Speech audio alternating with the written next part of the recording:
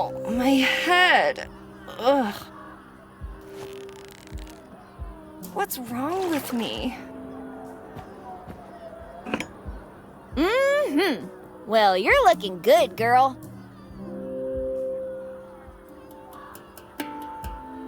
Why don't I remember anything? Oh, hello? Do you know what's going on? Hello? I guess you don't know either. Well, anyway, we won't get answers just hanging around.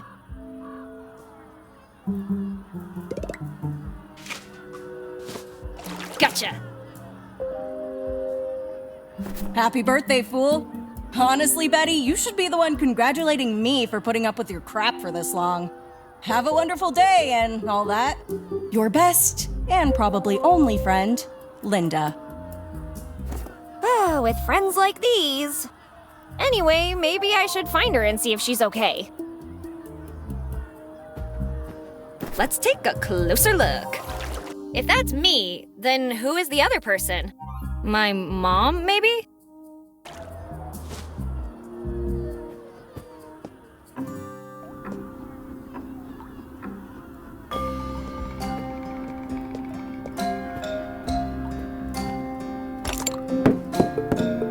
Time to go out and see the world. That's what I would say if the doorknob wasn't broken.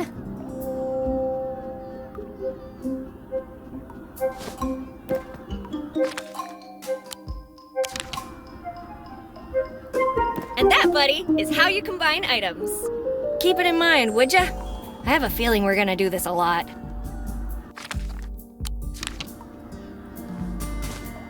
Time to go where nobody has gone before.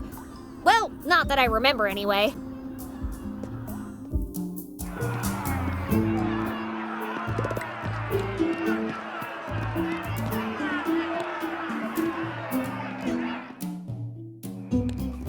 Ragazza, come in!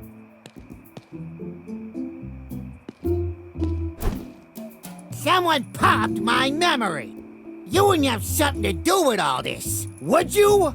Answer me, presto! Get your hands off me, Barber! I don't have anything to do with anything! Barber?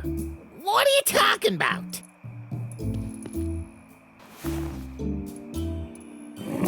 When I find the Faccia Bruta responsible for all this, they will sleep with the fishes. That'd be an awful night's sleep. Fish snore like motorboats. Listen, I don't know if you're very brave or just very foolish, but you should be careful when talking with me, because I trim more than just beards, believe me. I think I'd better let my hair grow long from now on.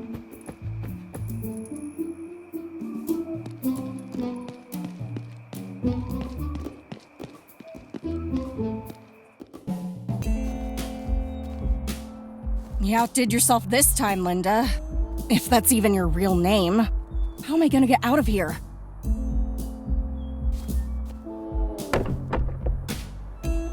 Hey! Who's there?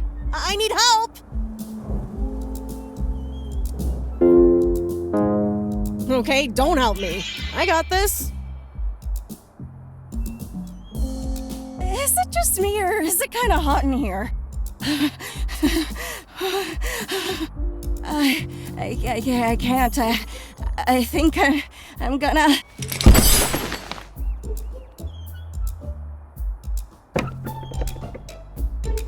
Linda? Maybe I should tell the sheriff about the whole unconscious girl locked up alone thing.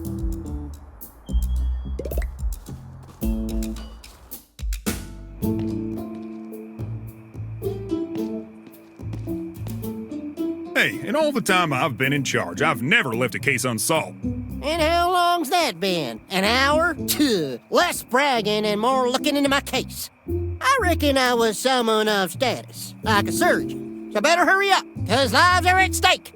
Sorry to interrupt, but are you the sheriff? Yes, miss. Sheriff Amos Coltrane, here to protect and serve. My name is Betty, and... Figure. Name's Ben. Ben's in. Benzin. Surgeon. Yep. See, Faco? This lady gets it. Anyway, What can I help you with? Well, with a lot, actually. Wait, how can you be so sure you're the sheriff? The first thing I remember is sitting at my desk with my uniform on and my badge in my pocket.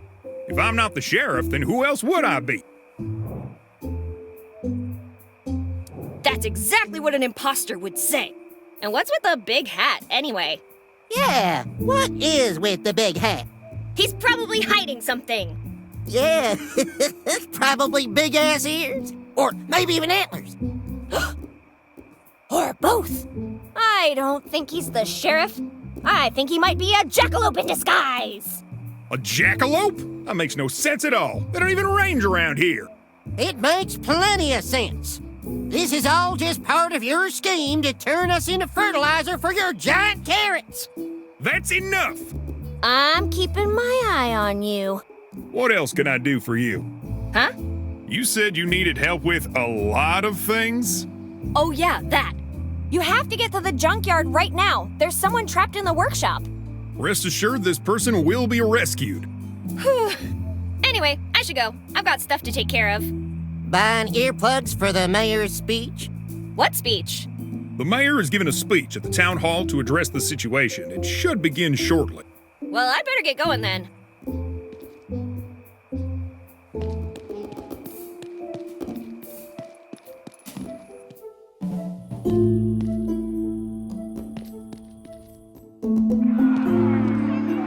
Who stole our memories? Guys, the doors are opening! Finally, some answers. That can't be the mayor! Wait, he's grabbing something! Why would the mayor be holding a mop?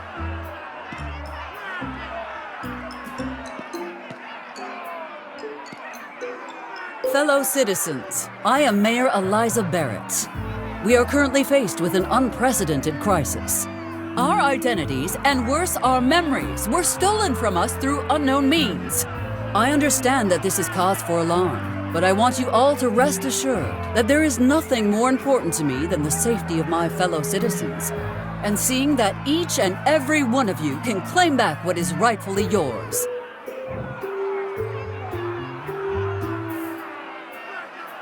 I don't know about you guys, but I've heard enough. She's right. We should hang her. Wait, what? No way! What are we, savages? Yeah, you're right.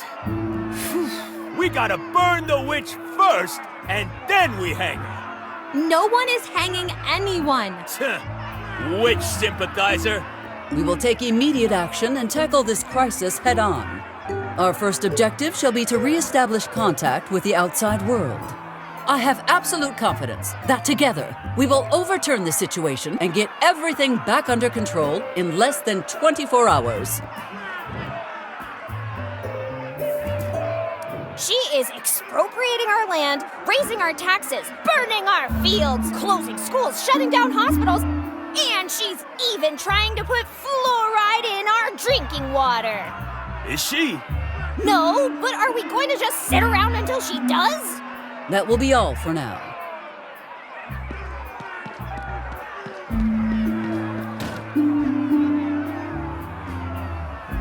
That's all? We go home. Who are you, and what are you doing in my office? I have something important to tell you. I think we're family. I thought you said it was important. Let me see that. You think the mere assumption that I'm your mother entitles you to break into my office? Yes? I just want to know what's really going on. Everything that needed to be said I already addressed in my speech earlier. What more is there to know? I don't know. You tell me. Where's my dad? Your progenitor has no bearing on this conversation. So, no happy family reunion? No. Now, if you don't mind, I have an antenna to fix. The generator that powers it is broken. With the telephone lines down, fixing it is our best shot at making a distress call. I see. Maybe I can help you with that. That will not be necessary. The sheriff and I will handle the situation. You trust the sheriff more than you trust your own daughter? He has a backlog of successful operations under his name, while you only have the records of your dismal academic performance. Would you like me to explain it all in detail? I'm good. I'd prefer not to cry in public. I'd better go and check on Linda, see if she wants to join me in drowning my sorrows. Are you talking about Linda, the mechanic? I guess, unless there are two Lindas in town. Perhaps you will not be as useless as I had anticipated. Thanks. Okay, listen. The generator is located near the southwest entrance of the park. I need your friend to inspect it and repair the malfunction. What's in it for me? Did you just not offer to help? Never mind. What do you want? A family hug? If you want a hug, hug a tree. A tree isn't as warm as a mother's love. Let us make a deal. You procure the mechanic's help, and then I will see about granting that request of yours. Jackpot! Off I go, Mom. I won't let you down.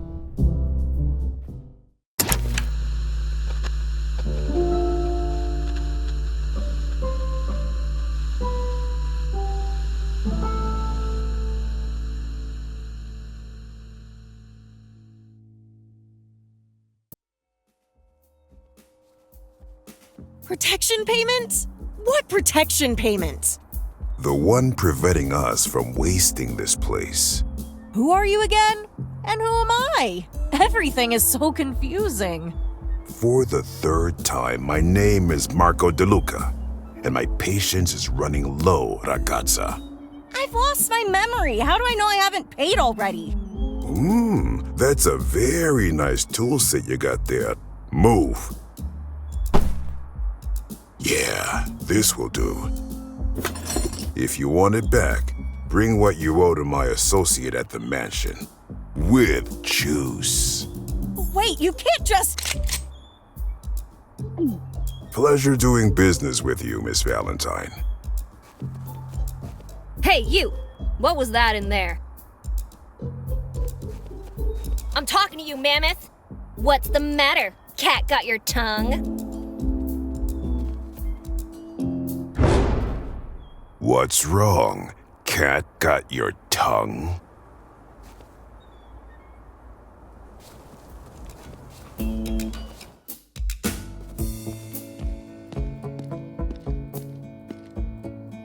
Hey, Linda, are you okay? Wait a second. I know that voice. Oh, fantastic. If it isn't the fool that left me hanging before. Hey, I sent the sheriff, didn't I? Anyway, who the rusty hell are you? I've been looking for you. I thought you might know what's going on. Or at least remember me. Why would I? Long story short, I'm your best friend, Betty. You and I? Friends? You're joking, right? I'm not joking. I found a birthday card from you. You wrote how lucky you are to have me in your life. That doesn't sound like me. I wouldn't miss a chance to call you a fool. Ouch! How did you... Well, never mind. That's spot on. We're friends, no doubt. You got any idea what that guy wanted from you? That Rhino Co goon took my toolbox. Well, it could have been worse. I'm a mechanic. How am I supposed to work without my tools? You'll figure it out. In the meantime, I need your help fixing a generator.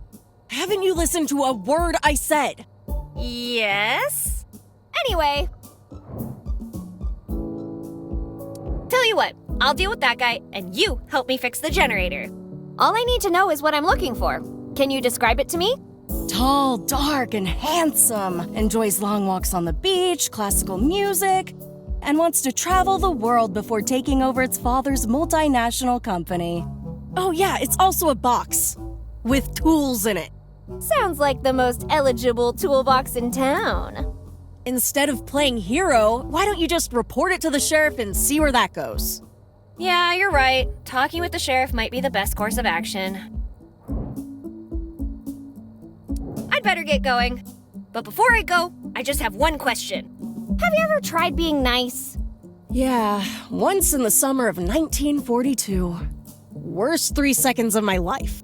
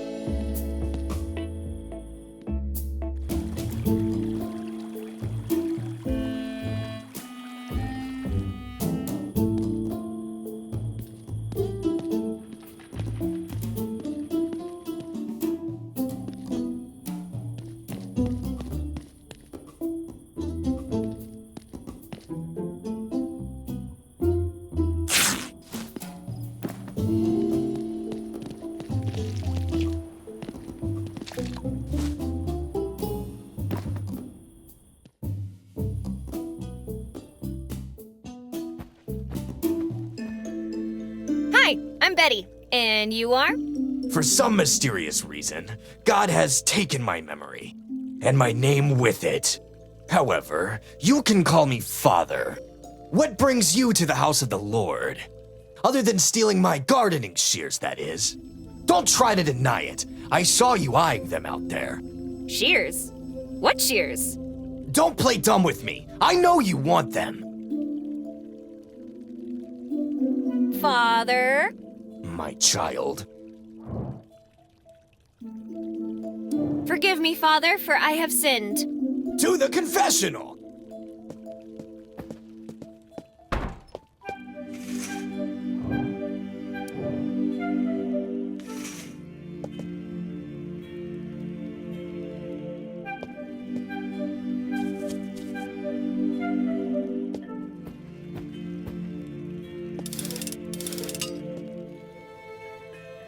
Father! What now? Father, watch out! What?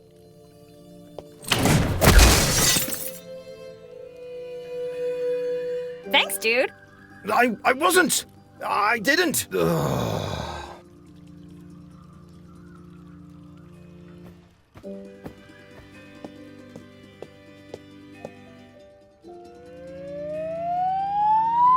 Whoa! His faith is defying gravity itself! No, wait. Fly, Father! Flap your arms and fly like a penguin! Penguins can't fly! Not with that attitude!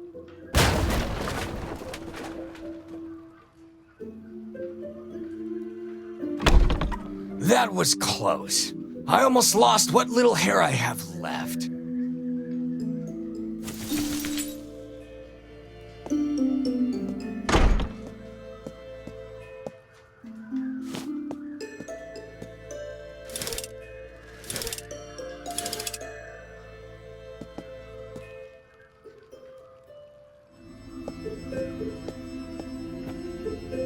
Father? My child. Forgive me, Father, for I have sinned. To the confessional!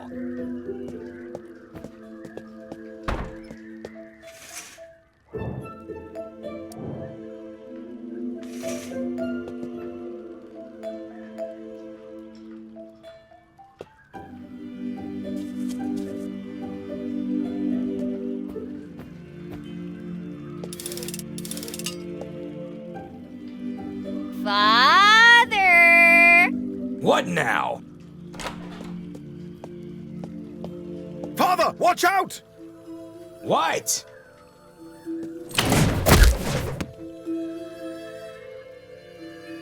Thanks, dude. I wasn't. I didn't. Ugh.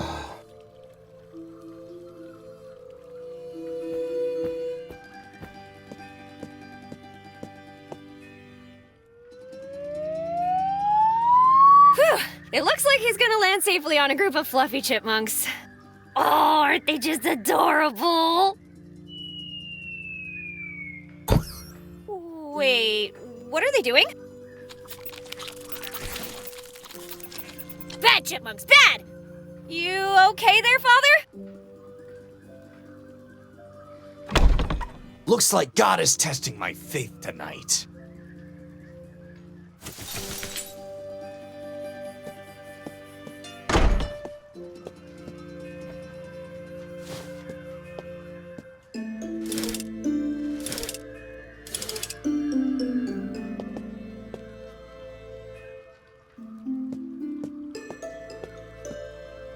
Father, My child. forgive me, Father, for I have sinned. To the confessional!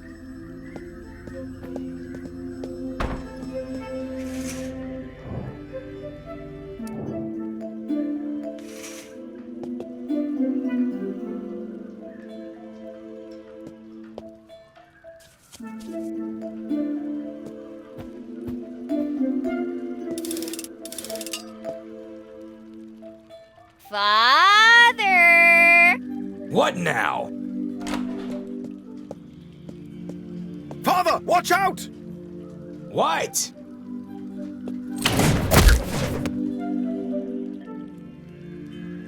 Thanks, dude. I wasn't. I didn't.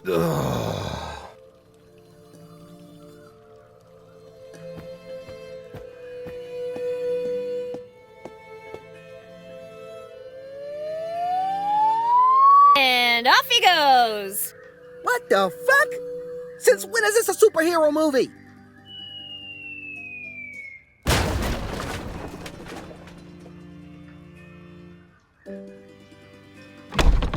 That was close. I almost lost what little hair I have left.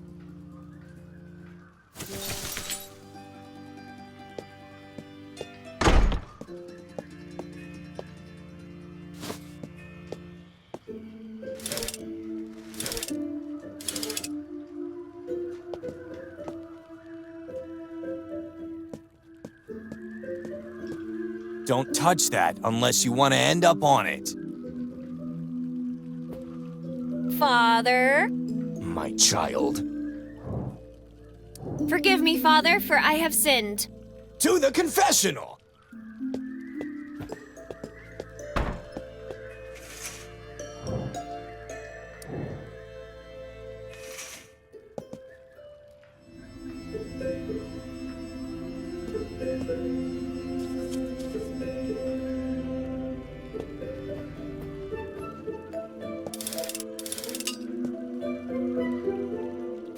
Father! What now? Father, watch out! What?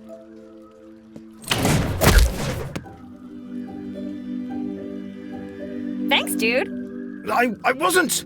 I didn't.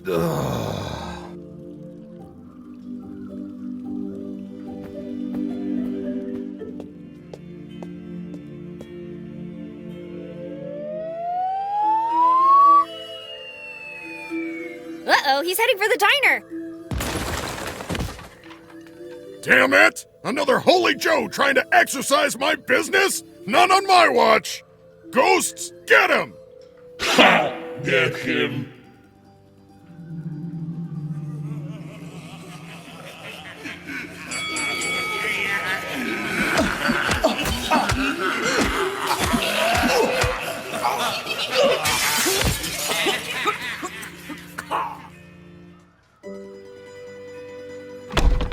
Looks like God is testing my faith tonight.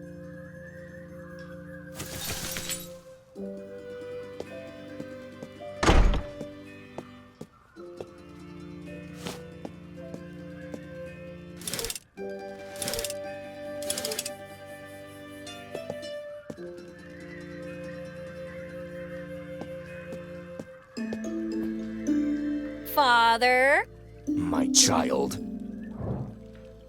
forgive me, Father, for I have sinned. To the confessional!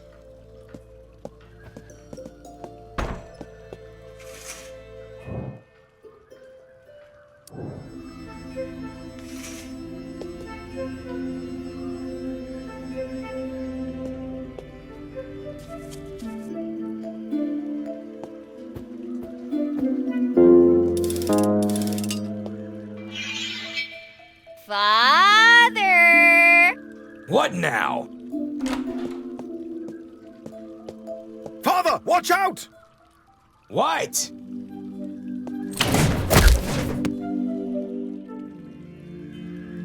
Thanks, dude. I wasn't. I didn't. Ugh.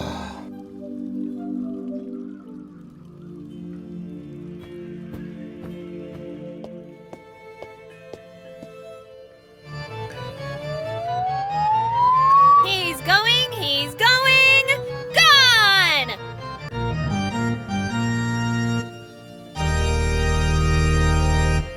That's a home run! Whoa, that cross DiMaggio'd the hell out of him. Maybe you should sign with the Dodgers. I'll be your manager.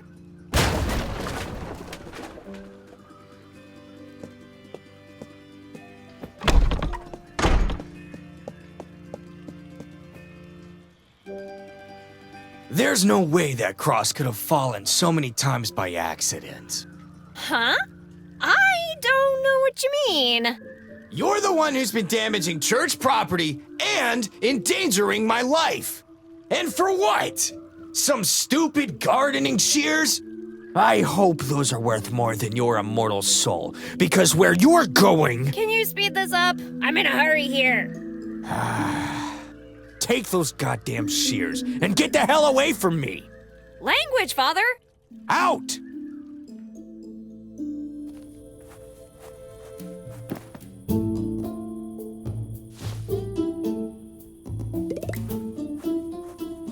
Hey, Father! Can I come in? Away, you fiend! Shouldn't you be more forgiving? God forgives all sins. I, however, do not.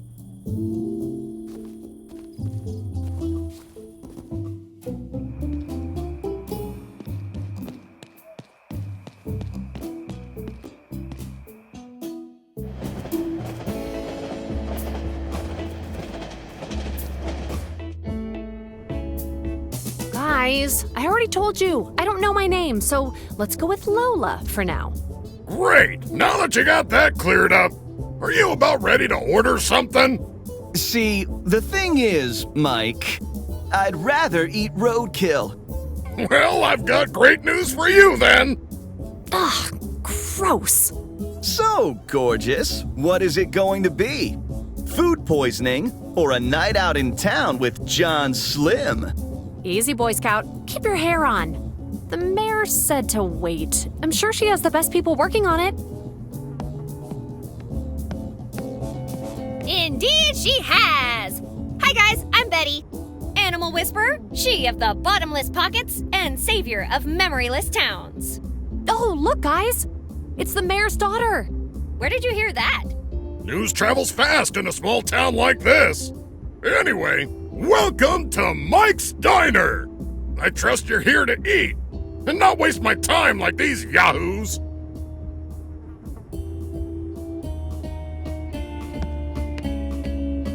What is that smell? Rat-tailed quesadillas. Want to try some? God, no. I mean, I'm not hungry right now. You're lost. Anyway, what do you want to know? I have some questions about that contest. What do you want to know? Tell me how it works. Just go take a look at the poster. Aw, okay. The Mike's Diners Beer Sliding Contest. You're ruining it! The Mike's Diner Beer Sliding Contest. The rules are simple. You will slide a beer bottle across the bar towards that big X on the counter. Whoever lands closest wins the prize. Our current champion is John Slim. Are you ready to beat him? It sounds easy enough. Yeah, right. Nothing like a good dose of self-deception.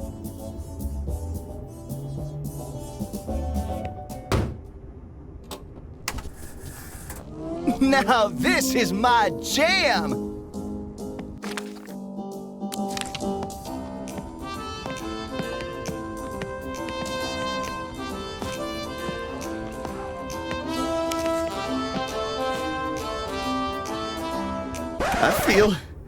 Something terrible has happened. Oh my god! My hair! My beautiful hair! It's gone. Forever! No!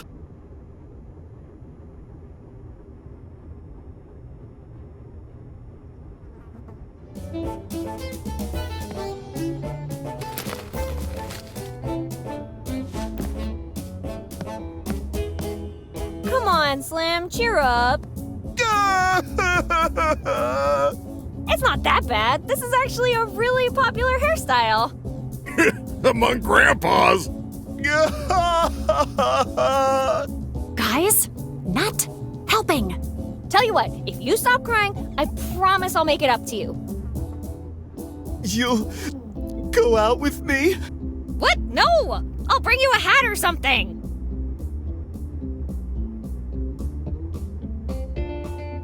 Slim? Want to go out with me yet? No?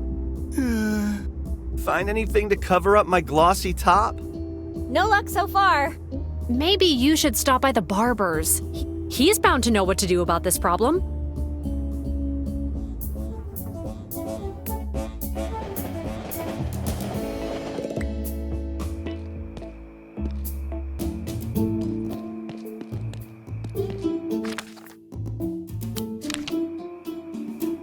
Before you say anything, ragazza, I don't know what got into me.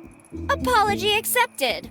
Who said anything about apologizing? I mean, io sono Frank Cooper. Nice meeting you, Frank. How about you make me one of those free wigs? Make you a wig? What do you take me for? A barber? A Serenella Merda. I keep forgetting. Let's talk price then. Read your own sign, buddy. Free. Frank Cooper doesn't even wish you buongiorno for free. Let me see that sign. Damn, it's true. But it's a one-time only offer. How do I know you didn't already get one? You remember making me one? What do you want it for? Let's say, hypothetically, I accidentally ripped someone's hair out. Like, all of it. You what? Santa Madonna! Fine, I'll make you a wig, just to get you out of my sight. Do you have any materials I could use? Here, can you do anything with this? Hey, what's this? Where'd you get this, ragazza? Que magnifico! It smells better than Chianti. What magnificent creature did this fall from? Tell me, presto! My friend gave it to me. I love it! What's her name? Tell me. Beatrice? Describe it to me. She's tall, strong, and has, very sharp teeth. What's she like? A bit wild, I guess. What does she like to do in her free time? She loves... hugs. And what's her profession?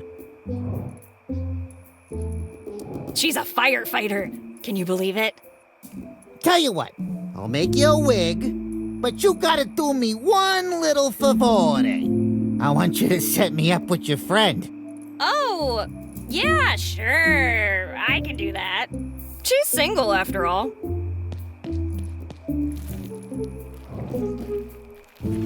Thank you for helping to do this. I'm sure Slim's gonna love it. Whenever you finish making it. Will you stop that? I need to focus. Are you done yet? No. Are you done now? Basta! Say one more word, ragazza, and I'll tear your arm off and beat you with it. One more word. Arr!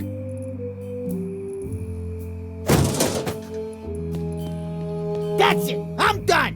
You want a wig? Do it yourself. Yippee! Now I've got an apron. Oh, and a shaving kit, too. Arr! Calm down, Frank. Deep breaths, just like Marco taught you.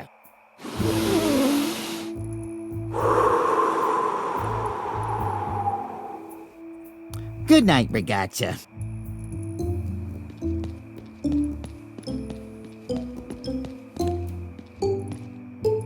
It'll have to do. Hopefully Slim likes it.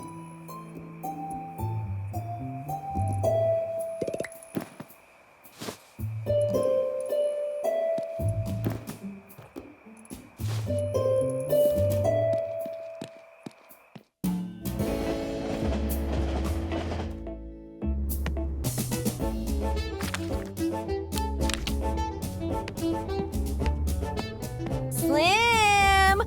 I brought you a present! What's this? A dead cat? It's a wig, you dummy. And I can guarantee you it's not cat. Well, whatever this is, John Slim is not putting it on his head. Come on, give it a try. No one except us will know. It'll be our secret.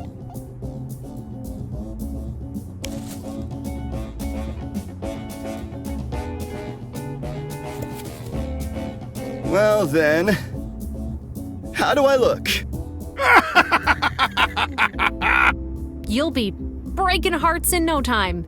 You know it, baby. Nothing will keep me down now. So, about that date. I think I liked him more when he was crying. Slim? That's my name, babe. Don't wear it out. Consider yourself challenged, John Slim. So, you want to take me on, huh? Very well. I'm ready to rumble. Mike, bring out the beer. Sure thing. Are you both ready? Yeah. Then let's get ready to slide! Go on, Betty. Give me your best shot.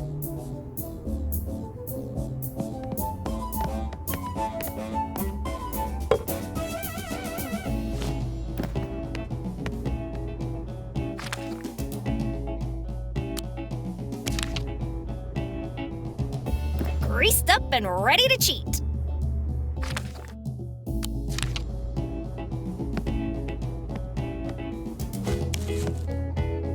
Shoot! Where the hell do you think you're going? I just thought I could grease things up a bit and win. I didn't expect to break the window. I don't tolerate cheating in this fine establishment. Get out of my diner, or I'll skin you alive with a cheese grater. Damn! I almost got away with it. What a night, huh? First the Marco guy, now this? Marco? Bah, that guy's all bark and no bite. Couldn't find his own butt, even with a map. Will you shut up? What if he finds out you said that? Ooh, I'm so scared. And now I have an idea.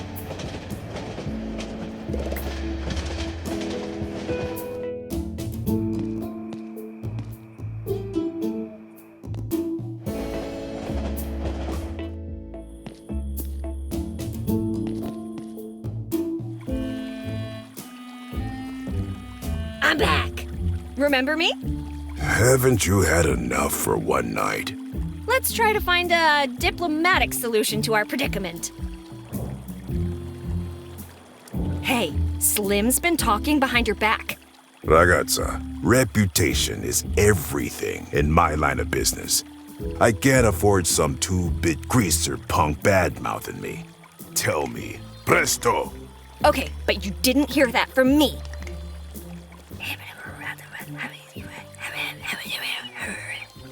Oh, really?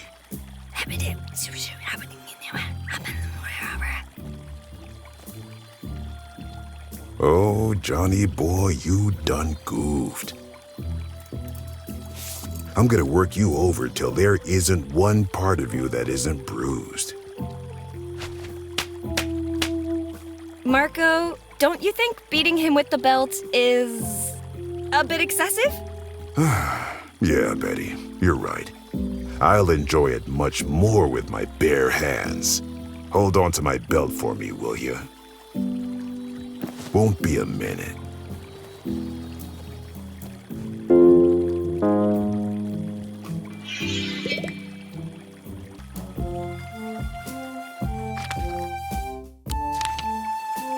Please, move aside. You have 3 seconds to comply. All right, you asked for it. Now I'm permitted to use shearing force.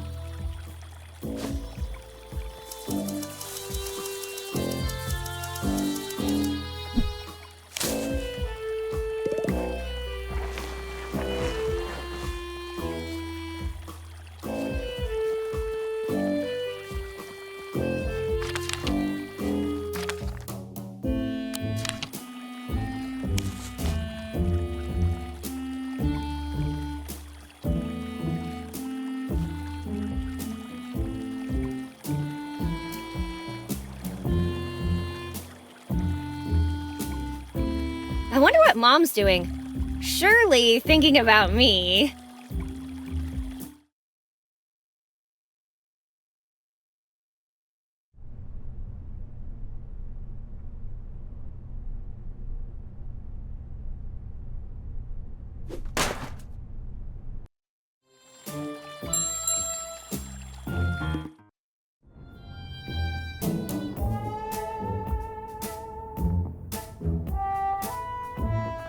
Wait a minute, this is Frank's house?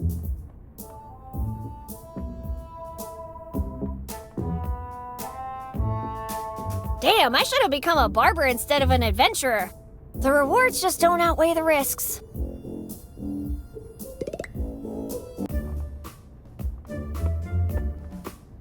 That's too heavy to pick up, but that hat is free for the taking.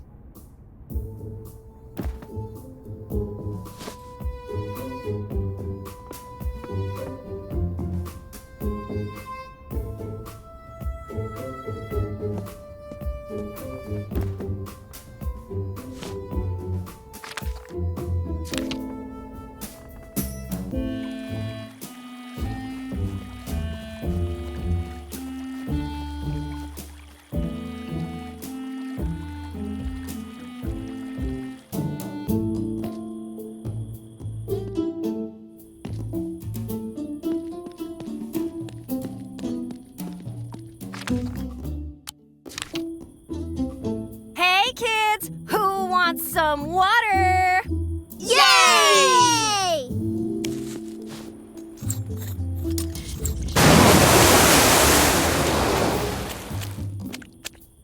Yay!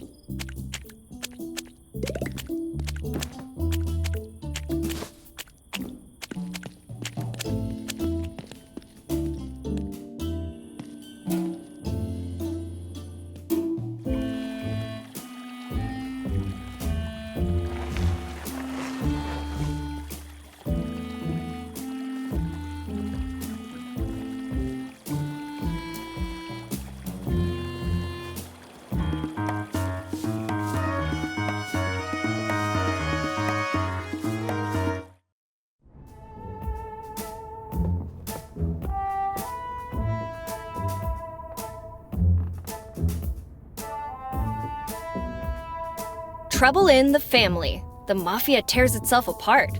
Joseph the Rampant Stallion Abruzzi, the bloodiest capo in the history of the Italian mafia, has finally been arrested. Oh, what a fantastic voice! Thank you, Betty. According to FBI agent Jackson Ortega, the testimony of Abruzzi's right-hand man will prove key in the trial. The Abruzzi family's answer to this betrayal came swiftly. A $100,000 bounty on Angelo the Rhino Martinelli, who has vanished without a trace alongside his longtime associate Marco De Luca. Marco? The one beating Slim up? The one and only. Martinelli is Cooper. Cooper is Martinelli. Martinelli is a wise guy! Oh my god, Martinelli is a wise guy!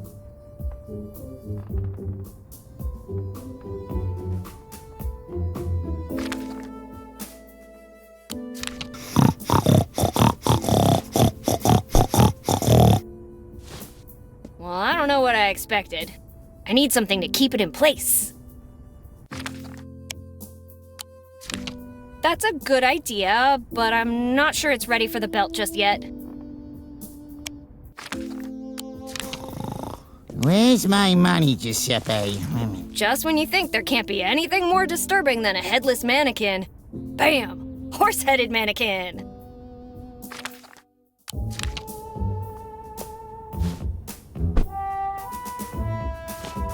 Well, I don't know what I expected. I need something to keep it in place.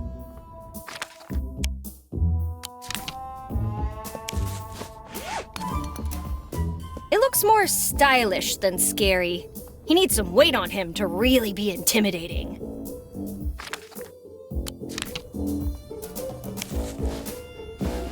I can't decide if it looks scarier or chubbier. Or both.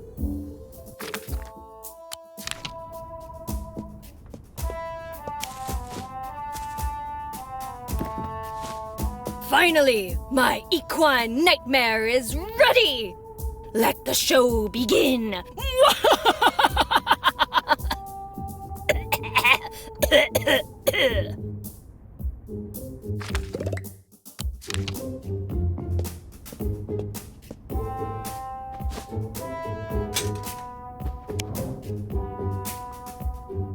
It's me, Joseph Abruzzi. I'm here to correct Fortune's mistake, Angelo the Rhino Martinelli. Ah! Ah! It's the rampant stallion! Now die!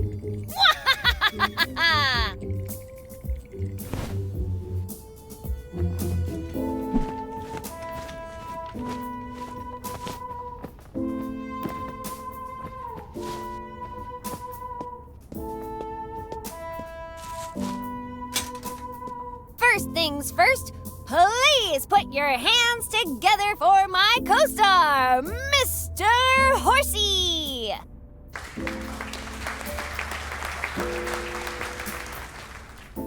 By the way, that was a nice trick back there. You know what I mean? You moving Mr. Horsey. What? That wasn't you?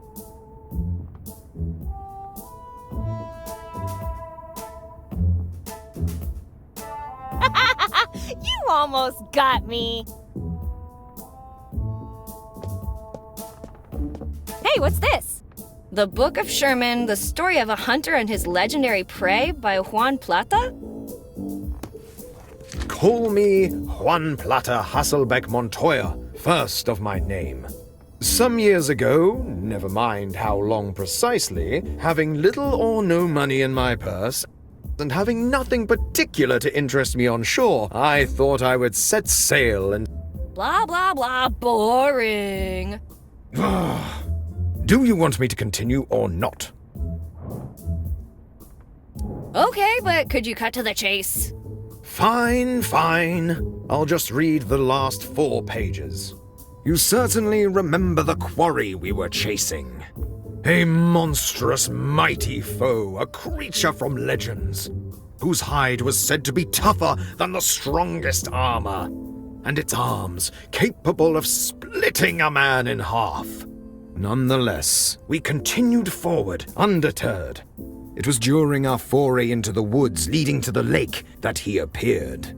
At first glance, one would mistake him for a frail old man on vacation. But I knew he was something more when he spoke to me.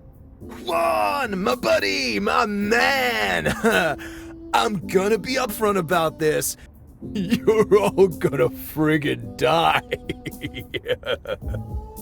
If you fight that beast, you're donezo. But I can offer an out. Take my dining fork, oh, excuse me, my mighty trident, and go make me octopus chops out of that kraken. Never before had someone spoken to me with such unbridled charisma. Although, he also delivered a dreary warning. Should I fail to slay the beast, my family would be cursed for generations. But with such a powerful weapon in hand, I heeded not the warning of the sea god, and set forth towards the beast's lair with my comrades.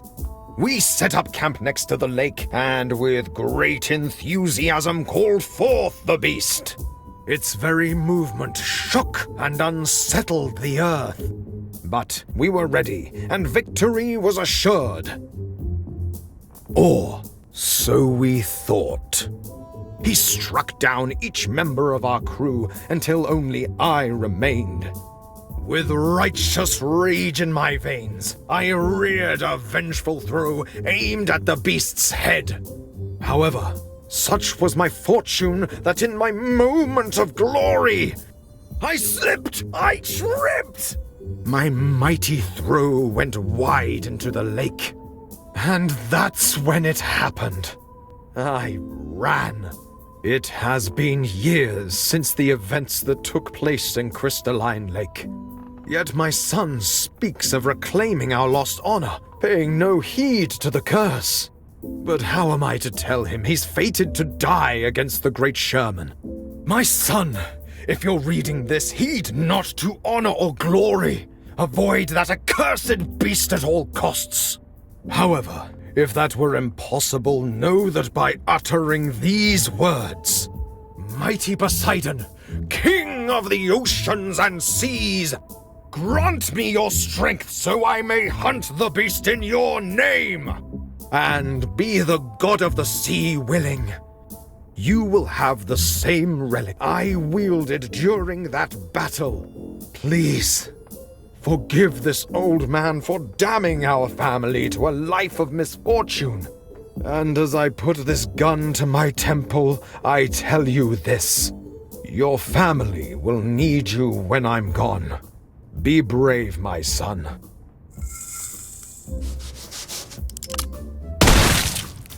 Whoa, that sure got dark pretty quick. But hey, nice fantasy book. Yeah. Fantasy.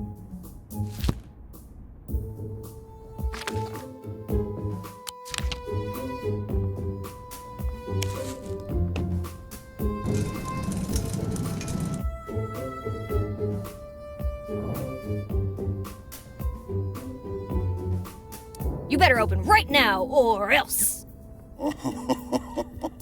Nah. Yeah, let's stop. This is a big waste of time. Why have a safe in the first place if you're just going to leave it open?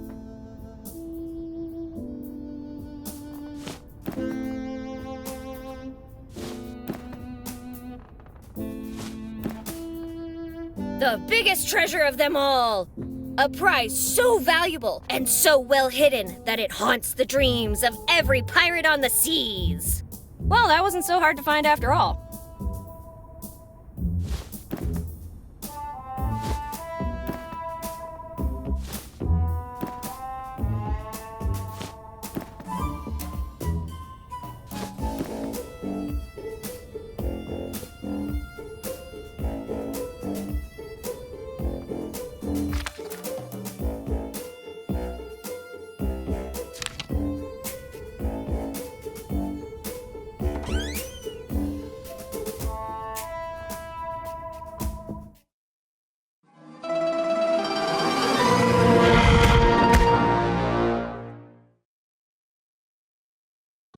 Who dares disturb Angelo Martinelli? Betty?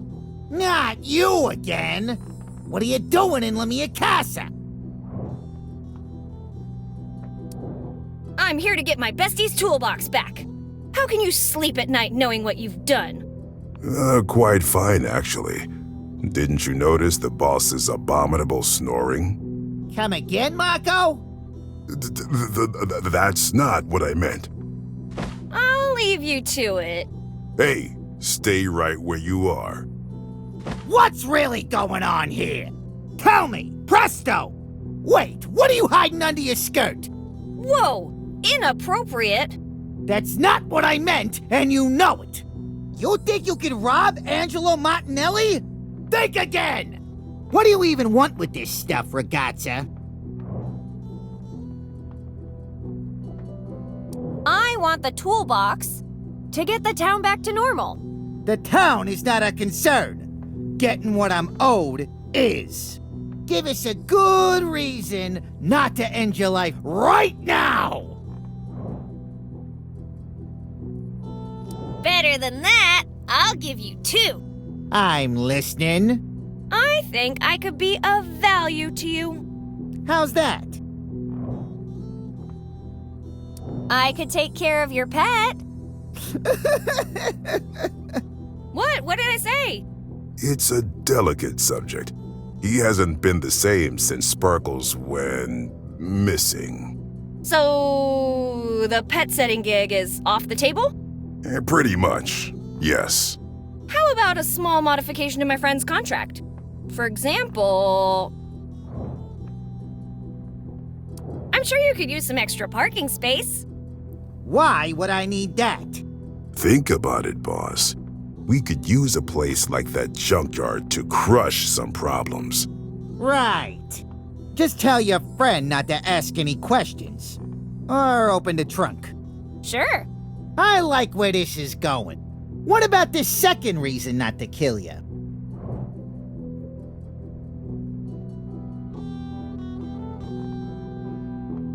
I'll shave your pet like I shaved your cactus. First, you'd have to find her. Ah, Sparkles. Let me a gator. Listen, it's better to have someone in your pocket than 6 feet under. Fine, you'll owe us. Now get out of here and take your stupid toolbox with you. The rest we're gonna have to keep. Aw, fiddlesticks. I'm going back to sleep. We better not see you again tonight. Capisce? Out!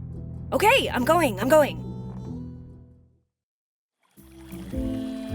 Hey, they took my stuff. I recovered the toolbox, yeah, but at what cost?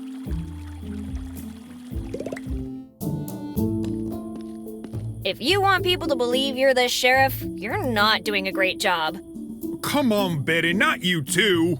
I've had enough of that from Ben. You are nothing but a massive disappointment. After all, I've been doing your job the entire night while you've just been lazing around. Forget what I said before. You're obviously an imposter. I'm overworked here, Betty. I don't have time to play games. You? Overworked? Then how come every time I see you, you're lazing around? That time you just caught me while I was having a break. That time? How about every single time? Maybe I should become a good-for-nothing cop, too. Ugh. Enough dilly-dallying. I thought you had a toolbox to return. Your friend the mechanic is already waiting for you at the generator, so hurry up. On my way.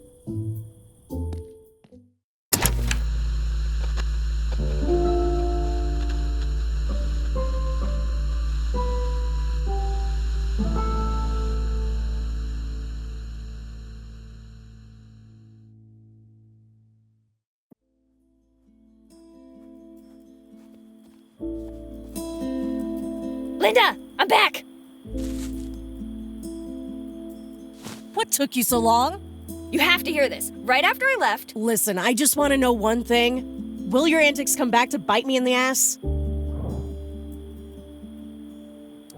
Nah, all good. What Linda doesn't know won't hurt her. In the immediate future, at least. What was that? Hey, I thought we were fixing a generator here. What happened to it anyway? No idea, but quite a few parts got burned. You need to go get a replacement for me. You have a workshop full of parts. Go get it yourself. Well, I don't have the right parts. Plus, if I go, who's gonna fix the generator? You when you come back, duh. You can take these schematics and find me a replacement, or I could reach for my wrench and test its hardness against your head. I'm pretty sure my head would win in that fight.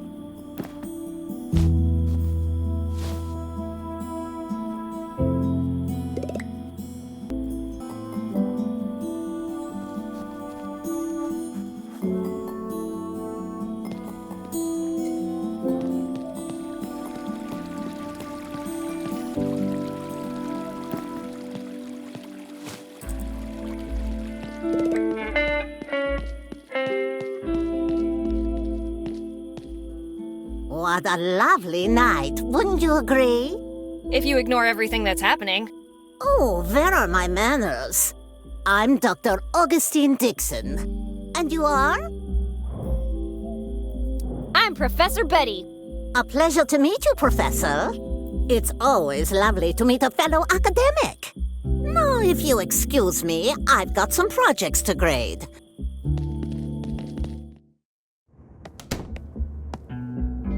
Do you know anyone who could help me fix the generator? Do you think there's someone in this room better suited for this job than me? Perhaps Skipper here? Of course not. Hand over the schematics and let professionals handle this.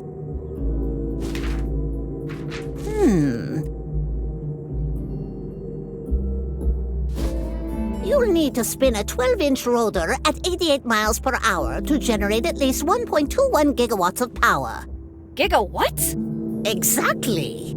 Anyway, you'll need something small enough to fit inside the rotor, but fast enough to generate that kind of power.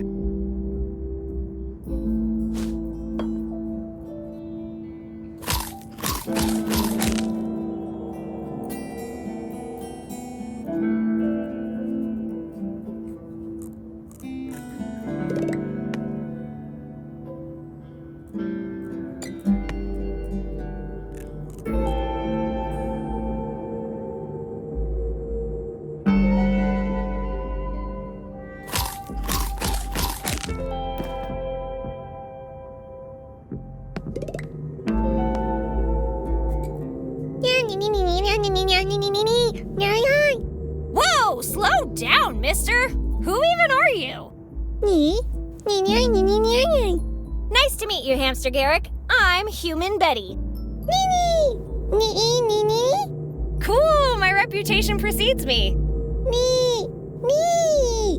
Okay, I get it. You're a big deal, and I should be ashamed for not remembering you. Fine, I'll read it. Jeez.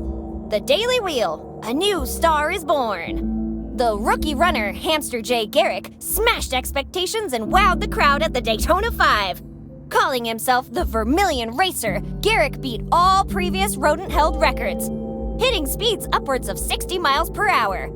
A great start to what promises to be an illustrious career. 60 miles per hour? Wow, that's fast. So, you know me, huh? Great! I've been dying to learn more about myself.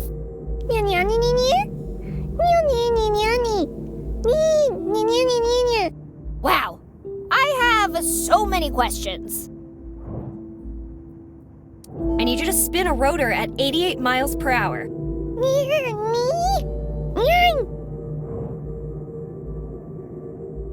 Don't be a downer. Once a winner, always a winner. Now that's the spirit. All right, how do we get you out of here? How could I ever distract her from such a thought-provoking topic as the mating rituals of divorced Australian snails during alternate years of the rainy season? Mess with the science projects? You're a genius, Garrick. All right, Garrick, I'll be seeing ya.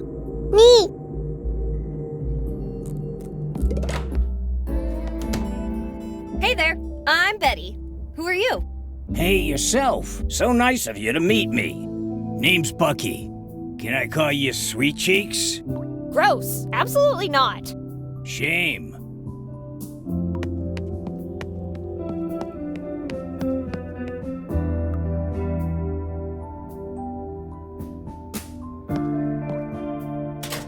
Who could be stupid enough to leave their locker open like that? Bendula. Yep, Bendula Anderson. A sandwich? Great, I'm starving. Ew. On second thought. What's this? Oh no, it's on my hand. Get it off, get it off.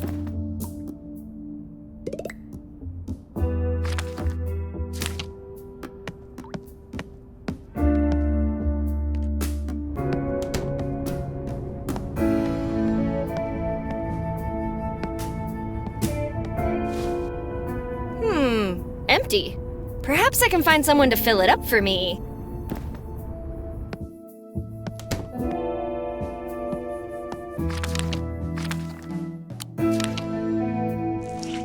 Could you fill this can for me? I could, but why would I do that?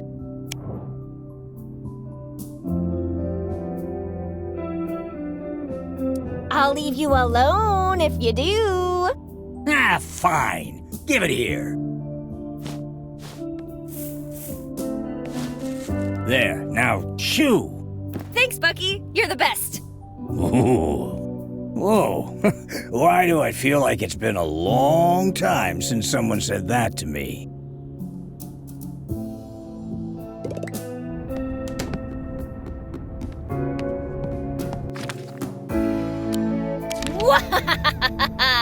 Behold, my evilest creation yet. Aw, it's just vinegar with alcohol.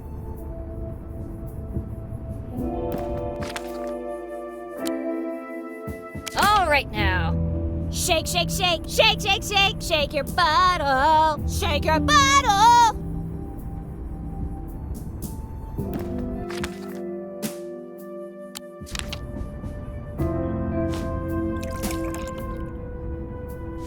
Oops, I think I poured too much. Too little, too much. It doesn't make a difference.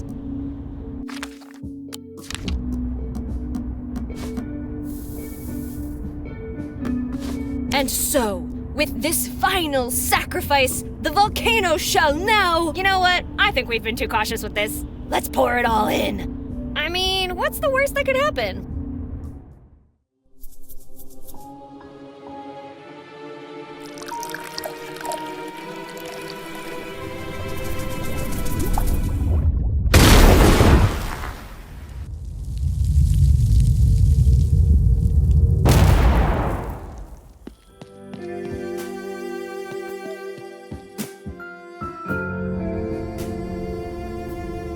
What in Darwin's name happened here? Buckingham! What's up, Buttercup?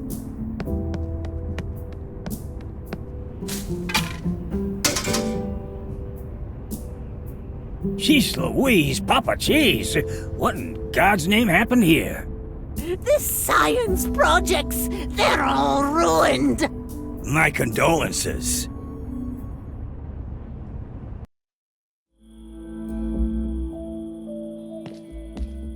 Okay, buddy, let's make a deal. This is the last time you try to sacrifice me to a volcano. Agreed? Agreed.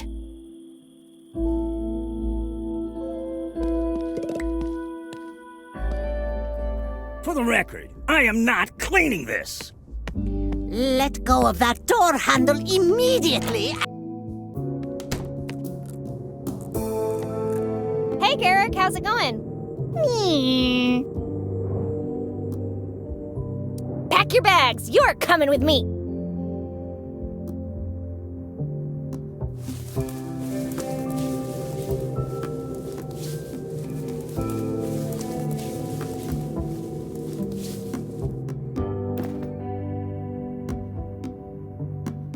Teaching is all sunshine and rainbows until it's time to clean up. This classroom will not remain in this condition.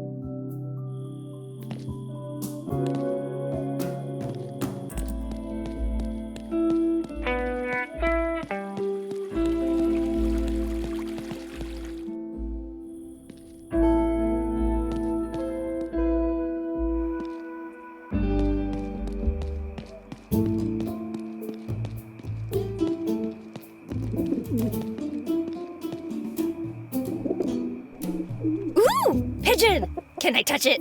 Watch out! Stay away from that beast! Beast? What are you talking about? He's so soft, cute, and cuddly. Don't let his looks fool you! Well, mister, I don't think we've been properly introduced. I'm Betty, and you are? A trash-talking pigeon, eh? Well, I'm gonna... Put that away, Ben! Let's try a different approach.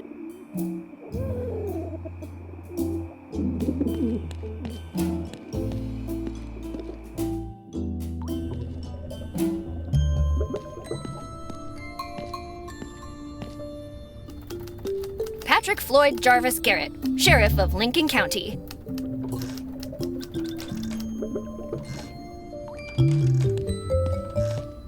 Courageous, resilient, tenacious, indomitable, and a shining beacon of community service. The United Brotherhood of Carpenters bestows this commemorative plaque to the Sheriff's Office Chair for its 100 years of active duty. Wouldn't have pegged the sheriff as a believer in the paranormal, but considering how this night is going, I wouldn't be surprised if this guy showed up too.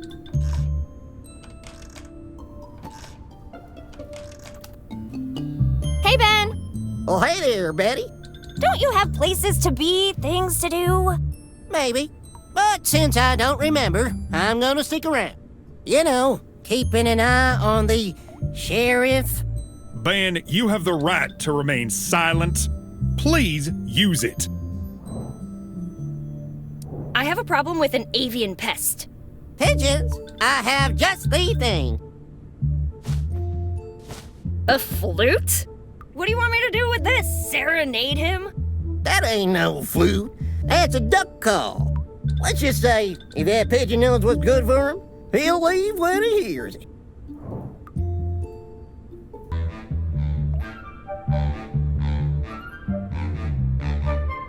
Wanna gossip about the sheriff? Sure thing. Have you seen that picture hanging on the wall?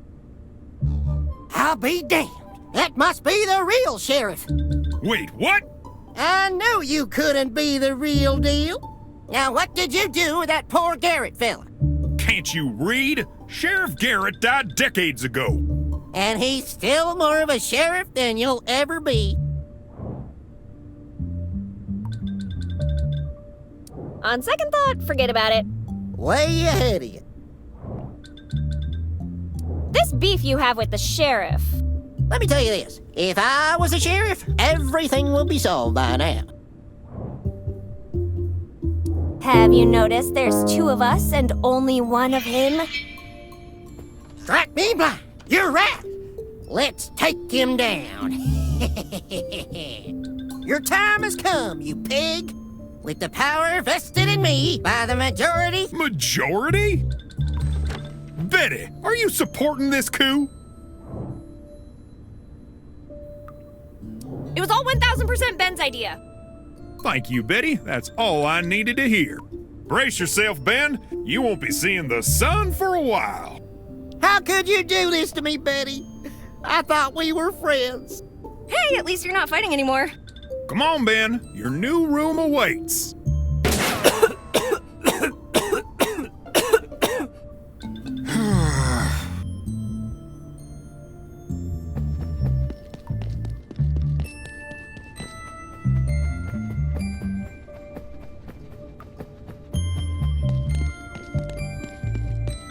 Oh, damn!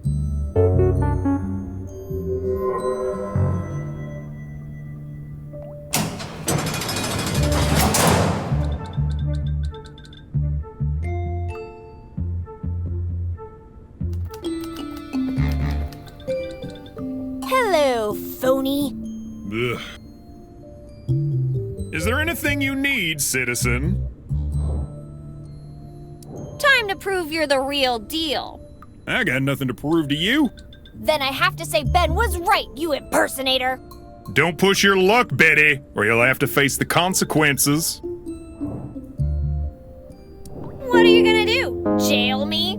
You know what, Betty? I've had enough of your nonsense. Let me go, you pig! I was just messing with you! Pretty please, I won't do it again!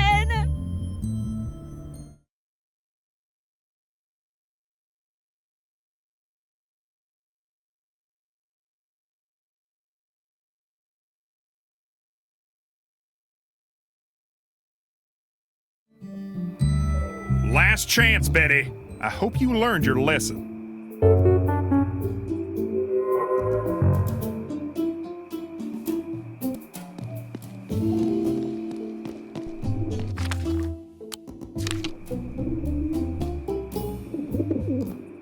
Look what I've got here! All yours if you stop bothering her.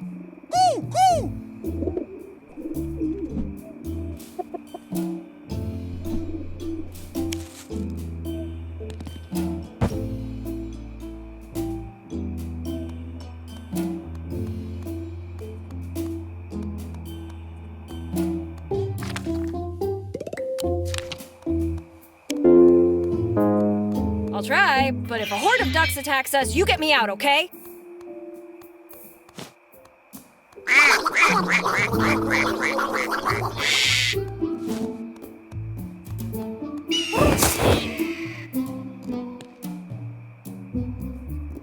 I guess this is the cycle of life and death.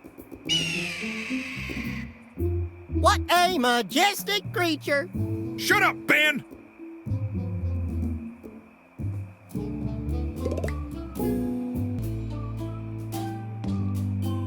Hello there. If it isn't my savior! Thank you so much. It was nothing, really. By the way, I'm Betty.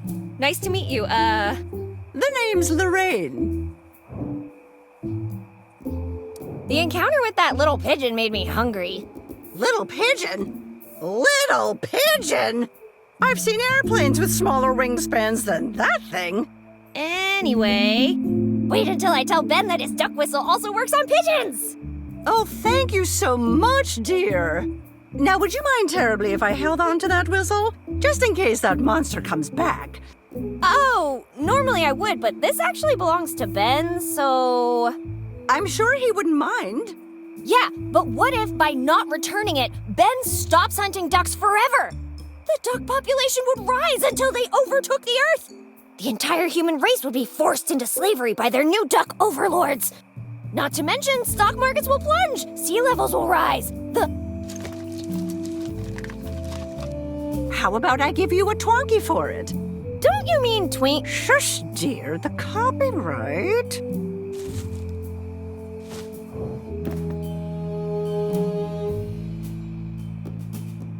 We can gossip more later.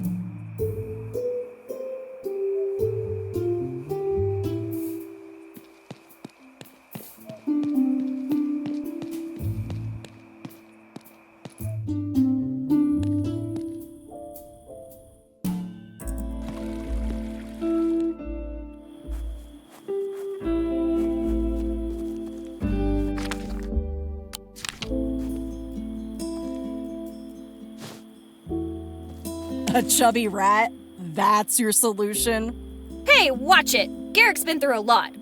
Of cake? Don't listen to her, little fella. Just do your thing. Come on, it's not that different from your running wheel. Come on, buddy. You're making me look bad. That ship's already sailed, Betty. And you're just telling me now? Fine, fine. I'll find you something to eat.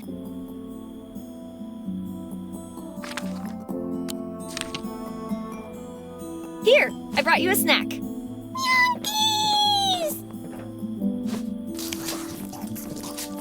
Everything's ready. Let's get this party started.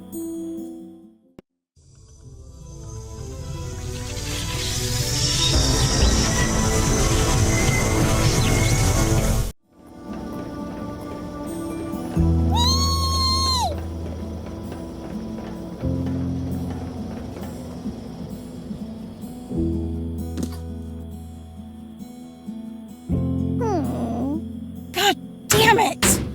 I don't get it! He may be the most out-of-shape furball this side of the racetrack. But even that has-been hamster should have managed to kickstart this thing. Garrick is fine.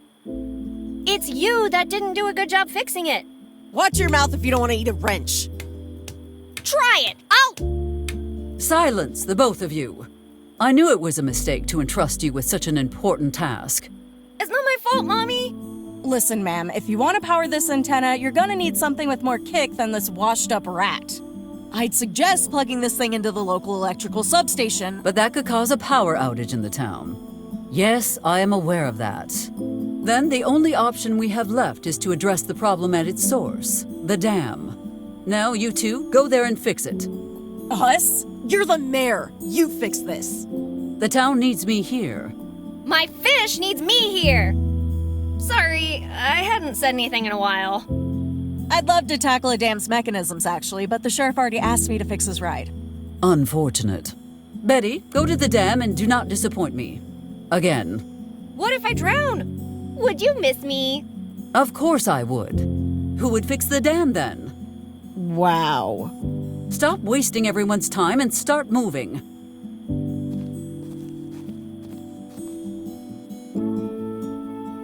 Jeez, not even a goodbye hug? Fine, I'm going.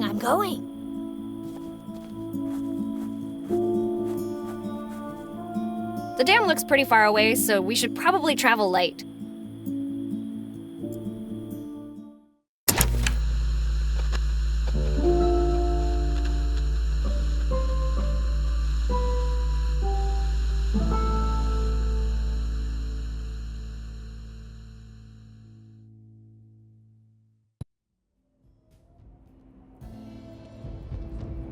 Well, where do I begin?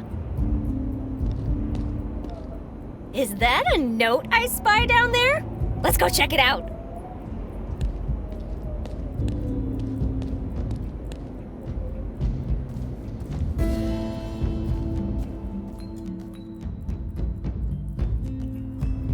Hey, yo, Vince! I don't know what they're doing up there at the base, but it's giving me some really bad vibes. So I'm out of here. There's a copy of the keys at the campsite. Go get him, champ.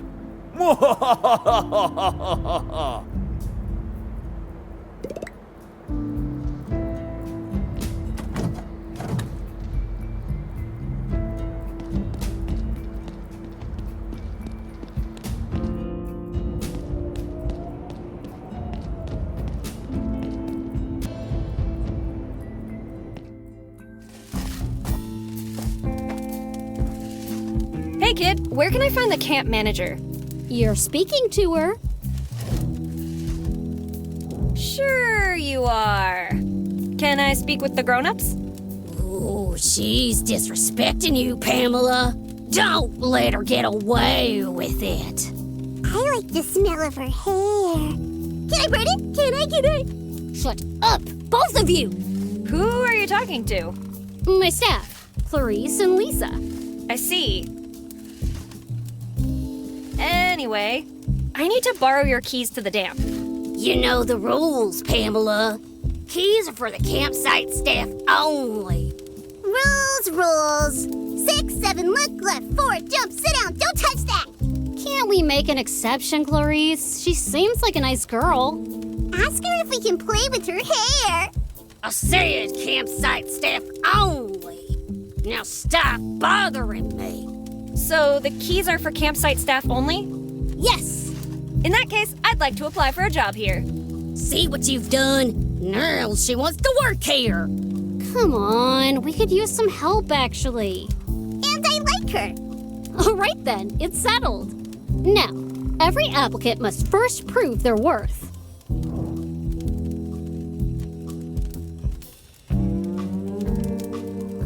If Hercules could deal with his labors, then so can I. What have you got for me? A kayak came loose and is now in the middle of the lake. Needless to say, we need it back. Oh, and don't forget about that super cool camper. He rented some diving equipment and never returned it. Ugh. Since we're doing this, you might as well clean the outhouse. It's filthy, and I'm certainly not doing it. You catch all that? Okay, take this then. You'll need it.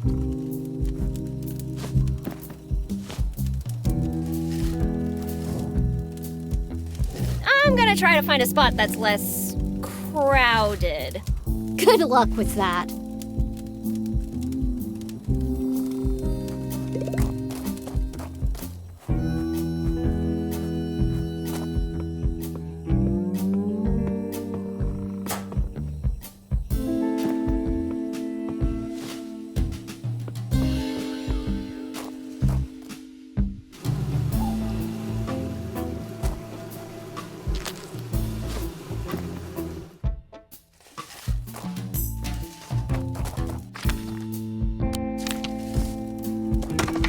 Let there be light!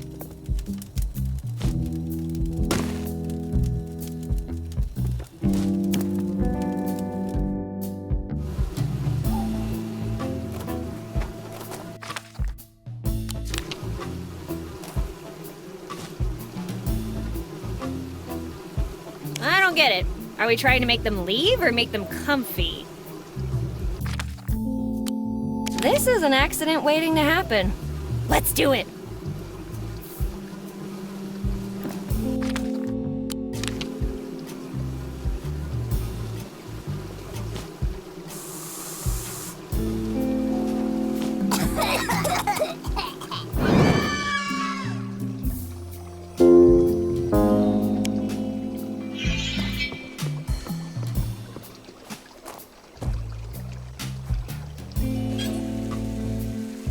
Hey, Joe! What's that brown thing over there? Ah! Quick! Everyone get out of the water!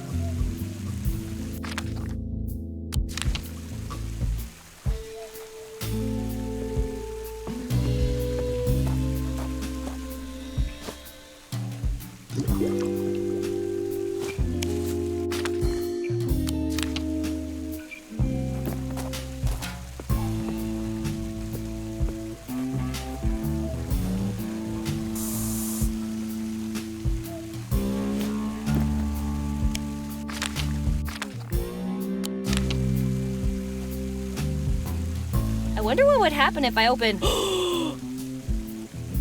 I don't need to wonder! Let's find out now!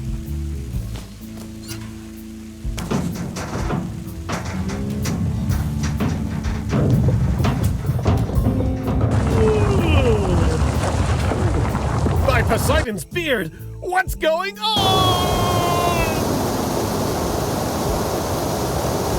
I love you, Alice! Avenge my death! Ah! Leave my backpack alone, you pesky chipmunks! Oh, sweet! A Twonky. Hey, wait! Give it back, you damned pigeon!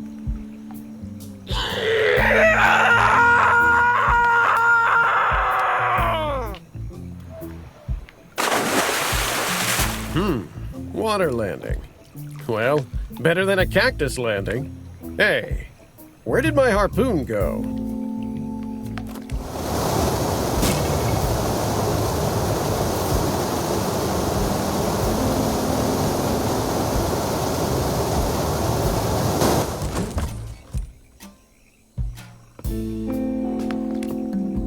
Wow, I can't believe you performed a 900-degree rotation while screaming for your life.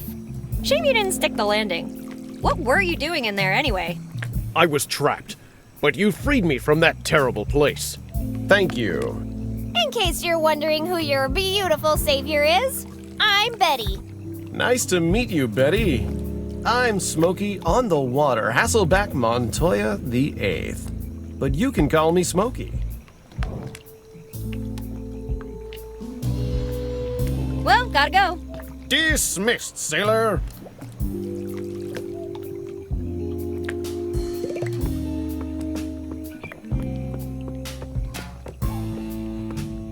Finally, out of that outhouse. Higher! Higher! I'm flying! Whee! Whee! Hey, gravity, catch me if you can.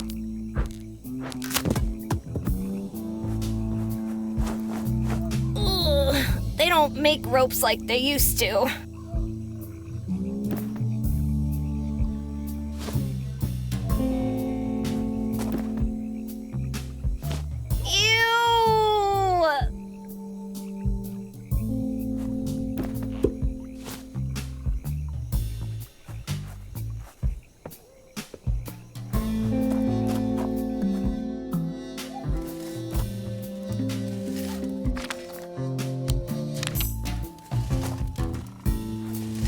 Kids, don't try this at home.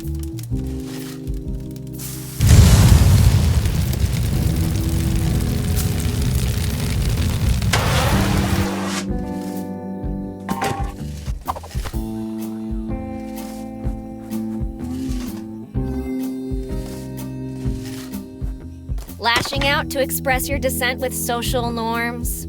Are you sure about this choice?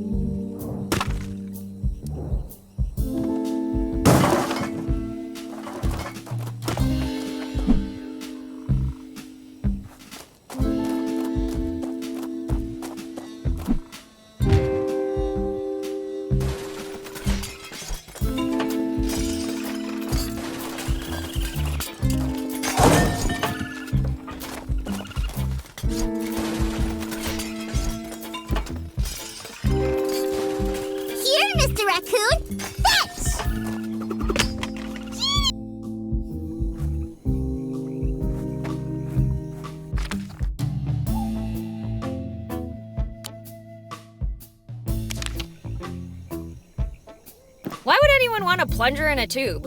Weird, man. Weird.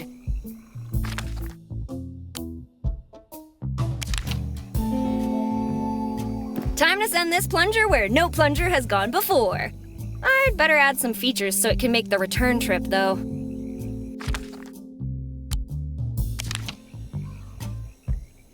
I should forget about saving the town and just go patent this instead. Every household in America will soon wanna... What should I call it? Ooh, I know. Pick a Kayak 6000!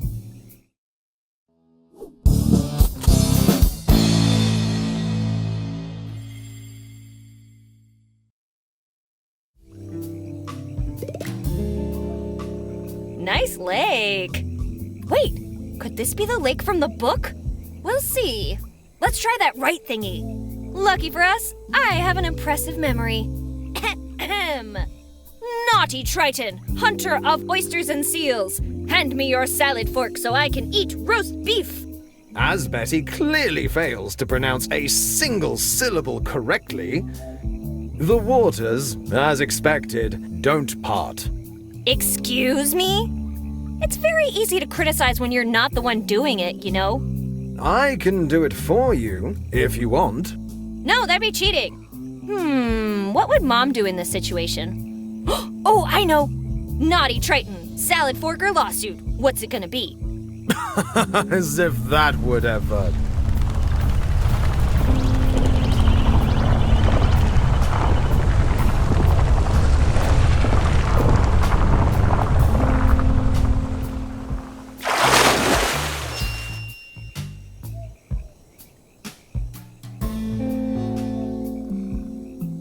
As the narrator lays there dumbfounded and speechless, the naughty Triton delivers his mighty fork for Betty to wield. Look, mortals, I don't have all day. Grab it, bag it, and leave me alone.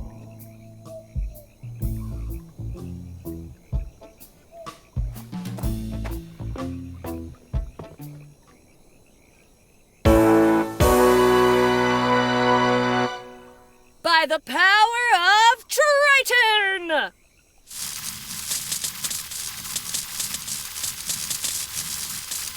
I have the power!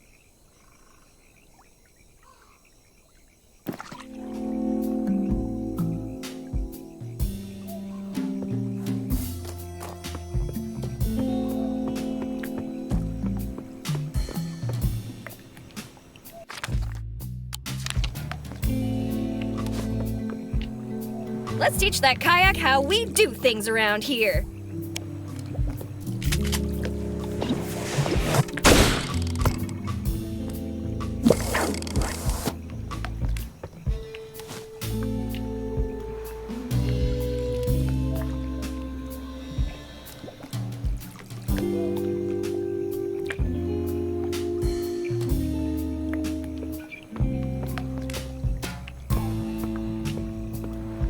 A hickory ore by blister makers.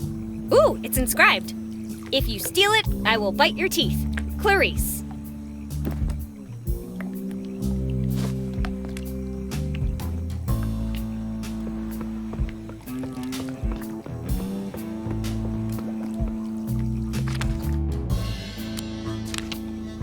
Smokey, forget that toothpick of yours and check this out. Where did you get that from? Never mind. Hand it over. I've been waiting my whole life for this moment. In my heart, I carry the bravery of all the men who lost their lives to you. You may well rip off my head and strip me of my honor, leaving me to face the same grim fate as my ancestors. But not today, beast. Today is the day you die. Sherman, show your ugly face!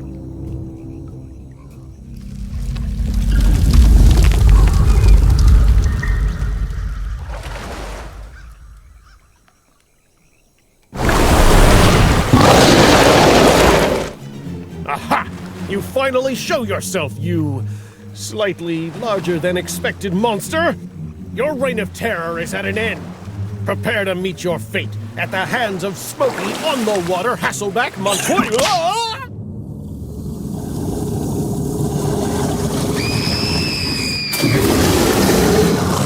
You wish to devour me, beast? Do your worst!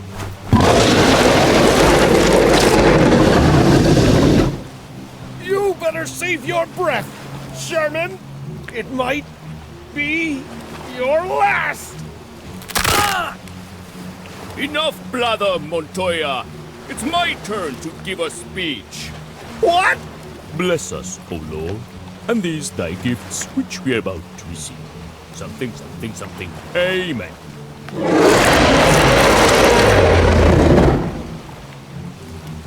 What? What is this energy coursing through my body? Silence, Montoya. Become the snack you were meant to be. This trident, it changes everything. Sherman, on this day, you shall taste defeat at my hands.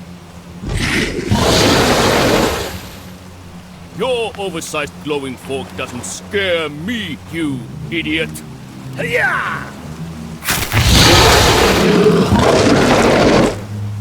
My eye! Why is it always the good eye?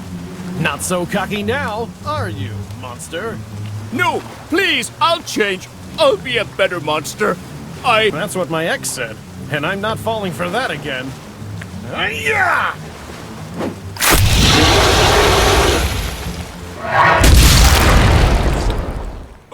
All I've ever wanted was to see my mom one last time.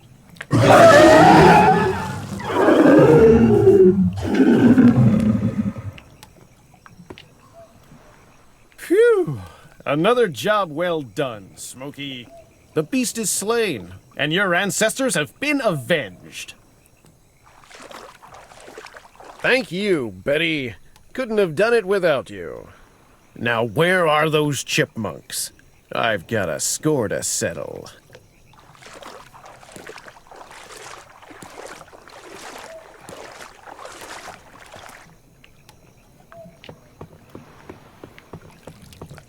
Hey, Bob, I came to play. Bob? Who's Bob? My poor, sweet, gentle Bob. What did they do to you? The only thing I did is help that poor Montoya guy annihilate that eight-legged Oh. Lies! Nothing in this world could ever hurt Bob. He's the strongest. Was. Out! Now! And give me back my stuff! It's mine! Okay, but I can't leave without those keys. On second thought, I'm sure I can find another way to get inside the dam. Go away, you big bad meanie! I never want to see you or your pretty hair ever again!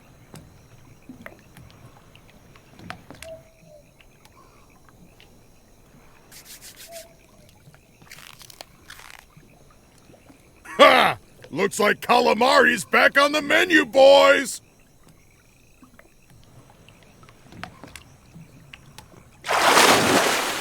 You guys do takeout?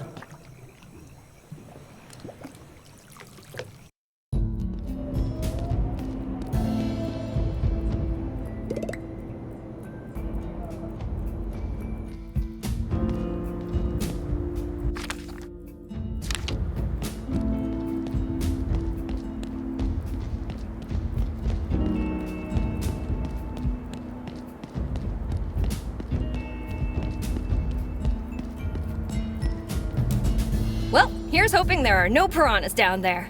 Relax, Betty. There are no known species of piranha native to New Mexico. Okay, cool.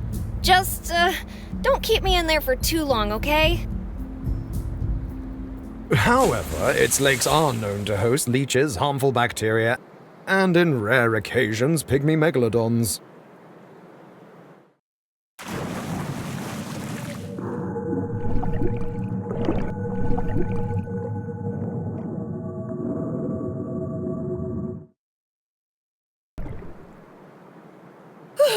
That was intense.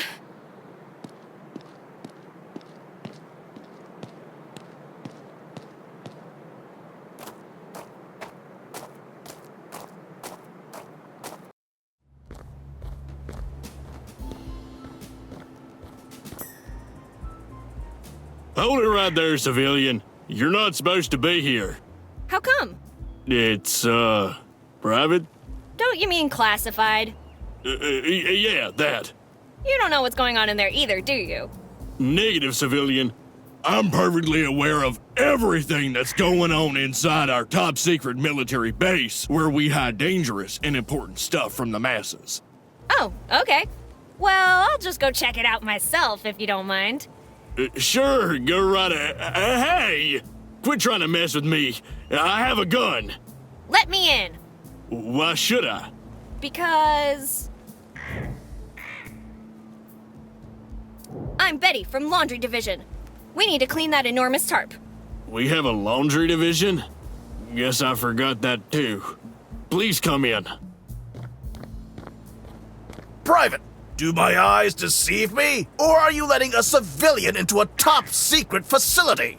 Yeah, your eyes are playing tricks on you.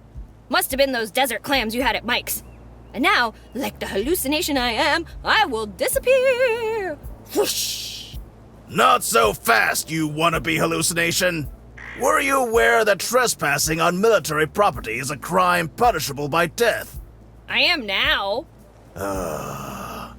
I'm General John A. Hartman. I'm in charge of this base, and I know exactly who works here and who doesn't. Trust me. Hi, General. I'm Betty, and it's my first day. I have the feeling that you're going to be difficult. You have no idea. Just wait until I tell my mom what you guys are cooking up here. Are you threatening to call your mommy now?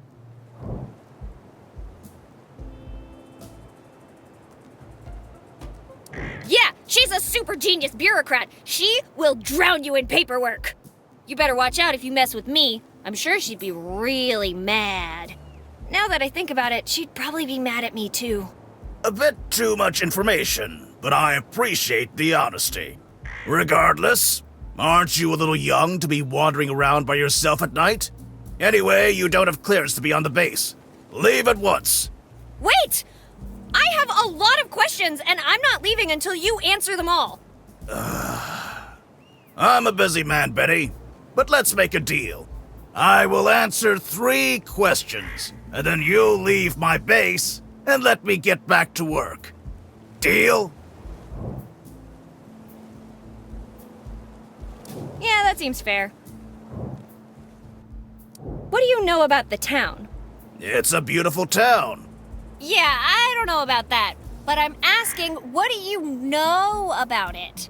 Like I said, it's a beautiful town. Maybe you're hard of hearing. What do you know about the town?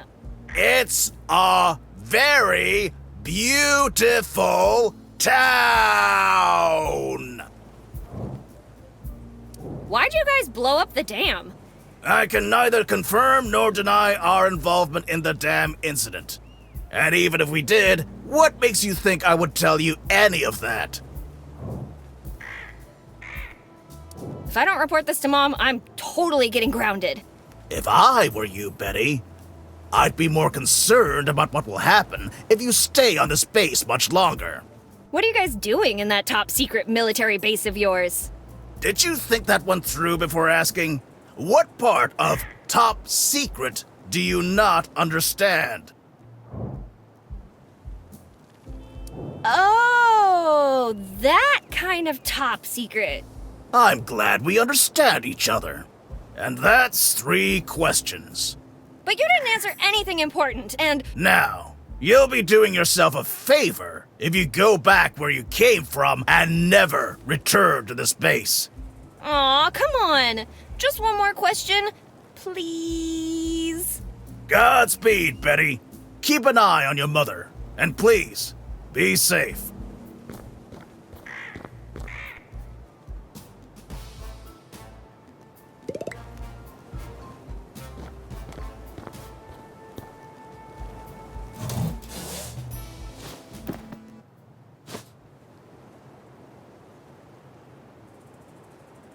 You could say this tube is outstanding.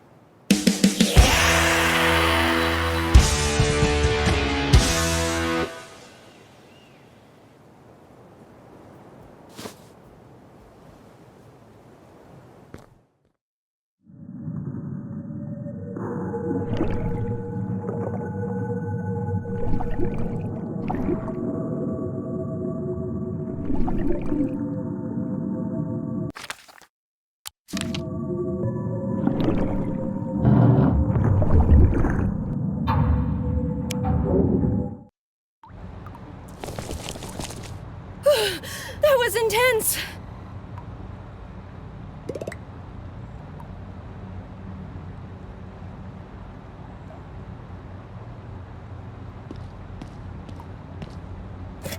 A fossilized banana. Also, ooh, note. Ooh, note. This is the story of 3 brother builders. Even now, their story bewilders. While one of them reached fame, the 2 remaining were covered in shame. The first rushed onward and dug too far downward. The second brother, much more careful, dug with caution, was thus more successful. At last, the third considered digging down, but found no fame or riches, leading him to give up. I know I've got deep pockets, but they're not that deep. Woo! Wee? There's no way I can fit that in my... Woo! Woo!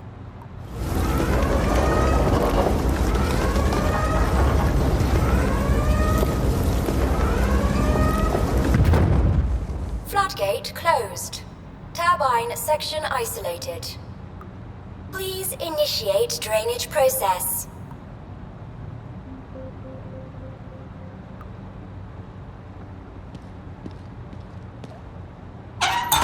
Ooh, secret wait, that's not a lever. It's a hand pump.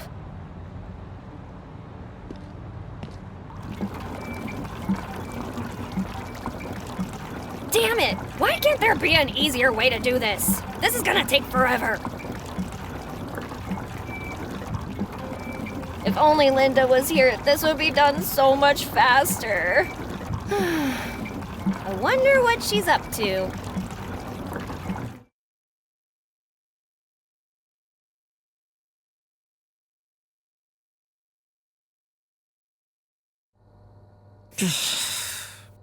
God, I'm bored. If only Betty were here. I wonder what she's up to.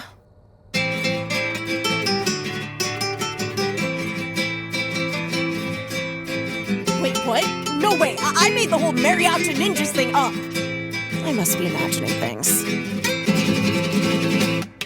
God damn it! You'll never get me alive! Eat lunch, you bastards! Ow! Damn it, girl! If you wanted me to stop, you could have just said so. No, I didn't... Don't bother, I got the hint. I'll stick to rhythm and blues. That's what you get for trying something new, Hank.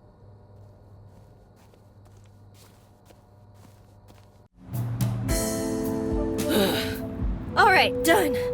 Now let's go down there and... Do you want to try Water Drain Premium? Wait, what's this button over here? In case of emergency, press to activate the automatic drain system. You gotta be freaking kidding me! Why didn't I see this button before?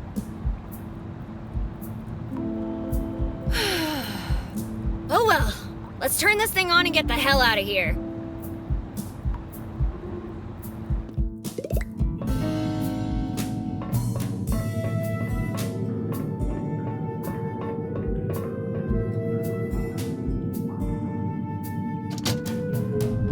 Son of a lever!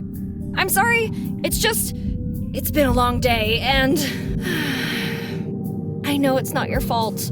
The problem must be somewhere else.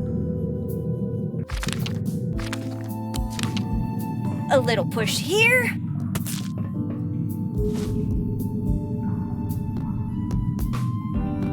I'm supposed to be fixing things. A bigger push there.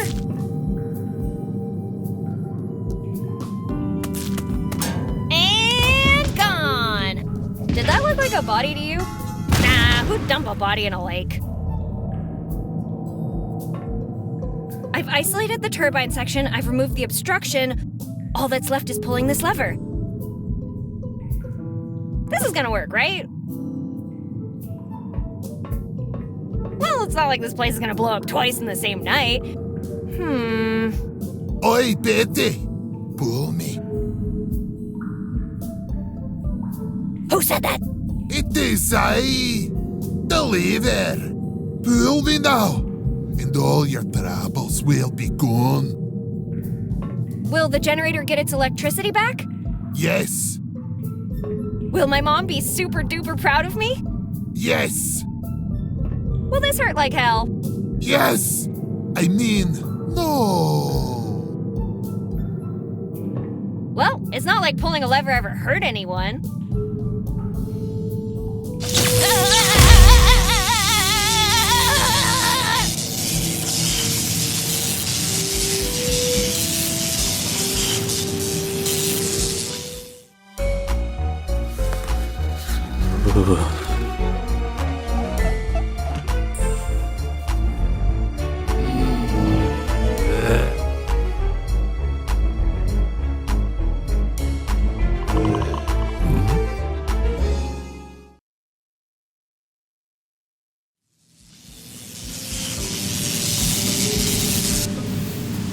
I shall return to my assigned duty of watering Chuck. Farewell, unorderly lever. Ow! My arm! Why, lever? Why did you hurt me like that? Sorry, Betty. It's in my nature. Woohoo! I fixed the dam! Now let's get back to town and tell Mom. She's gonna be so proud.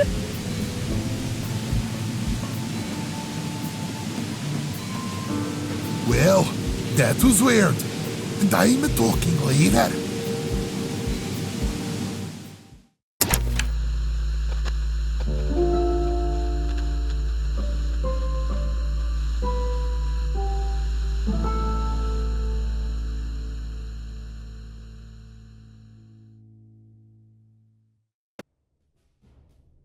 Mom, I'm back!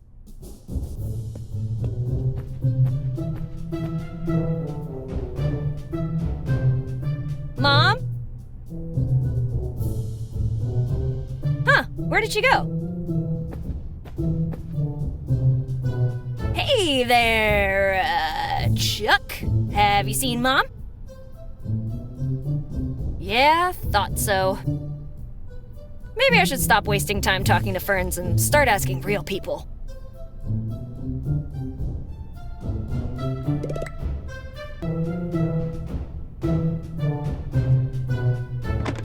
President Lincoln, always full of surprises. And lead.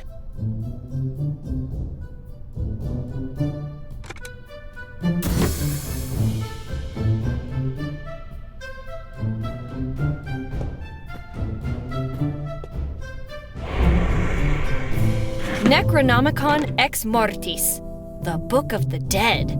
Looks like a cookbook to me, but the ingredients are pretty peculiar. I'm not big on books, but something compels me to peek inside this one. Warning, nothing good will come to whoever uses this book. Some of these spells might be copyrighted in your country. Consult your attorney before using them. Known side effects of using this book include, but are not limited to, raising the dead from your local cemetery, flooding your town with evil, granting you positions of power, and turning wine into water. Use at your own risk.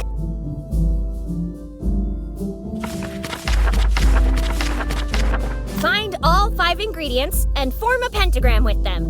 Find the right spell, recite it, profit. Support your local coven. Place your ad here.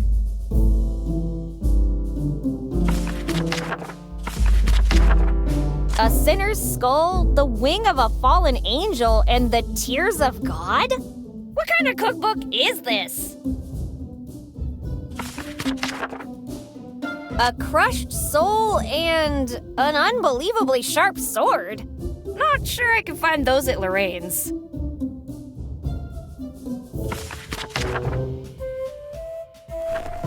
will suffer.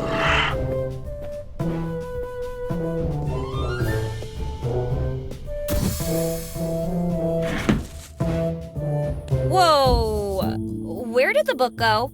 I probably can't take it too far from the office.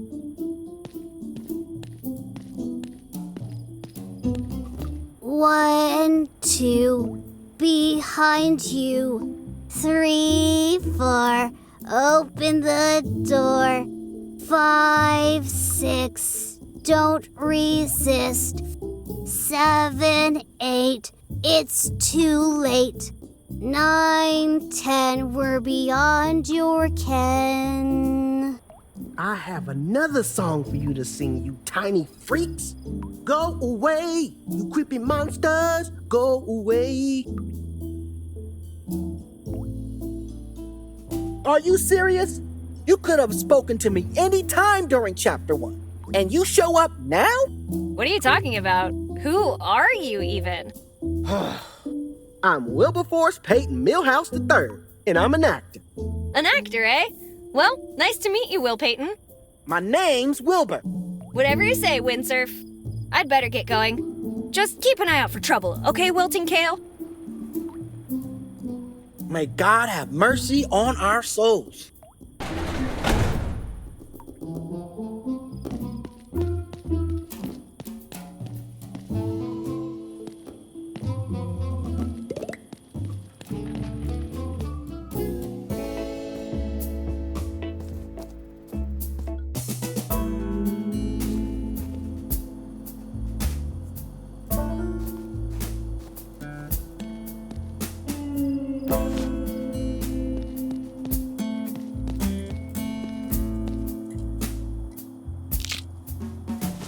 Ew!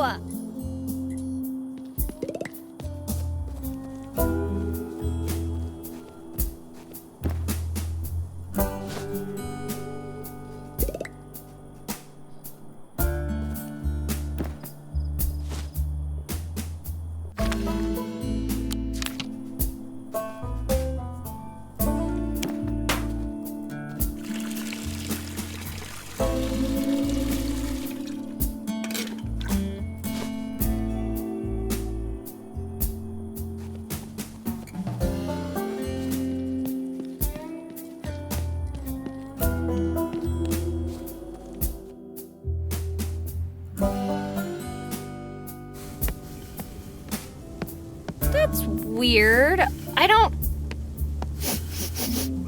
smell anything. Oh no, I've lost my sense of smell. Ha ha ha! Always attempting to metaphorically pull our leg. As you are well aware, Gloopy is odorless. It is one of its most distinguishing characteristics. Followed by its lack of color, texture, and flavor. What the hell's a gloopy?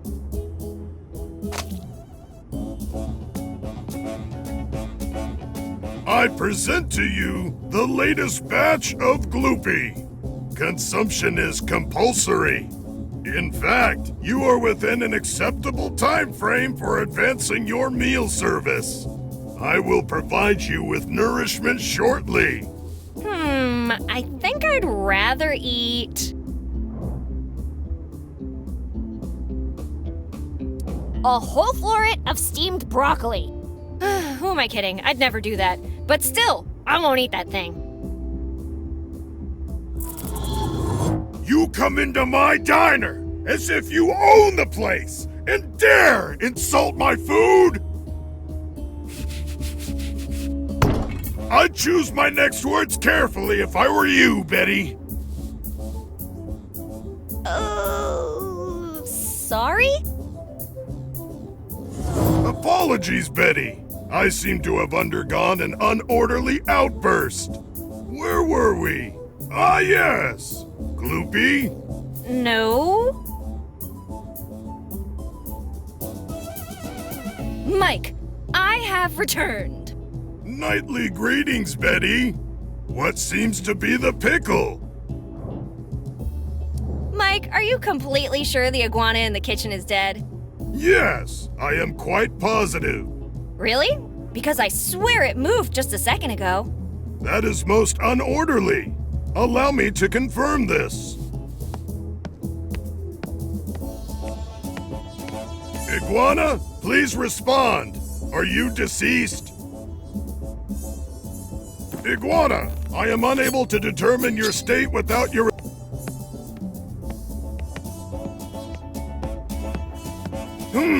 How peculiar. I believe there was a knife here just a few moments ago. A knife? Here? Nah, that was just your mind playing tricks on you. That or the fumes from Gloopy. Ah, yes, the side effects. I will attempt to remain orderly until they pass. Thank you, Betty. No, thank you for the knife.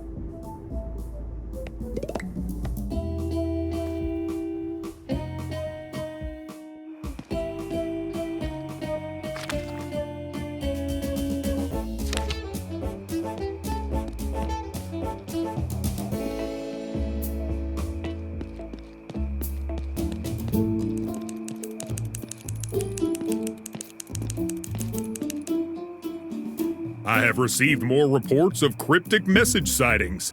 Once, I even found my vehicle covered in them. At first, I suspected that drifter outsider, but he has not been sighted for months. Regardless, we are too fast and sharp for the incident to ever repeat itself. Wait, what is this in my notebook? If you're so fast and sharp, why didn't you catch us riding this, dummy? Those goddamn chipmunks got me again! Correction, my unorderly self. They got us again.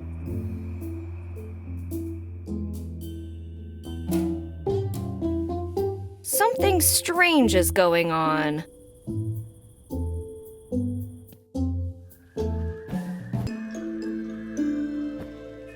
The hour grows late, and Betty comes into my church seeking counsel.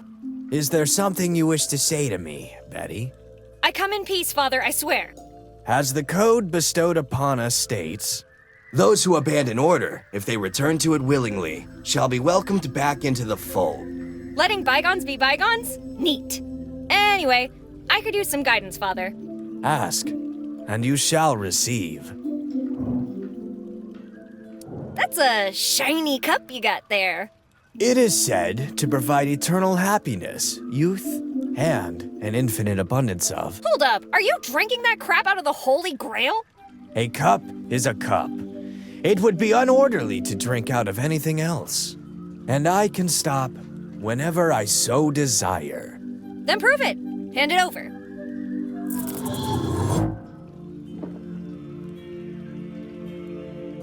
Here, you may have this. I no longer... No! Give it back! Give it back! I no longer have need of it. I gotta go. Then safe partings to you, Betty. May order be with you.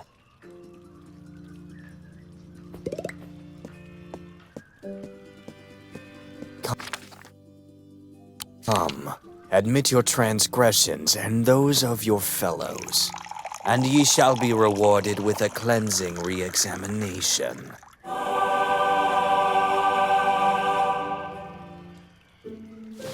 I hope I didn't choose poorly. And when the outsider approached me, asking for salvation,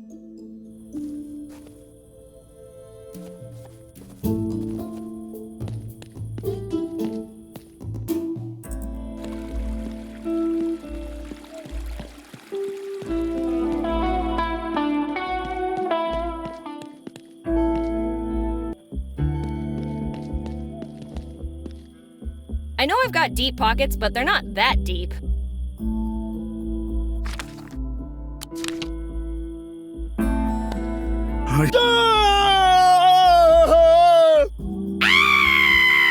Wait, who are you? Leave me alone, kill Apollo's offspring! What'd you just call me? Leave me alone, you spawn of... Wait, you're different. You're not one of them anymore. If by one of them you mean people living in this town, I am still one of them. Never mind, Betty. Hey, how do you know my name? I never even mentioned it. Your mother and I were inseparable once. Before she went freaking crazy! My name's Maxwell. Now keep your voice down, and maybe we could talk. Well, see you later, Max. I won't stay here for long, so who knows? Max, one thing. I found this really weird book in my mom's office. I'm not sure why, but I think it hungers for my flesh. Just a feeling. Oh, you must mean the Necronomicon Ex Mortis, the Book of the Dead. We had a blast with that book when we were younger, your mom and I. But what is it even good for? To unlock the true power of the Necronomicon, There's no way I'm sacrificing a goat, no sir. a pagan priest must curse a stream that flows into a moonless night. Where am I supposed to find a stream in the desert? And it can't flow into a night. I think you got too much sun today, Max. You need to use liquid evil in the dark. I was speaking metaphorically, Betty. Yeah, well, speak English next time.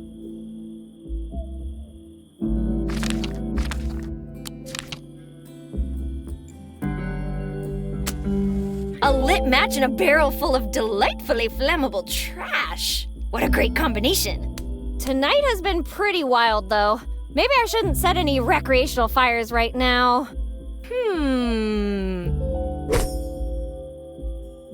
Whoa! Where did you come from? Light that match! It's gonna be shiny! Shiny, you say?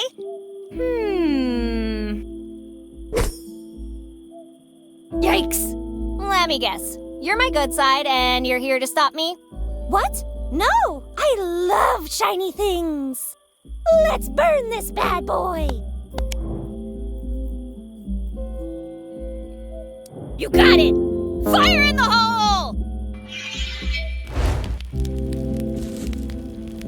Ooh! Shiny! Good job, partner! Now it's time we leave you. See you at the next arson! Oh, God! It's back! Relax, buddy. It's just a little fire to keep you warm. I curse you, Betty Anderson! I curse you!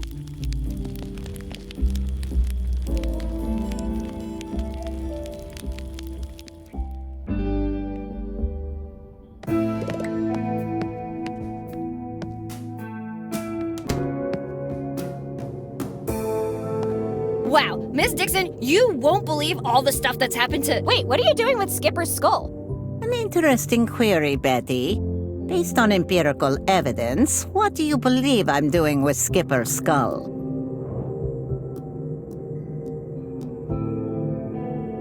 You're feeling lonely and pretending you're on a date? Not quite. I am organizing the next theatrical performance at this prestigious school. What can I do for you this midsummer night? Can I have Skipper's skull? No. Why would I ever give him to you? Because...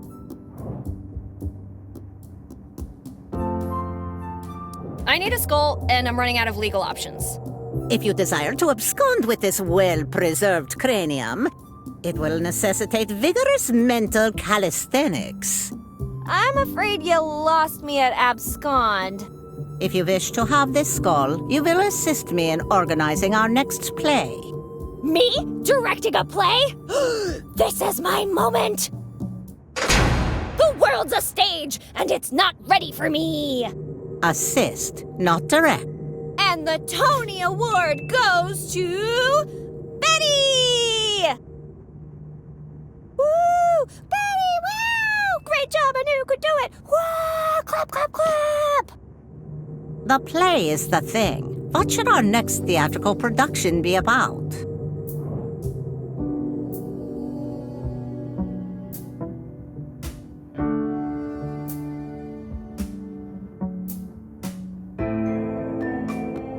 Two brothers open a small nuclear disposal business on top of an abandoned broccoli field, causing an unexpected awakening.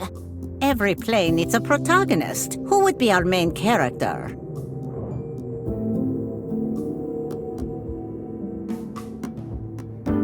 A reindeer, betrayed by Santa and left for dead, comes back with a thirst for vengeance and a shiny red nose. Ooh, shiny. Every good play needs a villainous counterpart. Who would that be? A giant radioactive piece of enraged broccoli. What would be the setting? Suburban London, hundreds of thousands of years in the future. And what would be the title of this play?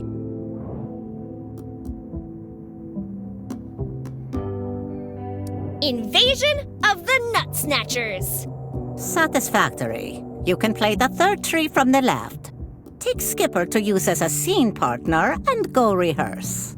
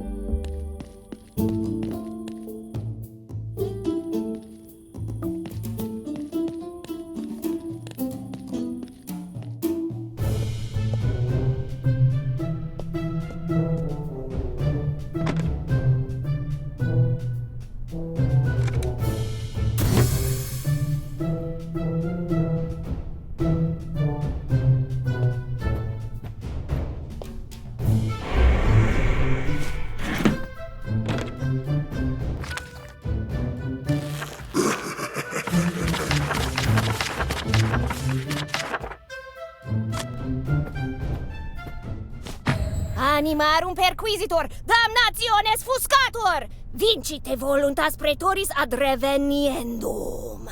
Scopum depone me Hercule, veniam dato.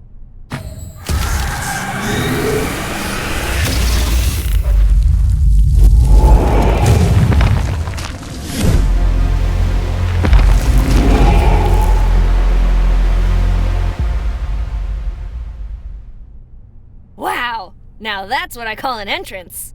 Is that you, Mistress Eliza? You have returned from your trip to the desert earlier than expected.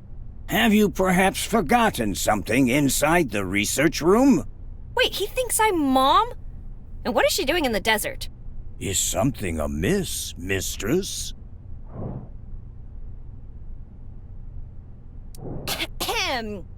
Open this door right now for your beloved mayor! Yes, Mistress. Just Mistress Eliza, something about you is different today. How very dare you! Do what I ask immediately, or I'll reduce your living space to a shoebox! Apologies, Mistress. Clearly, nothing has changed. I shall open the door for you.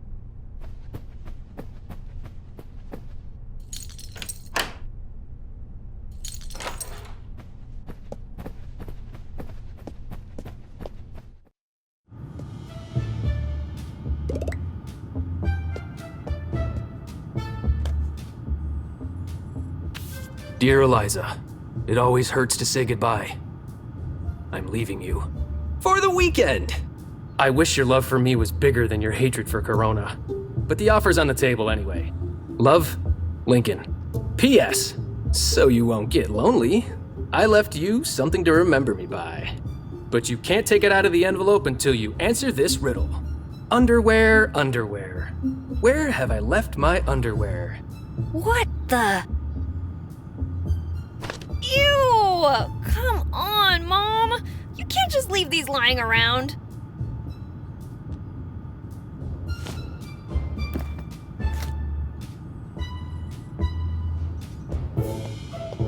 Out of all the places to mark in the 48 states, someone chose Corona, New Mexico. What could possibly be important there?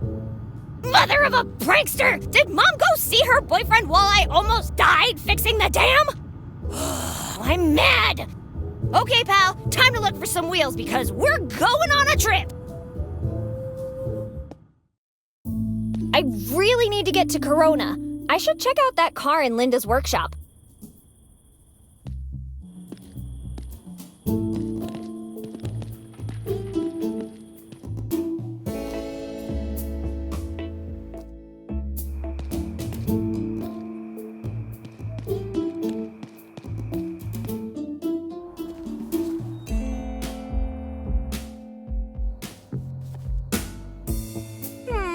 I can't see the keys anywhere. Maybe in the glove compartment?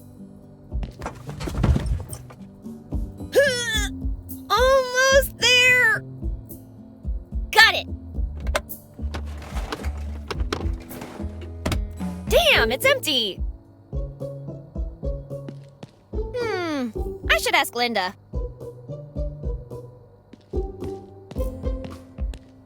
Nightly greetings, Betty. What seems to be the pickle? Hey there, bestie. Crazy night, but nothing I couldn't handle. That is positive news which enlightens my heart. Do you happen to have the keys to that car? Mom's off playing around with her boyfriend instead of paying attention to me. And I want to go to Corona to teach her a lesson. The keys are in inmate Lazlo Hardy's possession. And even if you were to acquire them, it would be a meaningless effort because the car has no fuel. Don't worry, I'll take care of that later.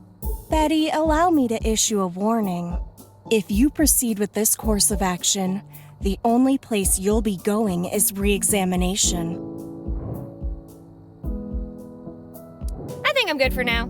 A fond farewell, Betty.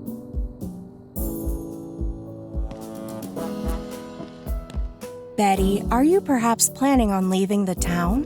No. Let me remind you that leaving town is highly unorderly behavior that will not be tolerated.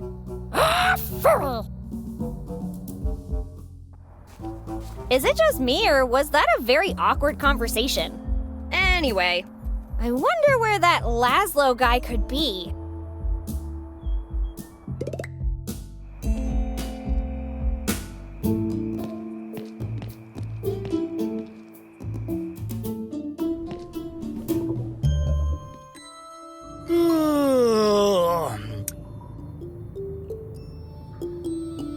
I wish I'd never set foot in this cursed goddamn town.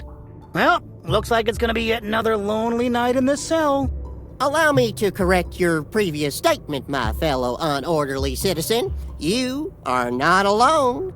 I, Ben Zen, am also present. Oh, this is just great. The one time I get the chance to talk to someone other than Amos.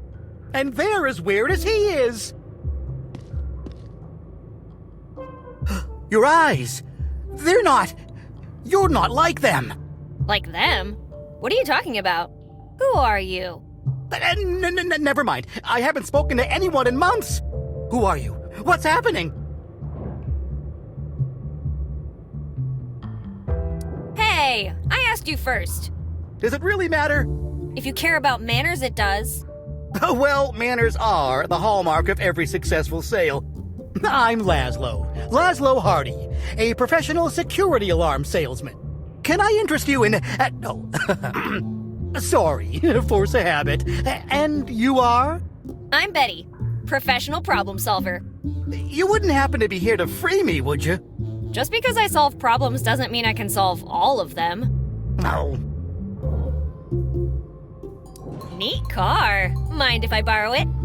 Yeah, not a chance. Nobody puts their hands on my Betty and lives to tell the tale. Wait, whose hands on me? Not you, my car. Why would you name a car Betty? Hey, it's a beautiful name. Well, can't argue with that. Anyway, where is she? Gathering dust at Linda's garage. If you told me where the keys are, I could take her for a spin. Right here with me, but you're not getting them. Fine. How about I give you something in exchange? And what could you possibly have that I'd want? Aside from the freedom to walk out of here and go anywhere I want? Tell you what, I have this coupon for a free cake from Mike's Diner.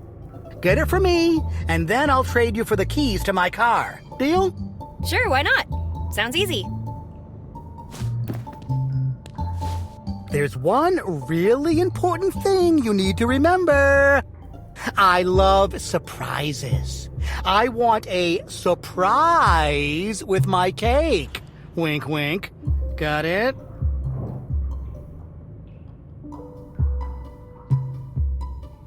I just wanted to catch up with you. You know, what you've been up to, the places you've seen. No, look at you, mocking an innocent man.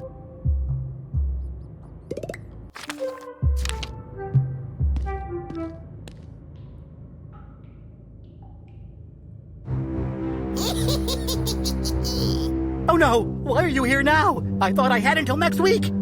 I don't have all of it yet, but it's coming. I just need more time, I swear. Amos, I need Gloopy and I need it now. Please, I'm begging you.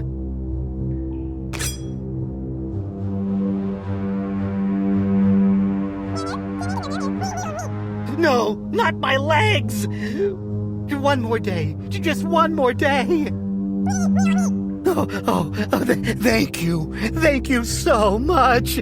I'm so sorry. It won't happen again. Tomorrow, double the amount. I swear to God.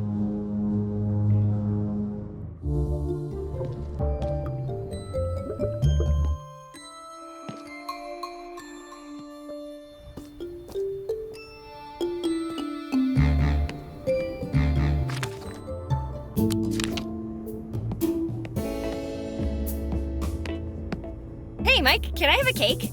I am unable to comply with your request. Cake is not an authorized comestible. But I have a coupon. Wouldn't it be just as unorderly to not give me the food I have a coupon for? You make a good point, Betty. Do you have any special requests? Nah, I'm good. The customer is always right.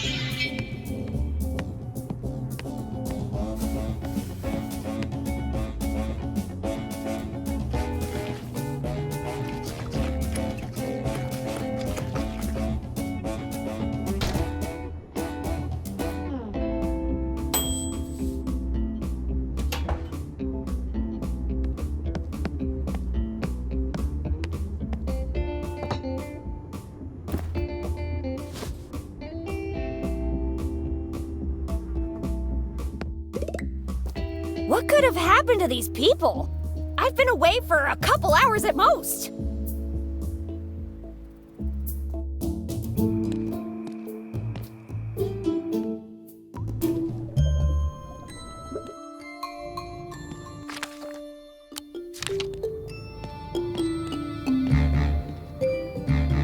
All right, I got your cake.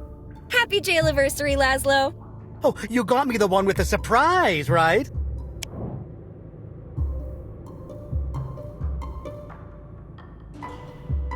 One surprise cake coming right up.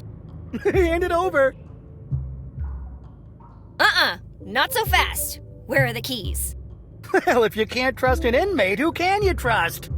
The police? The government? You get cake, I get keys. That was the deal. Fine.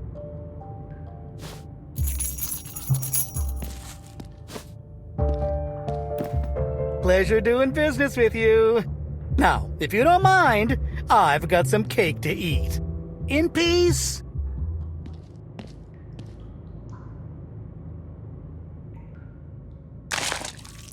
Come on, come on. Where's my surprise?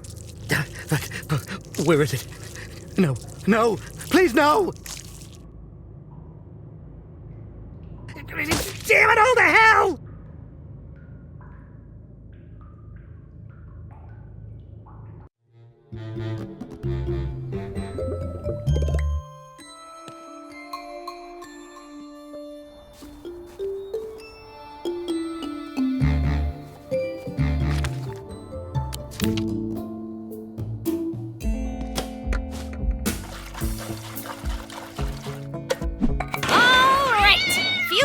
And ready to rumble!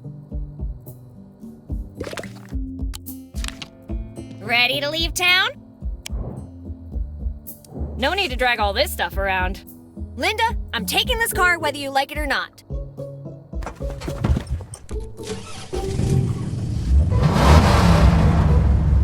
Betty, your unorderly actions will result in re-examination.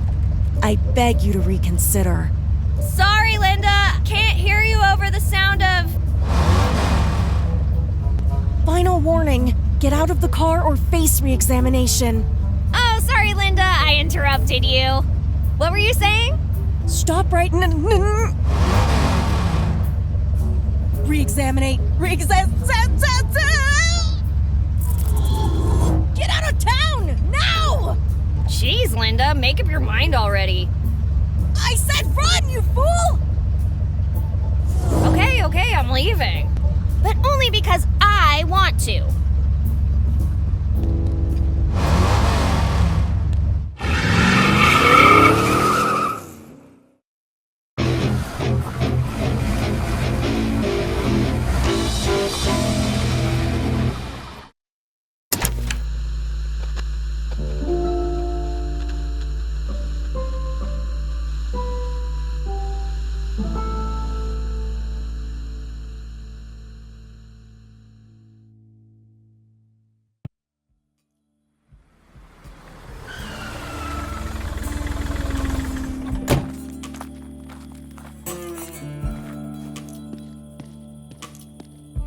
Well, if Mom came this way, she probably found the same roadblock. Maybe Lincoln's place is somewhere around here? I should ask for directions.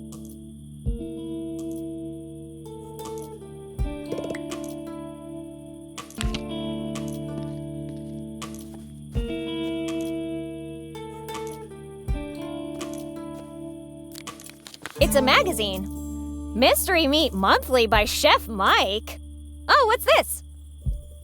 There's a sample of gloopy attached.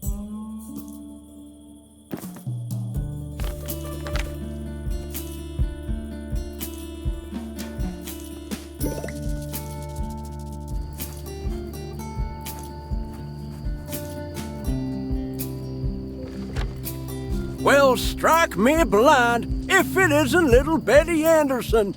My, but how you've grown. I'm pretty sure I've been the same size for as long as I can remember. Wait, you know me? Oh, I see what you're doing. Pretending to have lost your memories again, hey? Look, the everyone in town has amnesia prank wasn't funny the first time you tried it. And it hasn't been funny the last 20 times either. I'm not pretending. I have actually lost all my memories. You know what's gotten lost for real? Berta. That poor old cow is nowhere to be found since your last visit to the farm. What are you talking about? Nice try, Betty, but you're not fooling old Roscoe anymore. Oh, and if you want to take picky on another one of your scavenger hunts, tough luck. She's grounded in the barn. I'm looking for my mom. Have you seen her? She might be around here looking for some guy named Lincoln Porter. I haven't seen our mayor in ages. Lincoln. Why is that name so familiar? Lincoln. Oh, the airfield's ace. Yeah, best pilot these eyes have ever seen. Well, that was until your mom and he had that thing. When was the last time you saw him? I haven't seen him for a very long while. Who knows? Maybe he left town or something. How would he leave town? The bridge is out. You know, Betty, a lack of a bridge isn't much of an obstacle for a pilot. Anyway, where do you think he went? Not a lot of options left. You got the airfield, but that's been abandoned for months. Then there's the hiking trails, but you'd have to be crazy to wander around there. Let's say I want to look for Lincoln in those trails. Let me tell you, if you go there, you'll either get lost, get eaten by a wild critter, or fall off a cliff and break your neck. Say now, if you're looking for someone, I could lend you my Star Trekker picky. Uh-oh, I hear a butt coming. But since you've been pranking me for so many years, I figure you owe me one, or two, or three. Crap baskets! Let me see. Why don't you go fix the welcome sign at the edge of town? Oh, and you remember Berta, right? No? Doesn't matter. I don't know what you did with her, but you're gonna get her back. She's probably pretty ornery, so take this. Just one question. Who the heck is Peaky? Picky? She's just about the best trekker in the whole county. Oh, she's a doggy. I love doggies. Are you okay, Betty? Did you hit your head harder this time? I could use some help. I'll do my best. Hey, Roscoe, check this out. Surprise! It's Lincoln's underwear. I bet we can track him with these. If you want to track down Lincoln, give them to Picky. Picky! Now get him out of my face! Aw, I thought sharing was caring. Betty! All right. Thanks, Roscoe. Your job here is done. Yeah. You want anything else? I'd better get going. See ya.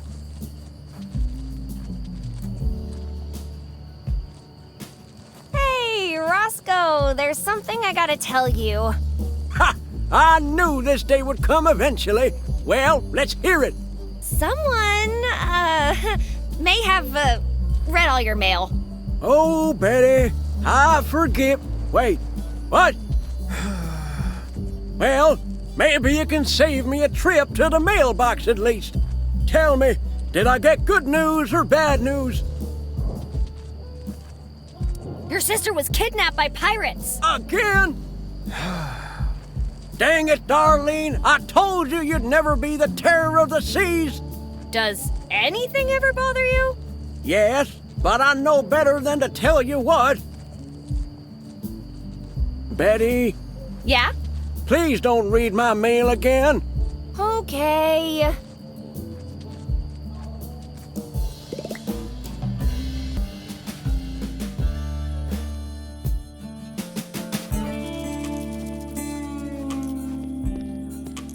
Maybe we should read the inscription first.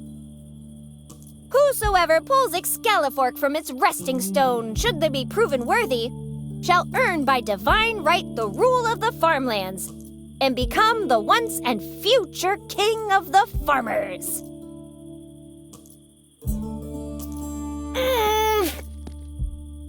Maybe we should figure out how to become worthy of this thing.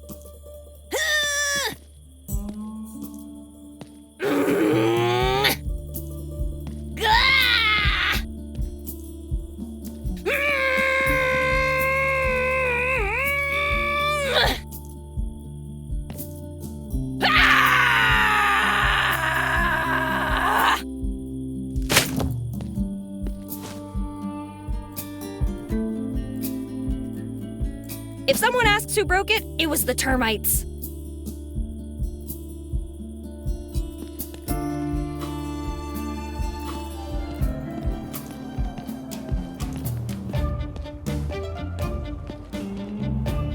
Boże, someone's come to rescue me. Ah! Ghost! I'm not a ghost. I'm a reporter. You must help me, yes? Nice try, but that's exactly what a ghost would say. A ghost would claim to be a reporter. Yes? No? Aha! Nice try, ghost, but you can't trick me. If I was a ghost, could I not walk through the wall? Yet, as you can see, I cannot. Please, you must help me. Uh-huh. Okay, listen. I'm Natasha... Nancy Peterson. I've been trapped in here for a long time. You must help me out. All right, Nancy. I'll see what I can do. By the way, my name's Betty. Great. That's the spirit. You see the keypad by the door, yes? Yeah, but I have bad news. It has no levers, only buttons. Good. You need to input the correct code, but you cannot guess, okay? You will need to find a military device used for encryption and decryption. Poнимаешь? Wow, you ever notice how shiny this keypad screen is? Shiny? What? Betty, have you been listening to me? Yeah. Correct code, military device, get you out of there. No worries, I got you.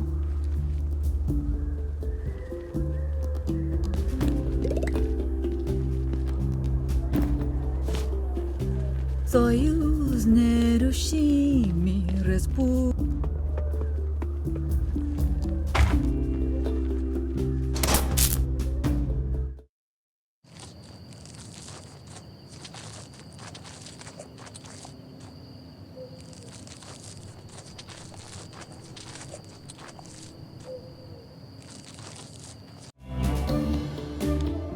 Looks like I'm gonna need something to keep it in place.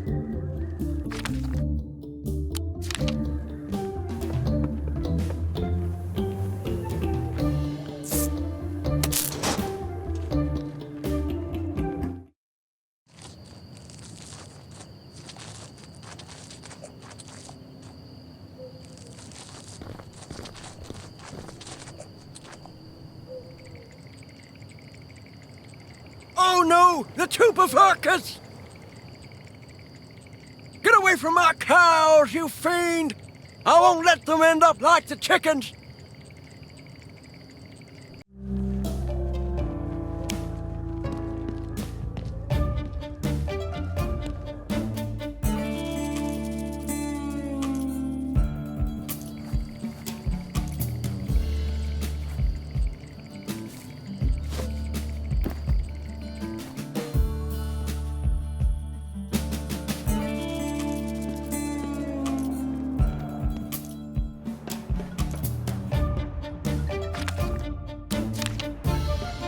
Peace and bearing gifts. Edible gifts. Moo.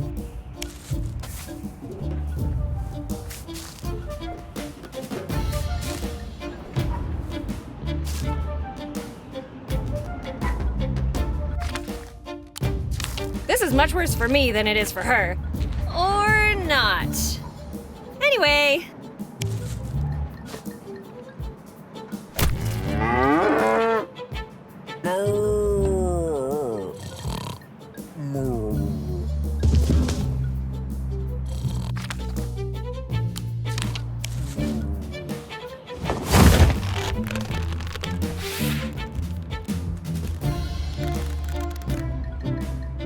Another perfect plan concocted by me, Betty.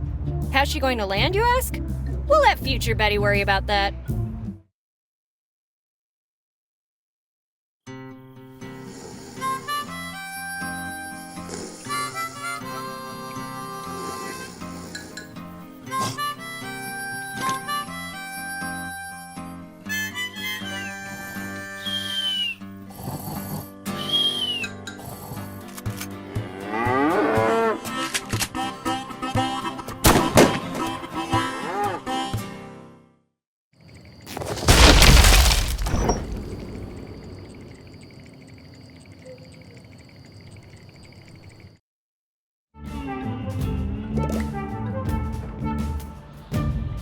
First the cow, now the door? Is everything in this world intent on keeping me from... Oh, it's unlocked.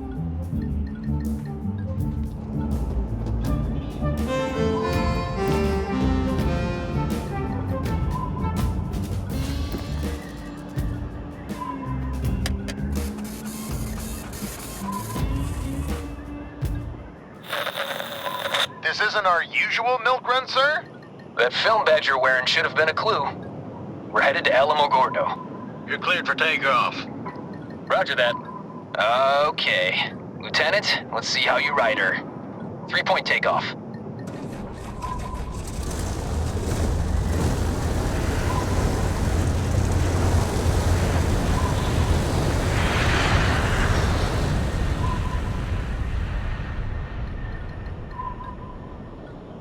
Landing gear up.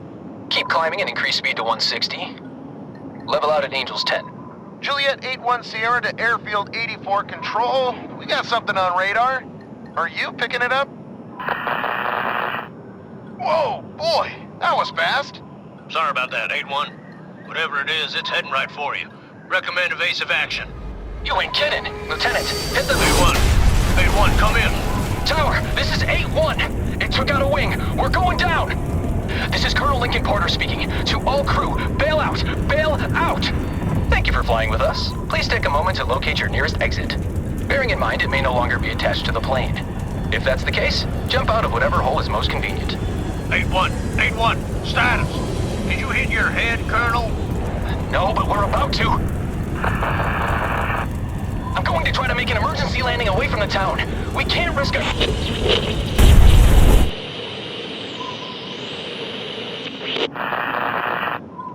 Control to 8-1. Control to 8-1. Please respond, 8-1.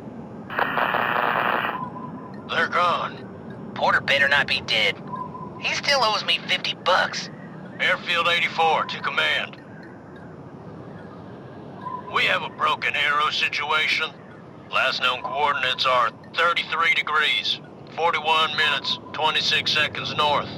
105 degrees, 43 minutes, 42 seconds west. Please advise. That was the end of the recording. It must have happened before the airfield was abandoned.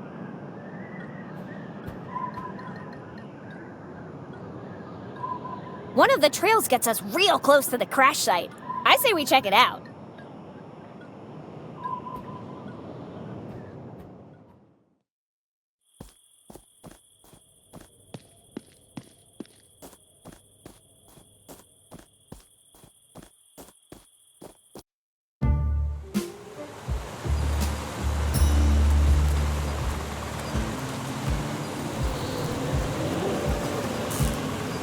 Well, no one can say we didn't try. This was a nice adventure. I had fun, you had fun, and now this only leaves us with one option. Going home! Okay, let's do this.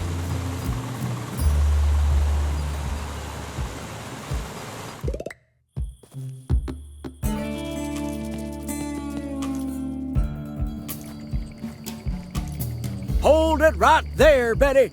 You found Berta, but what about the road sign? Did you fix it?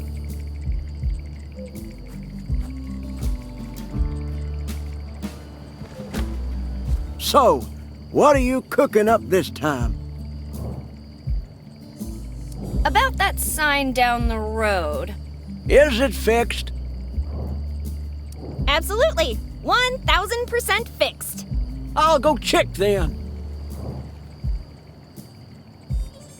Of course I fixed it, Roscoe. Let me tell you the whole story. It all started when I left your farm. I was heading towards the crossroads, minding my own business, when all of a sudden... But I wasn't about to take a dive during the World Championship without a fight. So I punched that polar bear with everything I had, and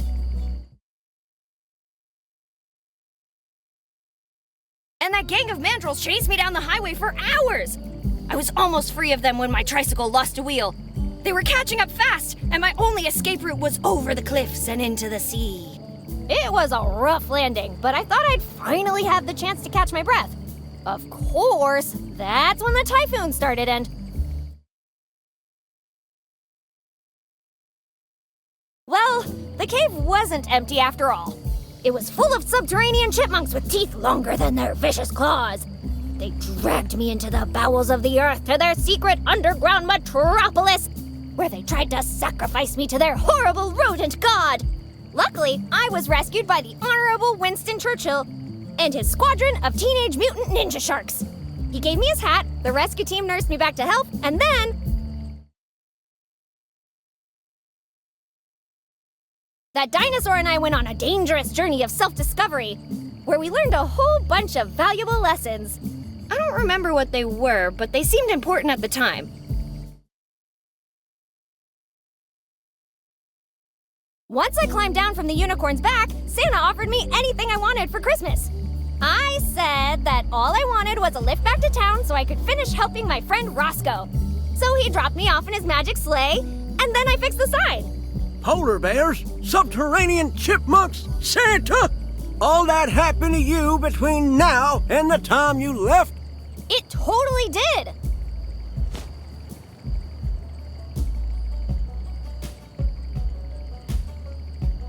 Dang, that's quite the adventure. Sounds like you were pretty busy. You sure you managed to fix the sign? Absolutely. All right, then. I fixed your sign and saved Berta. What now? Saved isn't the word I'd use, but I suppose all's well that ends well. Now, go grab something Picky can use to track that fella. Great. What should I bring her? Just anything that might have his smell on it. Clothes usually work pretty well. And they said I was a weirdo for carrying around my mom's lover's underwear.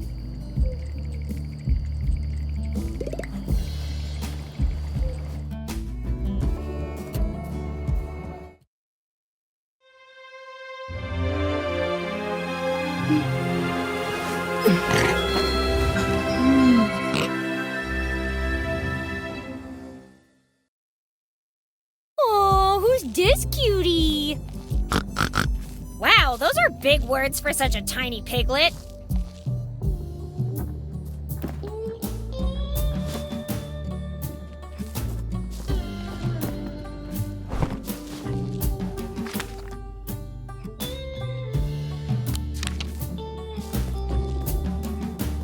You're lucky you're so cute, or I would... Why are you so angry with me? Do we even know each other? Listen. Whoa, whoa! Before you get mad, I think you should know that everyone in town has lost their memories.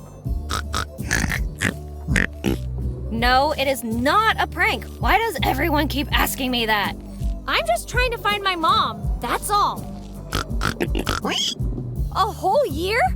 Anyways, sorry to do this to you. Oh, don't quote me the Geneva Convention. It's not exactly a fresh scent, but it's worth a shot.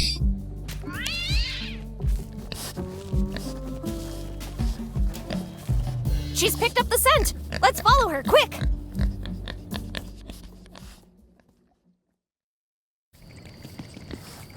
See you later, Roscoe. You better bring her back in one piece.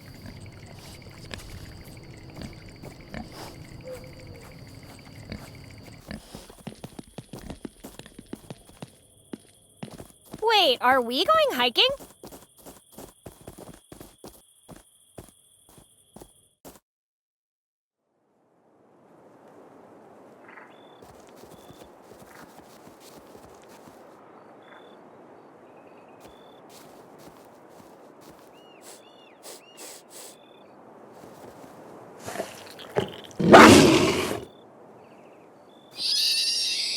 Pinky, where are you going? It's just a big cat.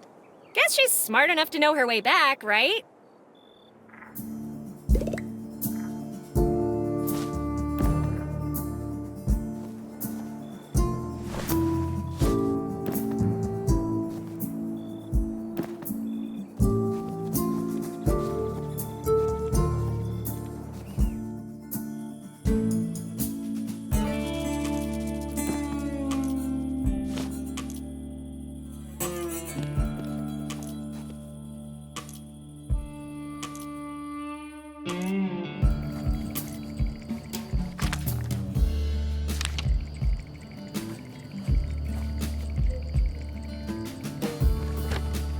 So, what are you cooking up this time?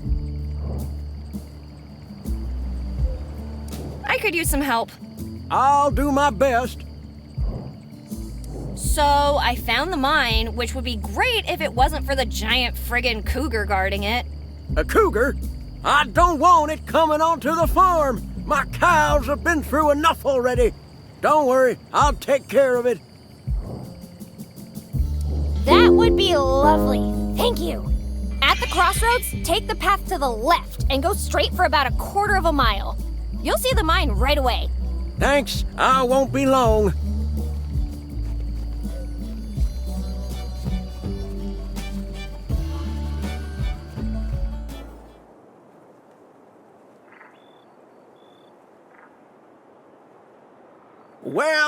Well. Turns out Betty wasn't lying about a wild cougar this time. Sorry, I don't speak cougar, so...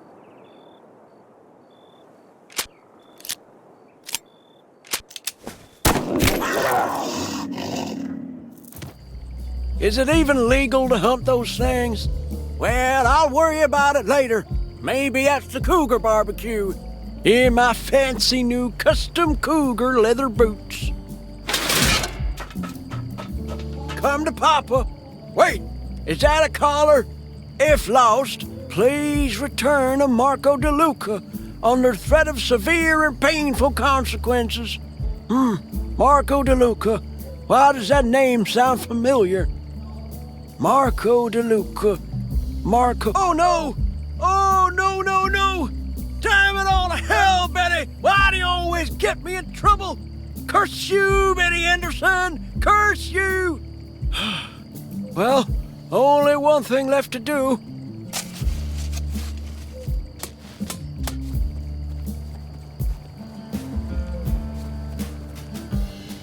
Hey, Roscoe, you're back! What took you so long? I couldn't find that cougar of yours anywhere, you little rapscallion.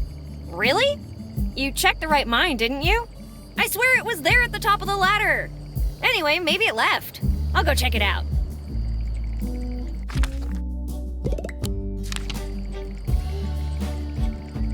Hey, Roscoe, check this out.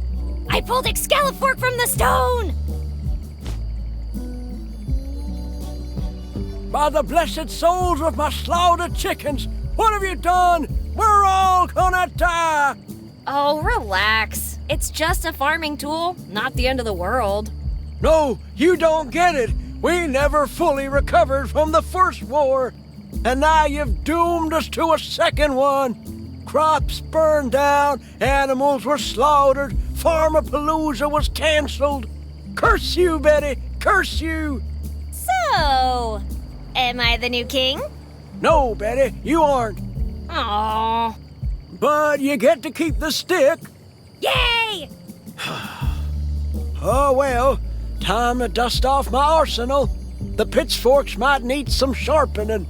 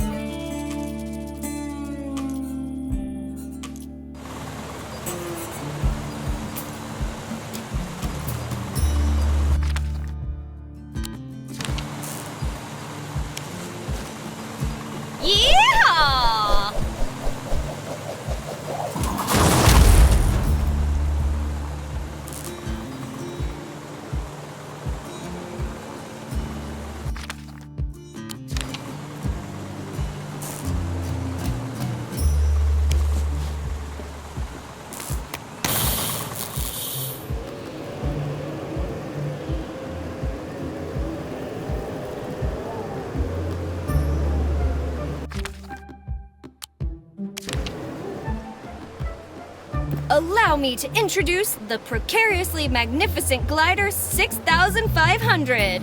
Between you and me, this one's still a bit unstable, so Please don't use it unless you absolutely have to, okay?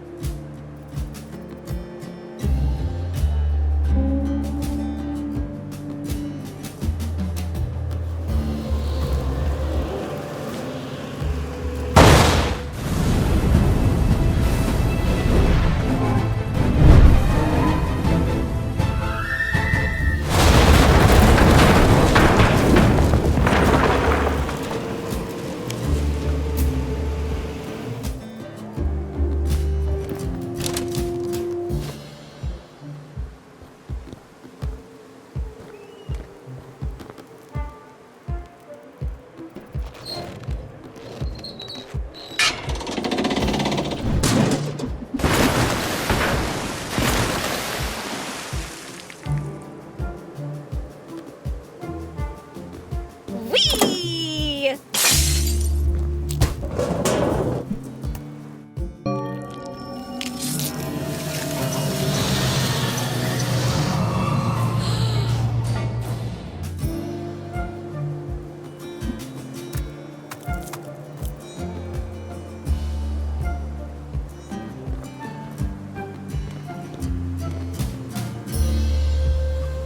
Ooh, neat goggles.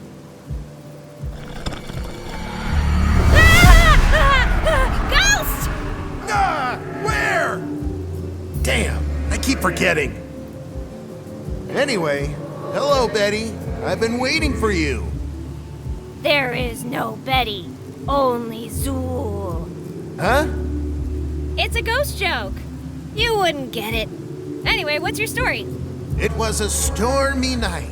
The sky itself seemed to be at war. Lightning cleaving.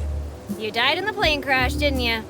Ah, gosh, yes, I died in the plane crash. I'm Walter, by the way. Ew. Ugh.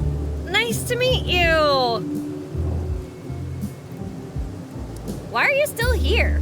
Aren't you ghosts supposed to be chasing after some bright porch light or something? Those are moths, Betty. You see, after the crash, my spirit was ready for the final journey when a storm of fear, pain, and agony struck me. Scenes of an unspeakable poultry massacre presented themselves to me. Feathers flying, beaks silent, spirit shattered into pieces. Chickens didn't make it, huh? Sorry, please go on. The trauma of their sudden, brutal, and gruesome deaths left their spirits fractured, completely lost, and doomed to an eternity of wandering this cruel land. Sadly, the chain of my fate binds me to this place. So I've been waiting for someone with a kind heart to help these poor souls reach their final resting place. And you believe that someone is me? Well, it's not like I have much of a choice here. Okay, I'll help. But after this, you all go to the light, deal? Deal. Now, take this. It's a spectral containment unit. It's designed to ensnare and transport them safely back to me. Okay, got it. Let's help those chickens cross the road to the afterlife. Oh man, I totally forgot. These ghost chickens, super shy. I'll let them know you're coming in peace.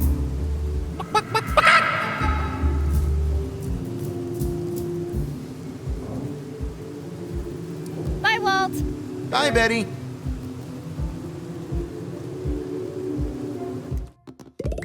As the saying goes, all roads lead to Rome. Or in this case, the crossroad.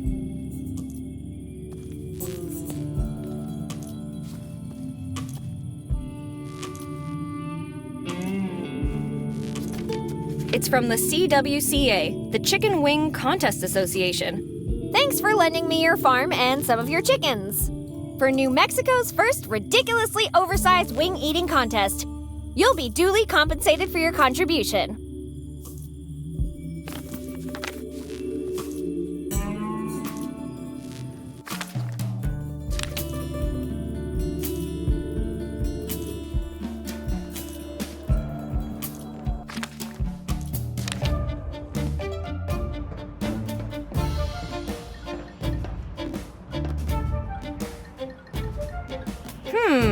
Did you feel that?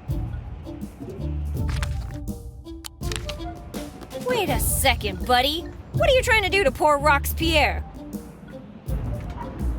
Well, of course I named him. Got a problem with that?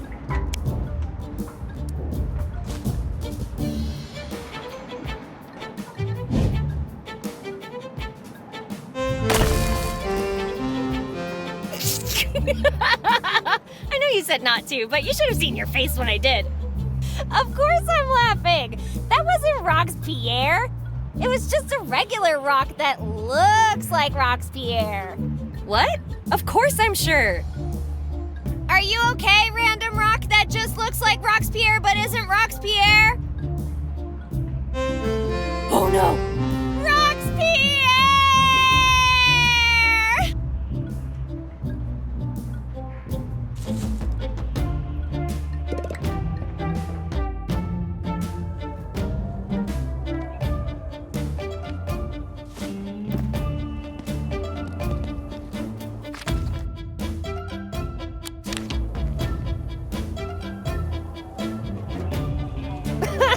5 zeros? Wow, that's pretty sad. I could have just figured it out myself.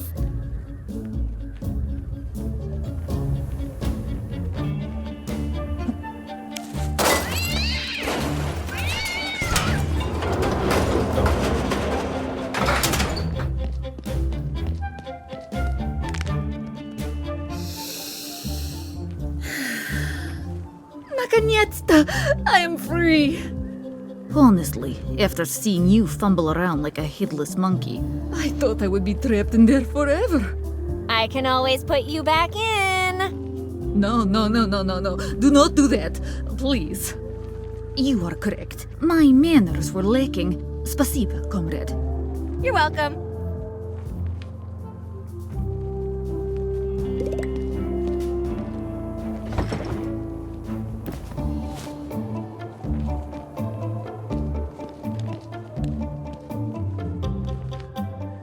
Nancy, come on, let's get out of here already. Wait, Betty, I just realized something. That, plane, we shouldn't leave it unattended. Now that you mention it, yeah, it's gotta be worth way more than my allowance can cover. I should stay. Yet! I mean, you must be way too busy right now to wait around. Worry not, comrade. I'll take care of it. You helped me, so this is the least I can do. No one else will put a finger on it. Thanks, Nancy. That's really nice of you. Yes, you go. Don't worry. I will take very good care of the plane. All right. See ya.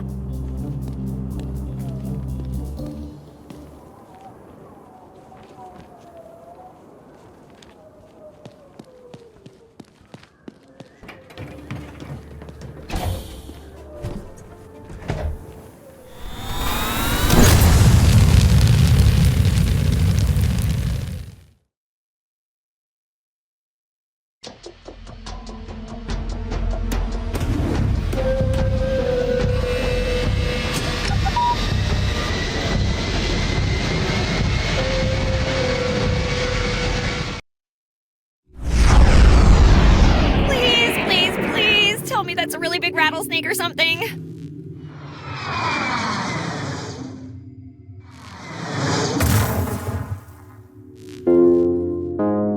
Oh, for the love of... I knew I shouldn't have trusted that Nancy woman. When Mom finds out, she's gonna ground me till I'm 100.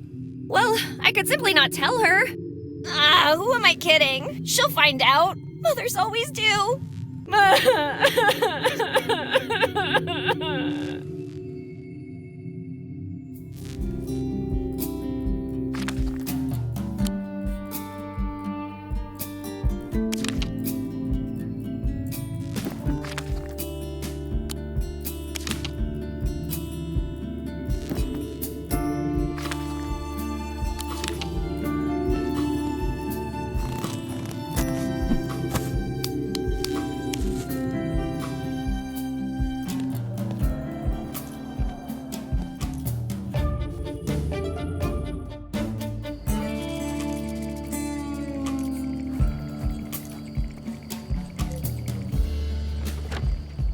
So, what are you cooking up this time? I could use some help. I'll do my best. You wouldn't happen to have some chicken feed, would you? Sure. Take this.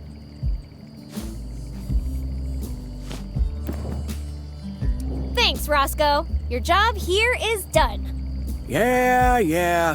You want anything else? I'd better get going. See ya.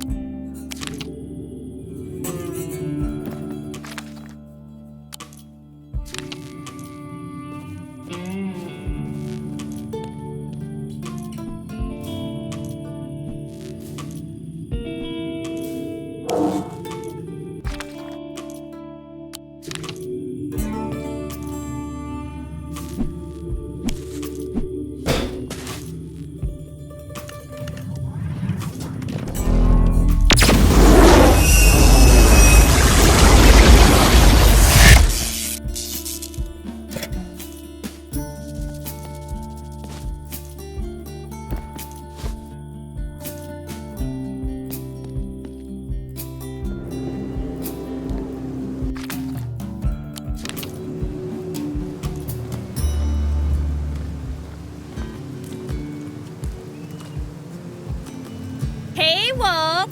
Who you gonna call? No one. I'm incorporeal. Phones don't work on this side. You're no fun, Walt. Anyway, here are your chickens. Thank you, Betty. How could I ever repay you? Well, just promise me you're not gonna eat them. Oh, this is me. See you on the other side, Betty. Can't believe he ghosted me.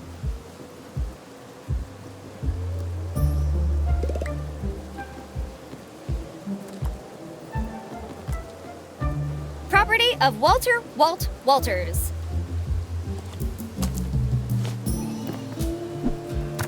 Bye, Walt.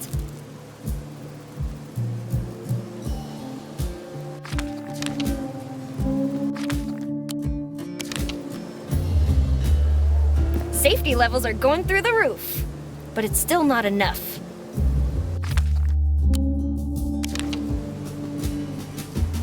It won't get safer than this.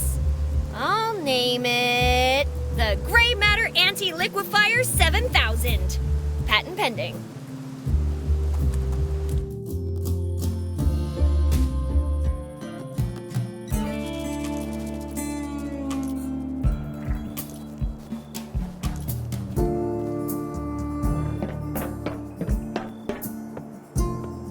Slightly less unsafe? Check. Almost as dangerous? Check. 100% fun? Super check! Hi, I'm Betty Anderson. Welcome to Jackass.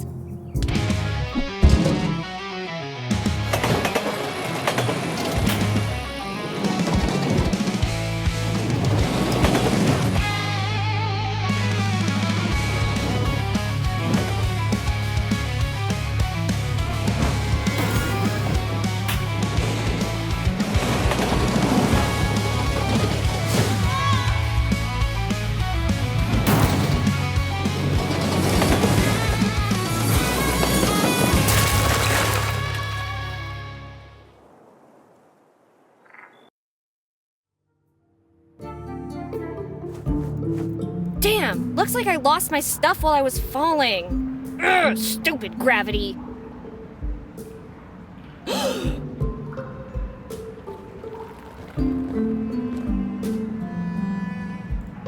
Eliza, if you're reading this, it means I'm dead. The good news is that I managed to find the plutonium core. The bad news is that I was exposed to a lot of radiation. I know I won't be walking out of here. They've been looking for me. I hear them fly by every day. That's why I blocked the exits and hid the core. It should be safe from them until you find it. Once you find the core, give it to Dr. Dixon. She'll know what to do with it. Please, don't blame yourself. There's nothing you could have done to save me. But you can still save everyone else. My dying wish is for you to take care of my newest friend, Nibbles. We found each other in this mine. Lost, alone, and away from home. Don't be jealous. You're still my favorite predator. P.S. I have one final confession to make. I never voted for you. That was one thing I couldn't do in good conscience. I love you, Ellie. Probably shouldn't tell Mom that last part. Anyway, let's find whatever he hid and deliver it to Dixon. It's been through enough for one night, but that hunk of metal might be useful.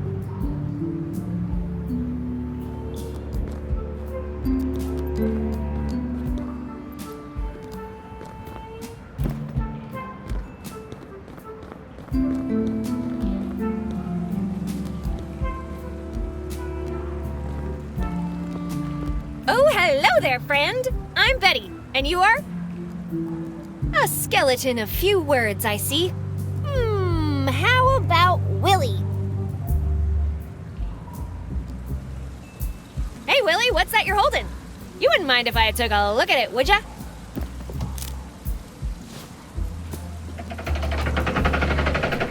Wait, Willie, where are you going? Willie! Are you all right, Willie? Please, Willie, say something! I'm sorry, Willie! Willie!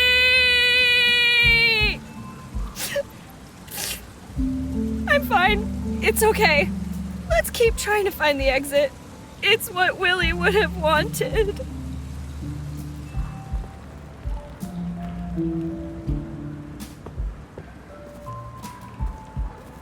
Ooh, diamond. Hey, this is my diamond. You better keep your filthy eyes off it, capiche?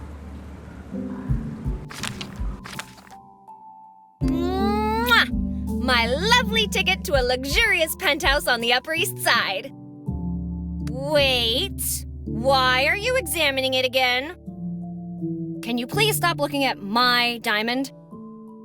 Yeah, it's mine. I'm the one doing all the hard work, so back off.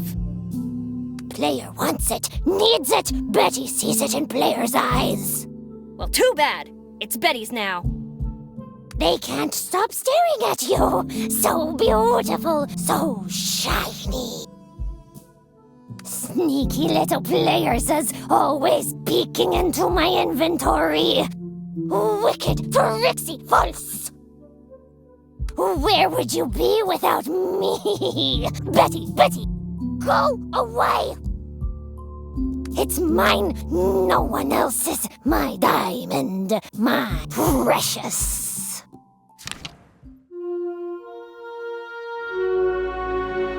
It came to me, my own, my love, my shiny, my precious. Filthy players is trying to steal my precious. Always looking at us, always giving us orders. No more. Away, players is away. Ah!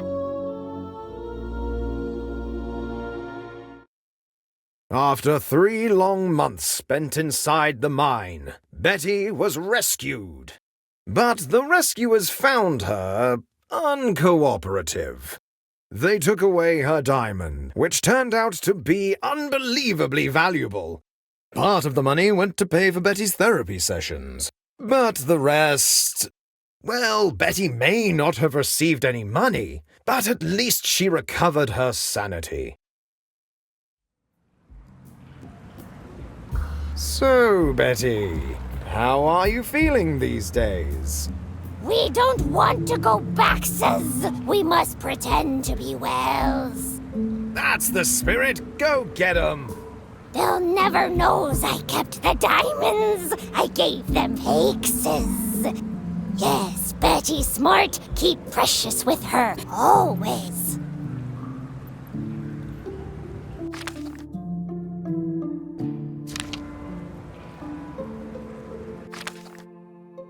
We don't want to go back, says. We must pretend to be whales. We don't want...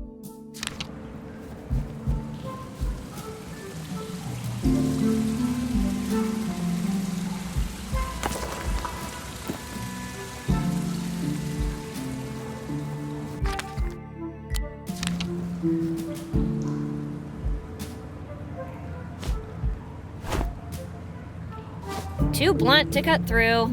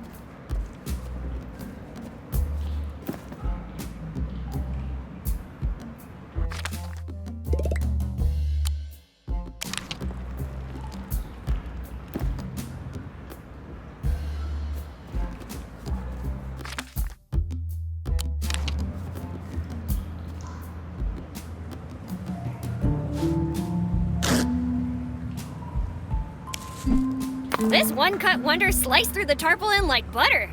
Goodbye, super sharp thingy.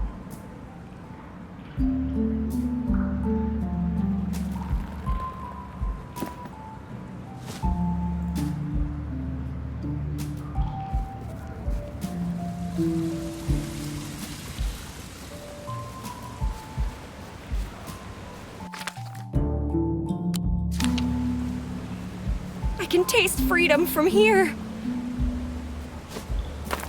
I'm gonna be leaving this cave with a bang.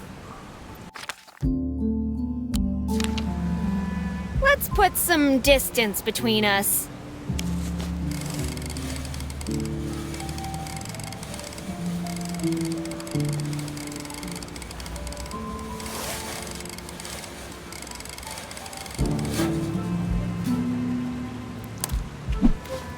The charges are set. Now I just need to wire up a detonator and we'll be ready.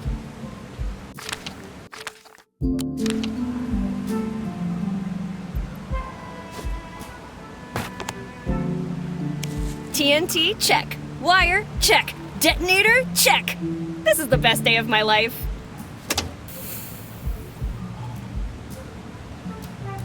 What the?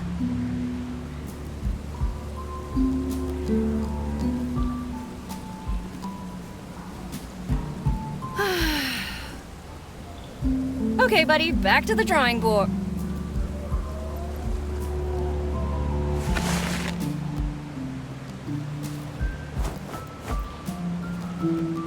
So, I lost my memory. My best friend's a jerk. My mom doesn't love me. The mafia tried to off me. And as if that wasn't bad enough, a sea monster almost ate me in the freaking desert. I got electrocuted fixing the power, and no one even thanked me. And now I'm trapped in this deep, dark mine with only the corpse of my mom's boyfriend as company, whose underwear you made me touch. Oh, and let's not forget about his pet piranha, because I'm bound to run into it here. Man, who the heck has a pet piranha? Wow, that actually helped a lot. I feel better now.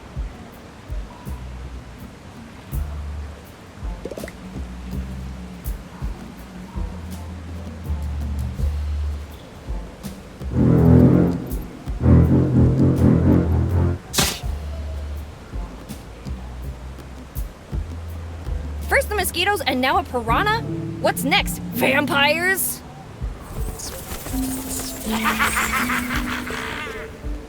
I was freaking kidding! Hang on, was that? Nah, it can't be.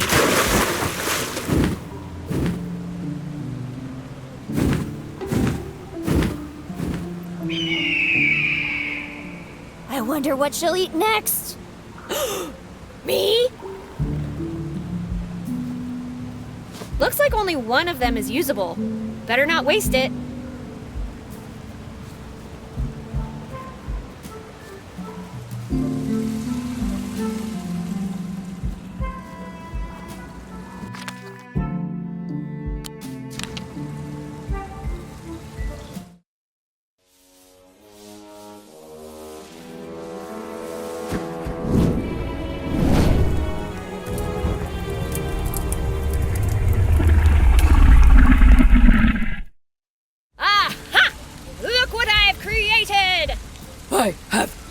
Fire! Ah! Holy macaroni! Don't eat me, please! I've been a good Betty, I promise! Whew, it's already dead.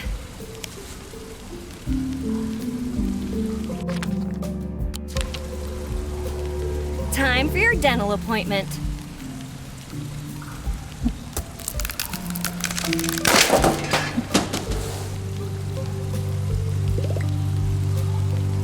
So that's where the core was this whole time. I hope he closed the lid properly. I like shiny, but I don't want to go shiny, if you catch my drift. Anyway, I should get this to Dixon like the letter said. The only problem is, how the heck am I gonna get out of here? Ooh, wait a minute. There's one thing I haven't tried. God, it's me, Betty. I know we don't talk much, but if you can get me out of this, I swear I will never, ever, ever, ever, ever, ever, ever, ever, ever, ever, ever. Betty, are you okay down there? Never mind.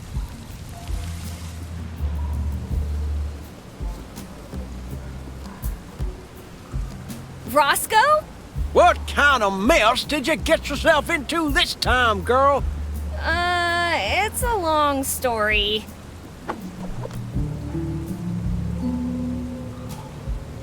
I'm sure it is.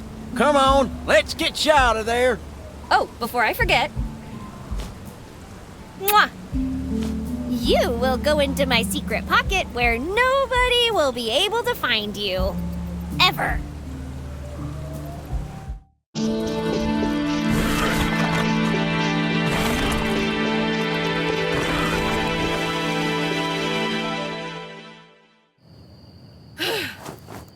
Thanks, Roscoe. For a minute there, I thought I was gonna keep Willie company for eternity. Who? Never mind. How did you know where to find me? I heard your little tantrum all the way from the farm. I thought you might be hurt, so I came to investigate. You're lucky this wasn't another prank, or I'd have you mucking out the stalls for a week. Thank you so much, Roscoe. I promise I won't prank you again. Tonight. Any sign of your mom? Not yet, but I found this. What in the good Lord's name is that thing? I don't know, but it must be pretty important if it cost Lincoln his life. You telling me that Lincoln fella's dead? It's always the good ones. I have to go back to town and find Miss Dixon. She'll know what to do with this thing. All right, kid. When are we leaving? With that modified Shelby engine you plugged into my tractor, we'll be there in no time. Thank you, Roscoe, but I think it's better if you stay away from town. I have the feeling things are about to get messy. All right.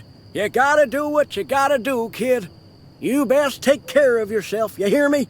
All right, I'd better get going. See you, Roscoe. Miss Dixon, I need your help.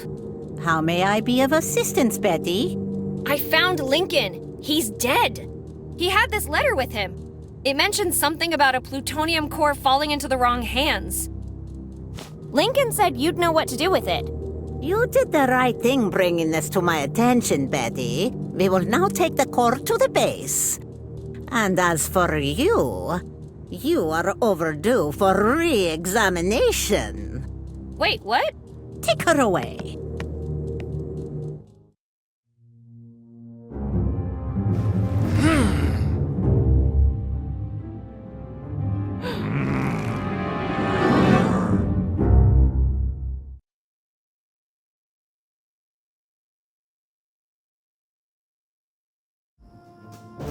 Hey, you, soldier! You can't treat me like this! I know my rights! You have the right to re-examination. Now, remain silent and do not get yourself in a bigger pickle than you are in right now. Okay, plan B. Hey, you! I gotta go to the bathroom! Your attempts at deception are unconvincing. Remain silent. Crap baskets! This might not be as easy as I thought.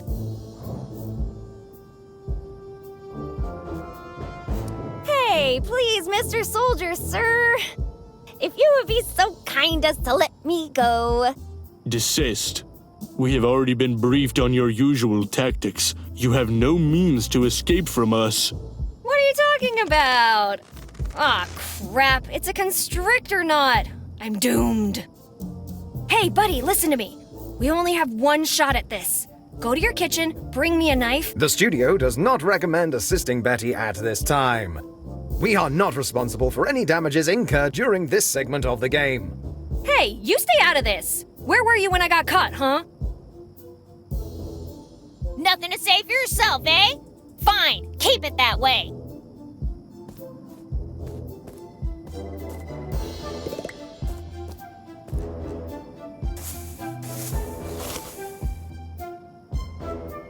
Wait, that's Mom's.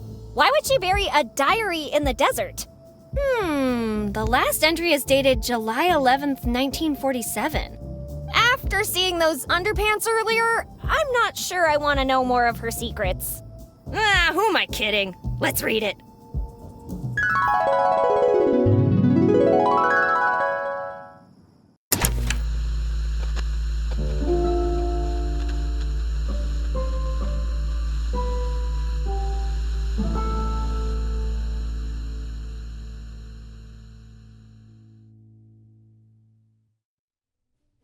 Look, now I'm not trying to sell you anything you don't already want. This was an excellent year for the BARRET administration, as always. But even I must admit there were some minor setbacks. Tell me, now how many times has this happened to you? That you're lounging around? The closing of the radio station, for example. That was not good for my image. Oh, you know what? Because I really like this town, I am prepared to offer you.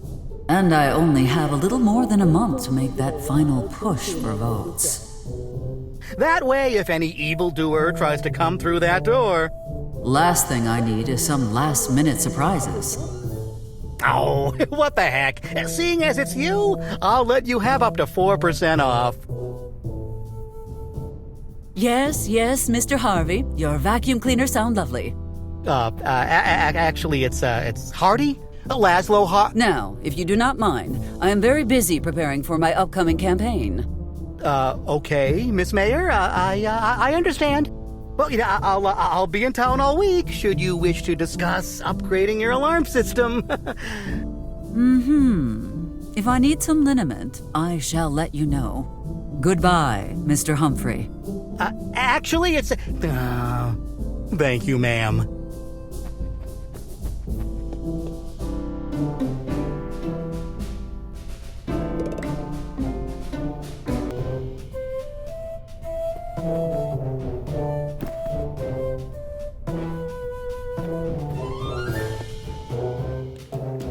Now, getting back to my campaign. What should I do first? I suppose it is past time to introduce myself to those businessmen from Chicago. Joseph told me earlier he saw the barber and his associate hanging in the park. That could be a good starting point. However, I could visit Father Jenkins since the church is right around the corner. Decisions.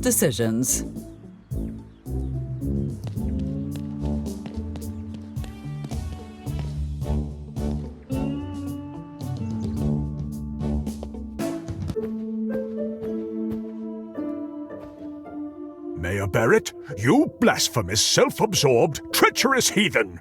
You have a lot of nerve walking in here. And here I thought the church accepted everyone, despite their past sins. Clearly, you priests are all talk and no trousers. Good to see you, old fiend. Enough compliments, Father. I expect you know why I am here, correct? I don't need messages from the divine to figure this one out. It's been almost 4 years since the election, so... I trust your congregation knows who is the best option to continue leading this town. Straight to the point and always self-serving. Two of your most charming characteristics. That said, to be honest, I feel as though it might be time for a change. I see. In that case, if I am to lose the elections, I guess I shall have to start my own church.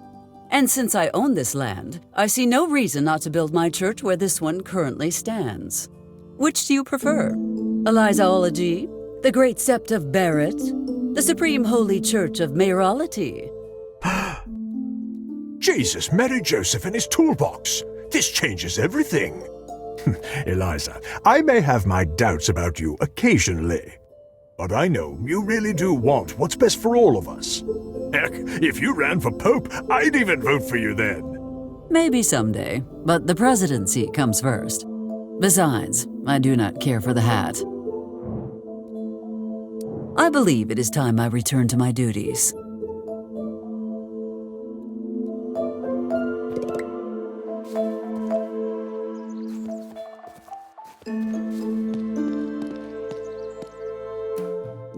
No, Bombini! You capito niente!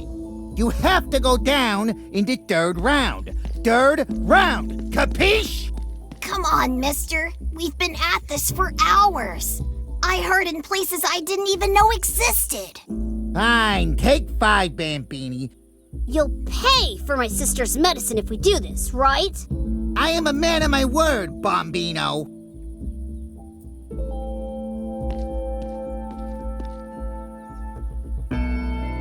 Ah, what did I tell you, Marco? It's about time we met La Syndica. Sindaca? That is Italian for... Please excuse us. It means mayor. Our grasp of English is never mind. Forgive our manners. Let us introduce ourselves. My name is Frank Cooper, and mi amico here is Marco De Luca. Would someone care to explain exactly what is going on here? Niente, Syndica. Actually, we were just teaching him about the beauty of sports. Right, Bombini? yes? In that case, I expect you to be on your best behavior. Yes, ma'am. Gentlemen, as you may know, there is an election coming, and I am looking to extend my influence. Ah, yes, the election. What do you think, Marco? Should we vote for her? We could vote for her. What might be in it for us if we did? Are you insinuating a bribe of some sort? Bribe? What an ugly word. I'd say it's more of a we scratch your back, you scratch ours kind of situation. This town could certainly benefit from one of our company's specialties: rental security and protection. Most businesses are already on board, but we're having some trouble convincing Linda Valentine. I suppose if I manage to persuade Miss Valentine to sign, you might be persuaded to vote for me. Exactly. Gentlemen, you have yourselves a deal. I like you, Syndica. Make sure she signs everywhere she needs to. I shall see you gentlemen another time. Arrivederci.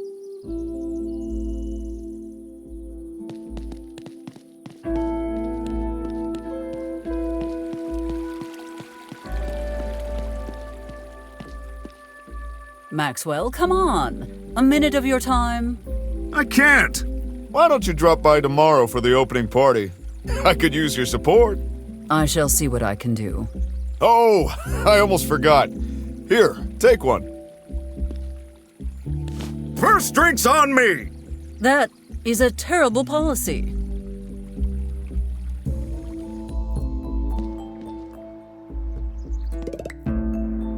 You're late with the shipment again. That's the third time this month. I'm honestly surprised I made it out of there. Filthy nut smugglers! They're becoming smarter and more organized by the day. What are your orders?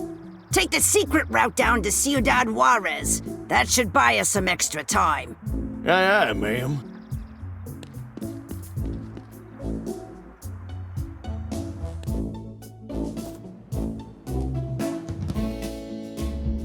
Heavens above! Look who deigned to grace us with her presence! If it isn't the worst mayor in history! Oh, Michael.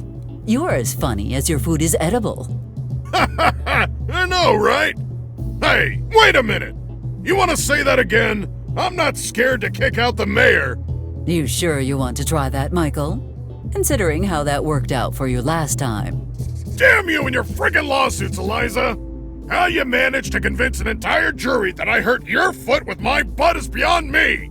Just don't stay here too long. You'll scare off my clientele.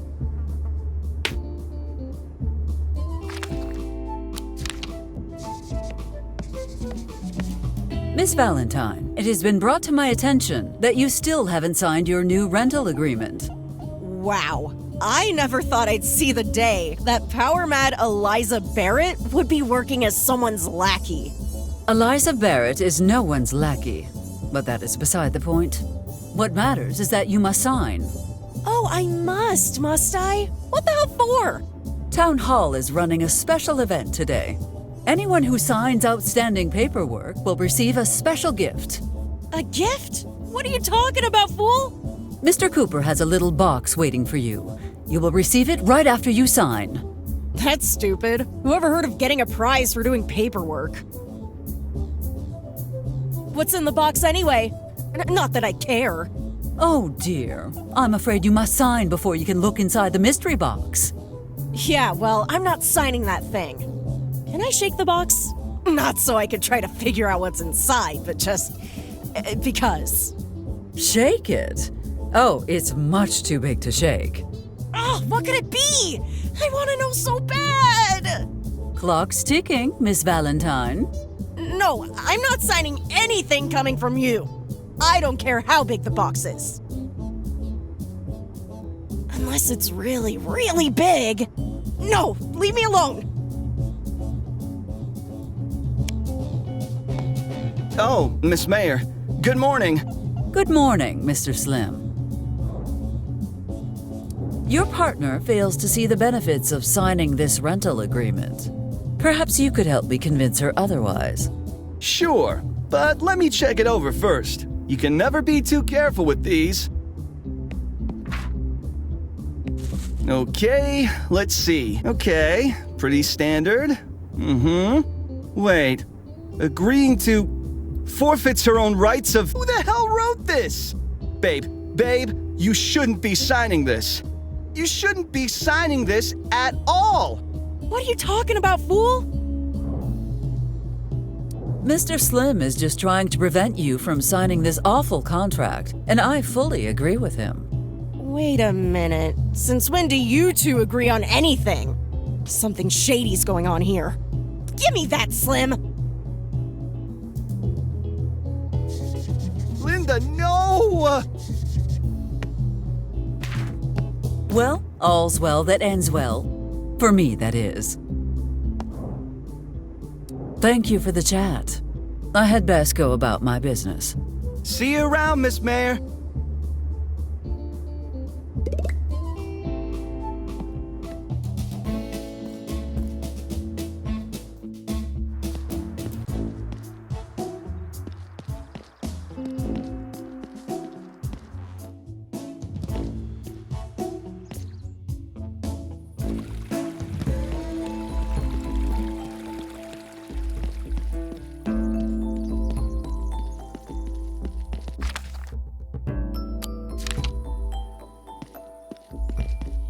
Gentlemen, I have held up my end of the deal.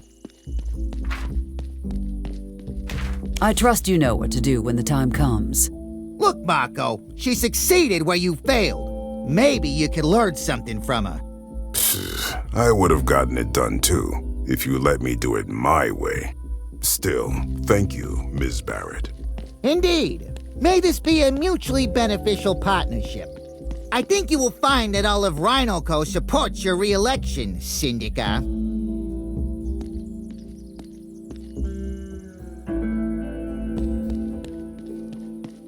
Truly, that is a woman worthy of respect. Perhaps we could assist her.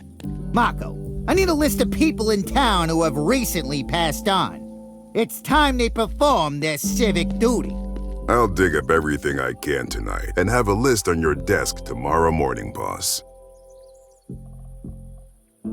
It seems that was everything on the agenda for today, and with time to spare.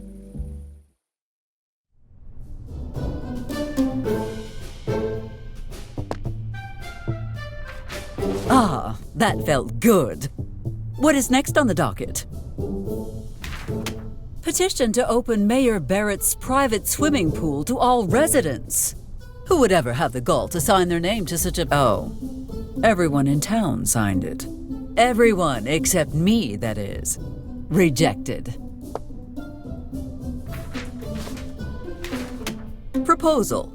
Expand Mike's Diner to chain. 3 new locations by next year.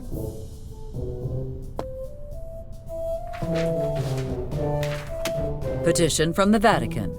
Eliza Barrett is engaging in immoral behavior in front of her dependent child. We insist Eliza Barrett join a nunnery immediately to save her soul from eternal damnation. Oh, offspring. Well, that is odd. By Lafayette's forgotten legacy. In my enthusiasm, I seem to have worn my stamp flat. Well, I suppose I shall have to reject this last cockamamie proposal later. Oh, I had nearly forgotten to talk to Mr. Huckleberry about the musician's vote. Let us see where he is playing tonight.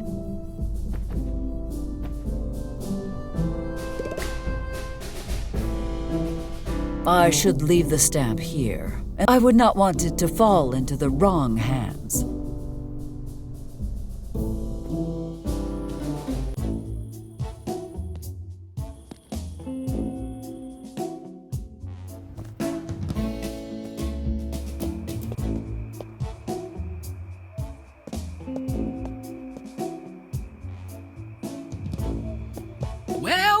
Well, if it isn't Mayor Barrett, you must be happy now, aren't you? I am, but I do not understand your little comment. Amos took my baby girl. I was not aware you were a parent. Congratulations on the blessed event. What? No! My guitar, my precious Gibson Electric Blue. And don't act innocent. This has your claw marks all over it. I had nothing to do with that. Perhaps if you emitted fewer misophonic screeches. First, you close KGFL. Now, the sheriff illegally seizes my property, making it impossible for me to work. Yes, Mr. Huckleberry, but look at the bright side. You have so much time now to find a quieter, more productive hobby.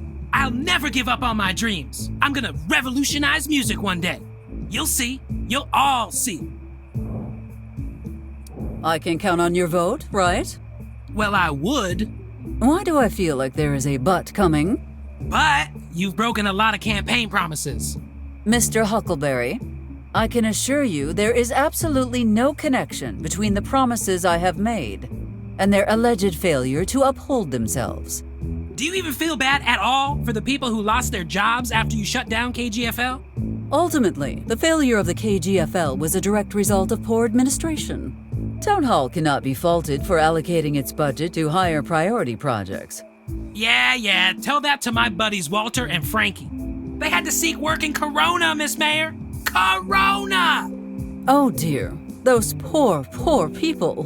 May Washington himself have mercy upon their souls. So, in good conscience, I can't vote for you. Hope you understand.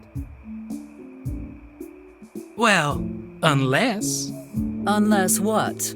Unless you help me record my first album. If you do that, you'll get my vote. Deal? I have no choice but to accept. I will be on my way now. Hey, Miss Mayor, one question. Why do you hate music so much? My auditory nerves are 2 sizes too small, making it impossible for me to enjoy music. That's it! You're like the Grinch of music. If you can't enjoy it, you'll make it so no one else can.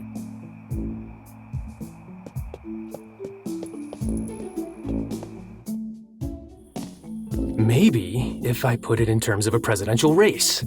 Eliza Barrett, will you be my running mate until the end of time? Lincoln, you are about as romantic as a dirty shoelace. Maybe I'm overthinking this. Overthinking what, exactly? Eliza, what are you doing here? I live here, remember? Are you feeling all right? No, I mean, yes. I gotta see this through. See what through? Eliza Barrett, will you please be my co-pilot for as long as we... Lincoln, we have been over this. I am not changing careers. Not what I meant. I want to walk you down the... Lincoln, it is far too late for walks, and I am tired. Okay, fine, I get it. Look, I literally got a jet. Lapidus made the mistake of eating lunch at Mike's. Again. So now we're down a pilot. Wait, I thought you were staying the night. Don't worry, I'll be back in the morning before you even wake up. I really do not like the idea of you flying at night. Relax, honey. It's a routine flight. Done it 1,000,000 times. What could possibly go wrong? Have a safe trip, okay? I will. I promise.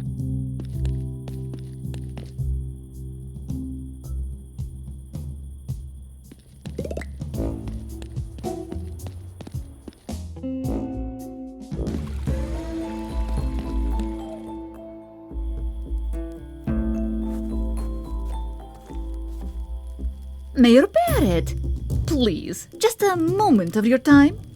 Typical Eliza Barrett, always stealing the spotlight. What can I do for you, Miss... Peterson, Nancy Peterson, of the New Mexico Times. New Mexico Times? What happened to the old one? Oh, that's a new one. And she came all the way from Maine to ask about my bar. I would like to ask you some questions, if you have the time.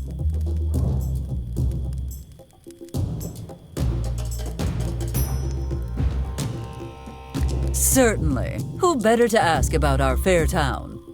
Let us begin with a personal question. Who is Eliza Barrett? What's your story?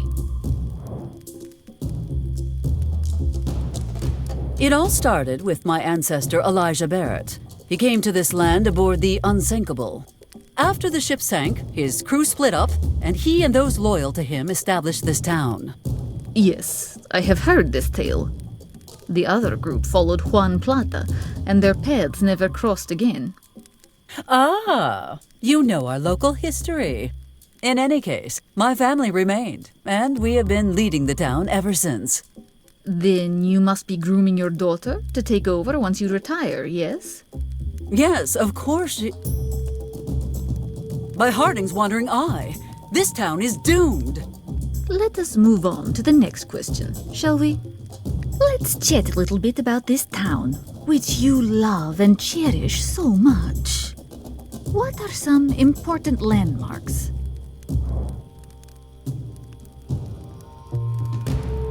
Well, tell me, what have you seen already?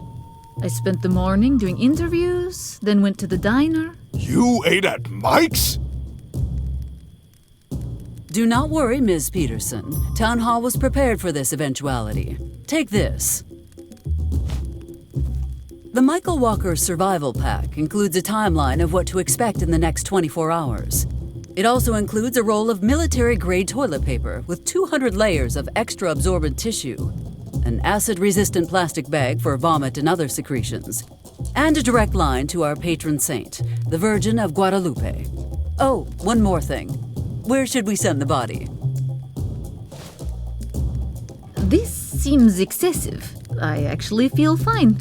Of course you do. For now. Oh, I forgot to ask. I'd like to take some pictures of the town to accompany the article. Do I need a permit?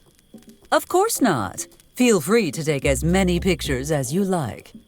And don't forget to take a picture of my handsome smile as well. It is quite handsome indeed, Mr. Powell. Tell me, what is your secret? Oh, these aren't my real teeth. These beauties are what's known as the Swiss Army dentures. They've got everything a soldier needs. Cyanide pill, short-range laser-guided missile, grappling hook, fax machine, Bluetooth speakers. And they give me a smile to die for. Don't you think? Let's talk about something else. Yours is the only town of this size in the state with an operational military airfield. Could you tell me more about it, please?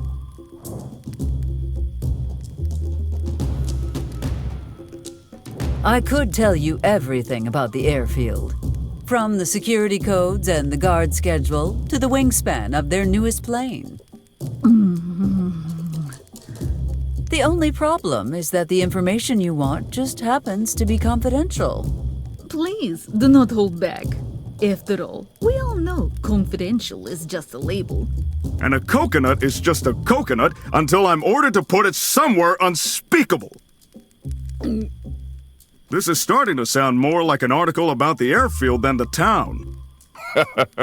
What are you, Miss Peterson? A journalist or a Soviet spy? What paper did you say you worked for again? The Santa Fe Herald? I thought you said... This interview is over. I mean, thank you, Miss Mayor. That will be all.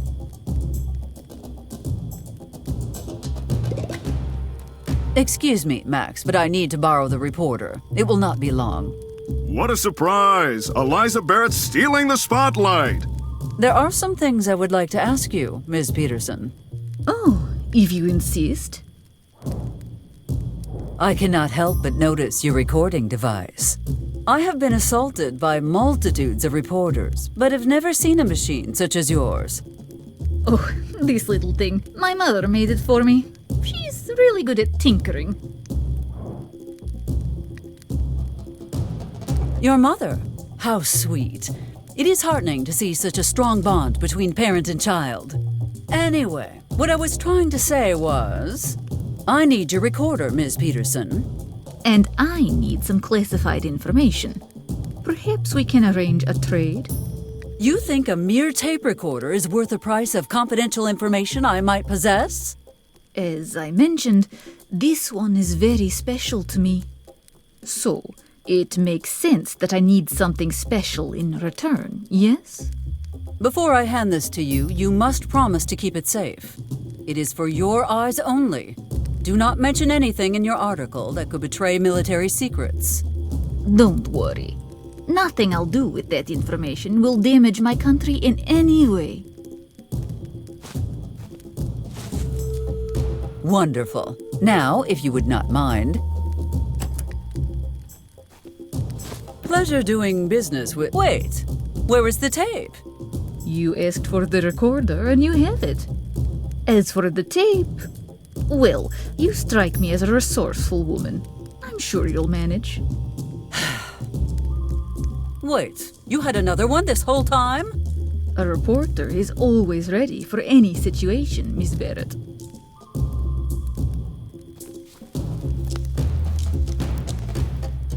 Mr. Powell, you are a veteran, correct? That's right!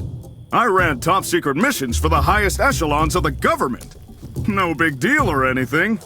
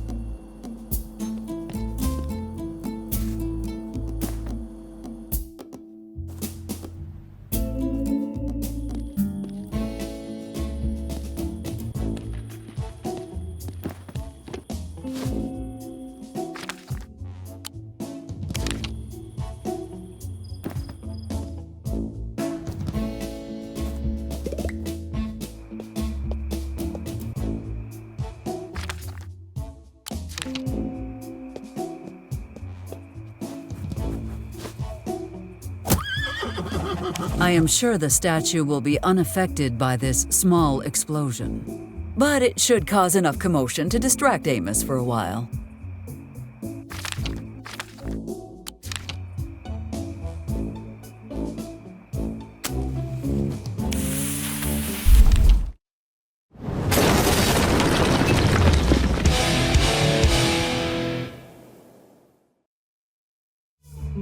What was that noise? Oh my God! This can't be happening!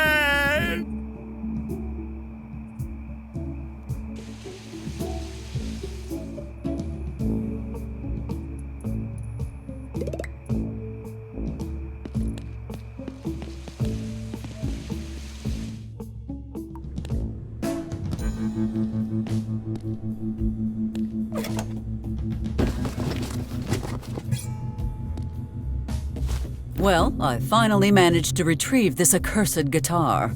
Mr. Huckleberry had better be grateful. Oh, good evening. I believe the sheriff is indisposed at the moment, but he should be with you in an hour or two. Not so fast, Ms. Mayor. I'm not here for the sheriff. I'm here to make sure you don't get away with what you've done. I have no idea who you are or what you are talking about, but I am far too busy for this. Now, if you will excuse me, Ms. Hart, yes, Ms. Hart. I'm the new mayor of Corona. And I am more than willing to tell the sheriff who really blew up that statue. Ms. Hart, I believe we got off on the wrong foot. Let us start anew. Why do you not go back to Corona and admire my work from afar? Who knows, you may even learn something. What is there left to learn? I've already studied everything there is to know about you. Every radio speech, every TV appearance, every article and book you've written. I've seen it all. Oh, I see what is going on here. Oh my, why didn't you say so sooner? To my most special admirer, Ms. Hart, thank you for your support in the upcoming election.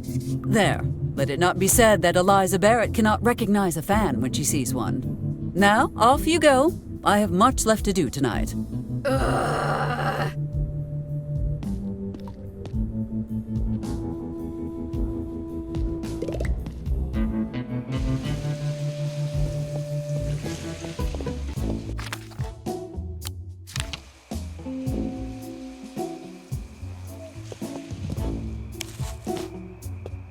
My baby! Out of sight!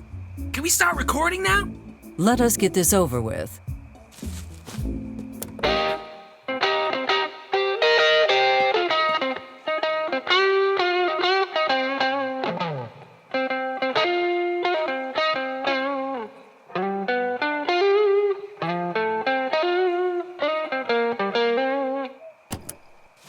Now, Mr. Huckleberry, I have upheld my end of the deal. I expect you will do the same. Not so fast. You gotta send it to Crooked Deal Records. They'll do the rest. Excuse me? Why do I have to do that? 'Cause it was your idea to put Amos in charge of the mail? Fair enough.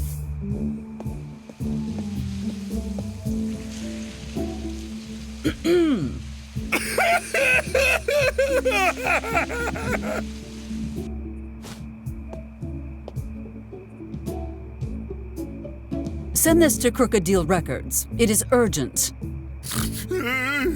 Can I finish crying first? If you must. But I made a campaign promise to send this out today, so cry quickly, please.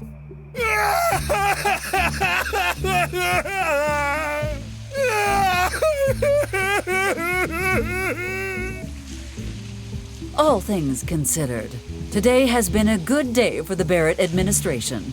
Time to head home and get some well-deserved rest.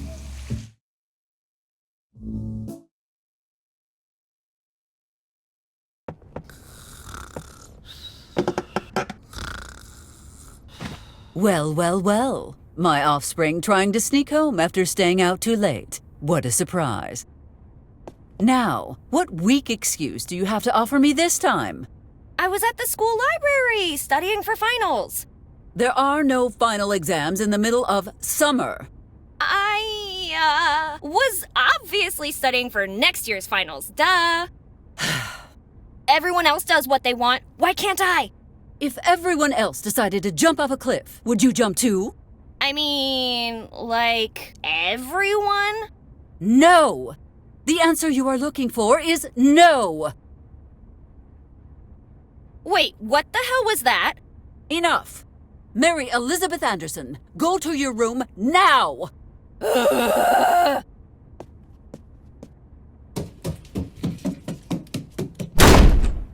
Nothing ever seems to get through that thick skull of hers.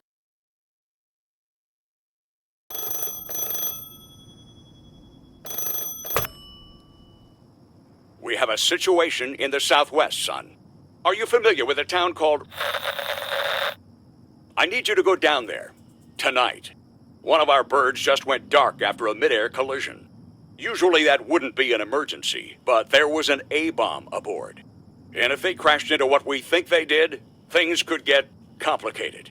First, you'll need to recover our cargo. Next, find what hit our boys and bring it into our custody. Understood, sir. To ensure there's no chance of this getting out, you'll be launching Project Tranquility once you arrive at the target location. Wexler and McGill assured me everything is ready to be tested. With all due respect, sir, I don't feel comfortable field testing that equipment on our own people. John, the state of the nation demands gentle handling, and this would cause one hell of an uproar. Whether you want to believe it or not, Project Tranquility's our best option. Besides, testing this now could prevent armed conflict in the future. Understood. If I may, sir, the energy requirements of Project Tranquility are extremely high. We're in luck, General. The construction of the Mammoth Butte Dam was completed just a few weeks ago. It is scheduled to become the primary source of electricity for the area next year, but it's already fully operational. Now, this mission is of the utmost secrecy. You'll be going dark. I won't be able to contact you once you're in the field, so plan accordingly. Yes, sir. God damn it! Attention all personnel! Prepare to mobilize immediately! Move, move, move!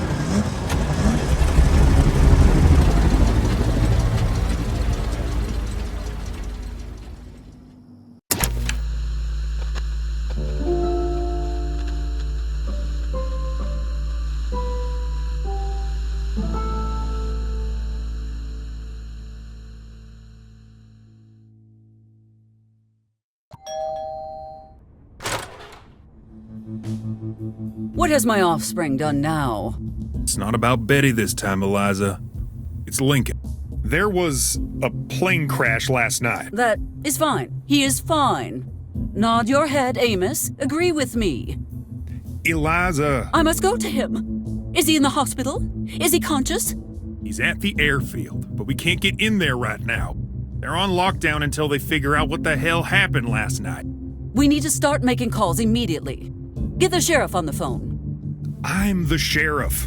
The marshal, then. Or the Marines. No, call the Coast Guard. They always know what to do in these situations. Okay, listen to me for just a second, Eliza.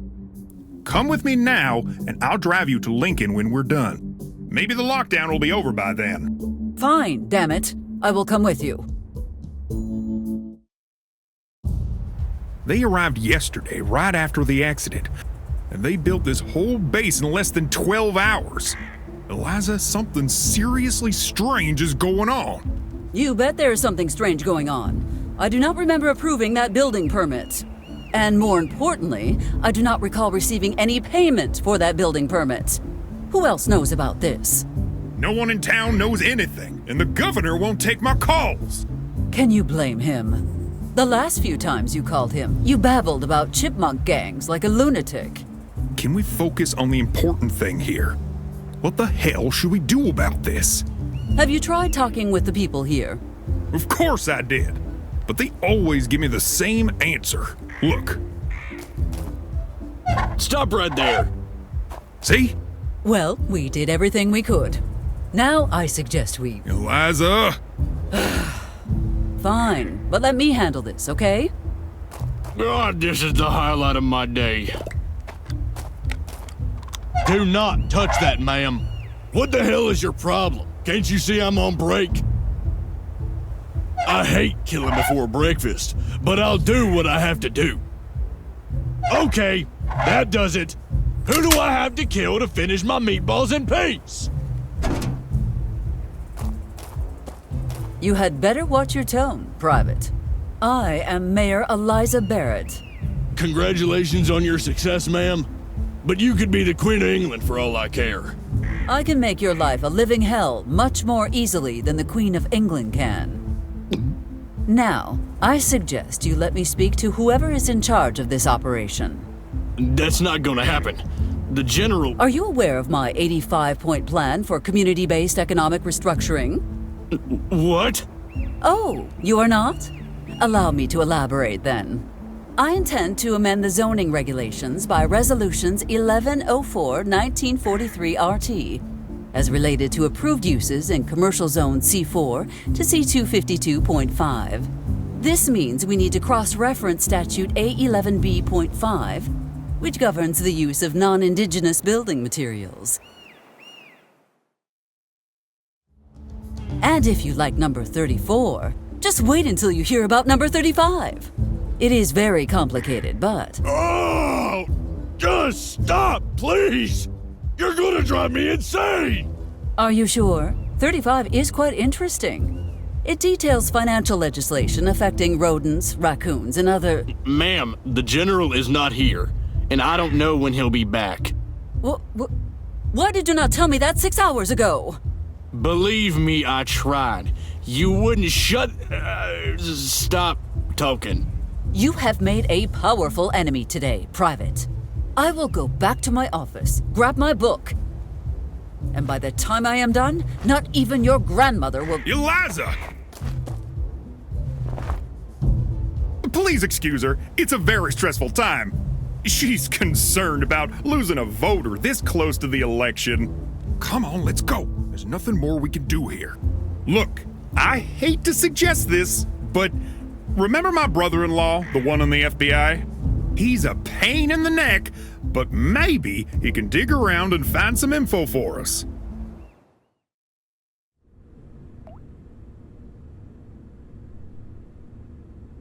Why don't you go back to work? I'm sure the campaign needs your attention. You know, Amos, you might be right. Work is just what I need to keep my mind off this predicament. Great, but please don't go just yet. I need moral support for this phone call.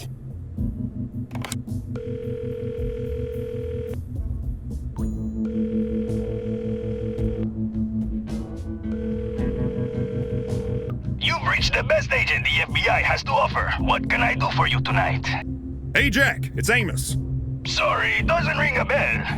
Come on, Jack, you know I wouldn't call if it wasn't important. Listen, Amos, it's late, and I don't want you to think I don't care about you or your problems. But I don't. So if you don't mind, I'm gonna... Will you listen to me for once in your life, goddammit? Something really serious is going down here. You have to help us.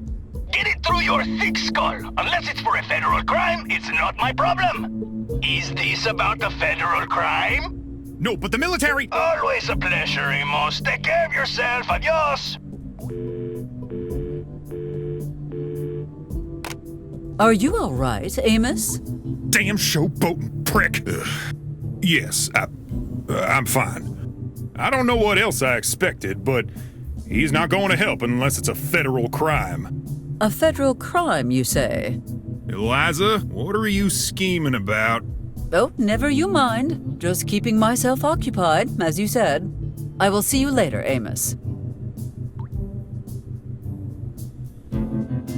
With all that has happened today, I nearly forgot to go to the church and check up on Father Jenkins.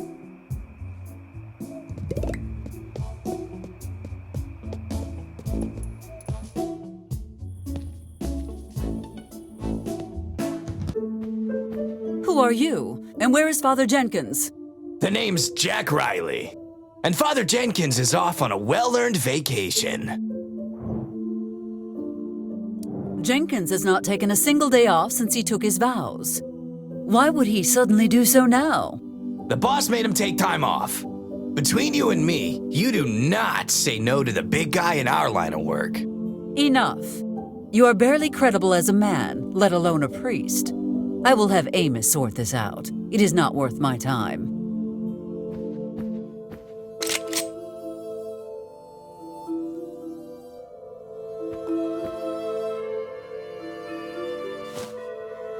Now, that is a much faster way of confirming my suspicions.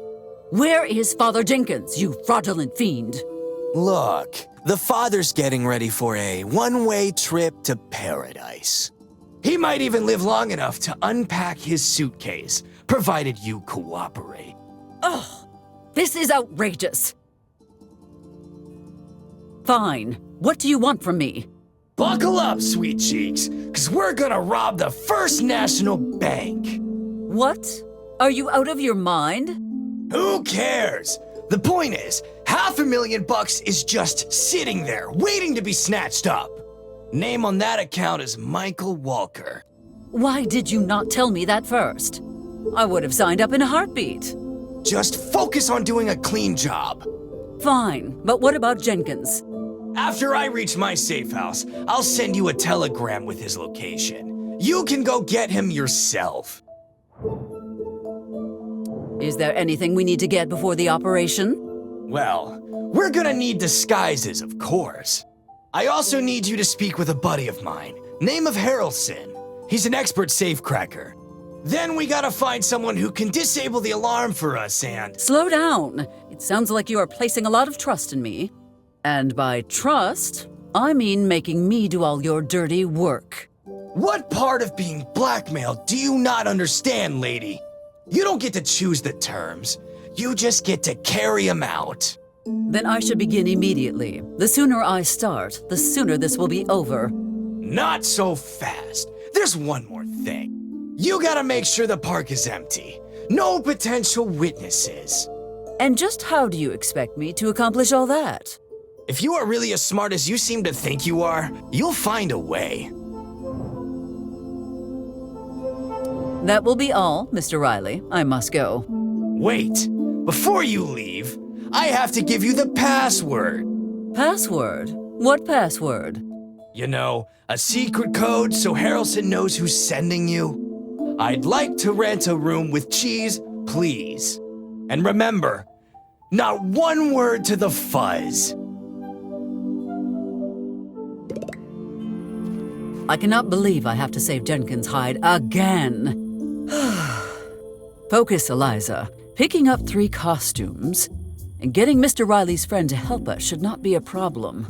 Then we have to remove any potential witnesses from the park. That part might prove tricky. And I have no clue how to disable the alarm at the bank. Well, it is going to be a long night. Better get to it.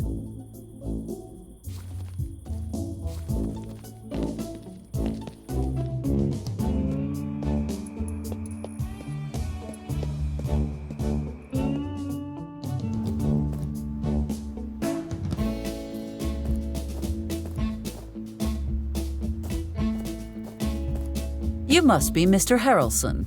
We have business to discuss. 2 questions, lady. 1, how the hell do you know my name? 2, what could you and I possibly have to talk about? I suppose I have the same answer for both questions. We have a mutual friend. One Jack Riley, to be precise. Uh-huh. So what's the password then? I'd like to rent a room with cheese, please. We have rooms to spare, but no cheese. I can't believe Jack Riley's actually here. Hadn't heard a peep from him since I got out of the joint. What's he cooking up this time? Let us say he is planning to make an unauthorized withdrawal at the bank. Huh, what for? There can't be any money in this one-horse town. Besides, I got a job already. But maybe if you did something for me first, I'd feel a little more helpful. What sort of help did you have in mind? I've been hired to bring down a certain rhino. I need an M1 Garand rifle for the job, and I ain't got one. You help me with that, and I'll give you and Jack a hand. You seem to be better suited to procuring illegal munitions than myself. Why ask me? 3 reasons.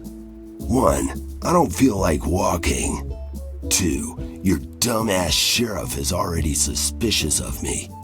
3, it always helps to have an extra set of fingerprints on a stolen gun. Well, Amos has confiscated a large number of hunting rifles. I could check at the police station. No, if the sheriff sees one of those is missing, he'll suspect something. No cops, is that clear? Crystal. But where else am I supposed to find your firearm? I guess you'll have to track down the Desert Viper and make a deal. Where can I find this Desert Viper you mentioned? The hell should I know? Do I look like a herpetologist? This is no time for wordplay, Mr. Harrelson. Tell me what you know. The Desert Viper is the toughest, meanest, scariest arms dealer on this side of the border. You mean to tell me I have had an illegal arms dealing operation running under my nose this entire time? I don't know how to answer that exactly. How long have you lived here? Almost all my life. Then yeah. We will speak later, Mr. Harrelson. Sure thing. I ain't going nowhere.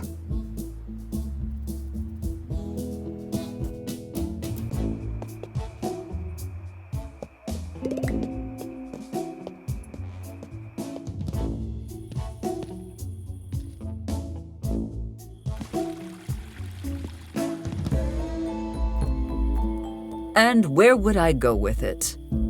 Ha! Not...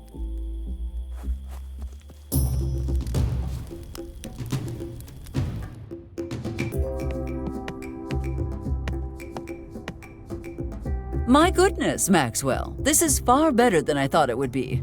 Hey, what's that supposed to mean, huh? Anyway, welcome to the Kamehameha Tiki Bar and Lounge, Eliza. The best and only Polynesian drinking establishment on this side of Oahu. So, what brings the mayor to my humble establishment? I'm guessing the grand opening isn't the real reason you came in. I need you to reach out to your contacts in Washington and ask for intel on the Desert Viper. Oh, you mean Lorraine? Why, what's the problem? I could swear you just implied that Lorraine is the Desert Viper. Did you really not know that? No, I most certainly did not. Oh boy. I know you're mad, but just remember one thing. You can't argue your way out of a gunshot wound. What does a lady have to do to get her hands on a fancy drink here? She usually either has to give me money or a free drink flyer. Luckily, I have a flyer right here. Did you notice how incredibly detailed the design is on these? The colors, the typeface. I spent weeks just thinking about how wide I wanted the border to be. And here, look at the background color. Know why I chose that? Max, I am sure you worked hard, but this is just an advertisement. Most of these will end up in a trash can. Well, yours didn't.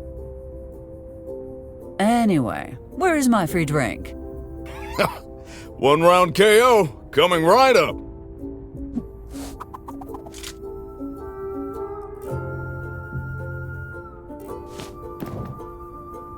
I am sure I do not even have to ask, but... We've been through thick and thin together. I've always got your back. Besides, you're the best politician I know. You deserve to be mayor, and you have my support. I knew I could count on you, Maxwell. Finally, someone that does not ask for something in return. Now that you mention it, there is one thing. No, do not dare to... Just ribbing you. That said, maybe you could help me out. I need some live music for the bar, and I haven't had much luck. Maybe you could ask around? Anything for a friend. Great! The ad's over there on the pinboard. Live music?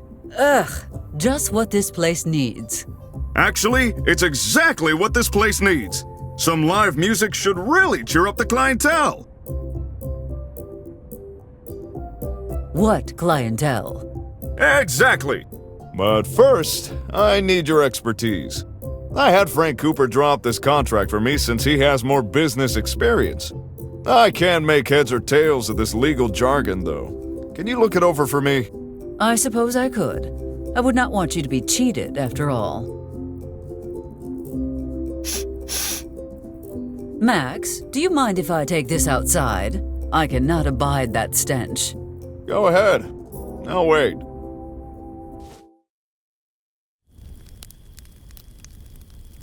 This is quite an aggressive contract. What a mind Mr. Cooper has for paperwork. Upon signing this document, employee promises to clean employer's home and all personal effects. Hardly standard in a musician's contract. But it heartens me to think of those freeloaders being put to real work. By the Sons of Liberty! How dare you steal from me?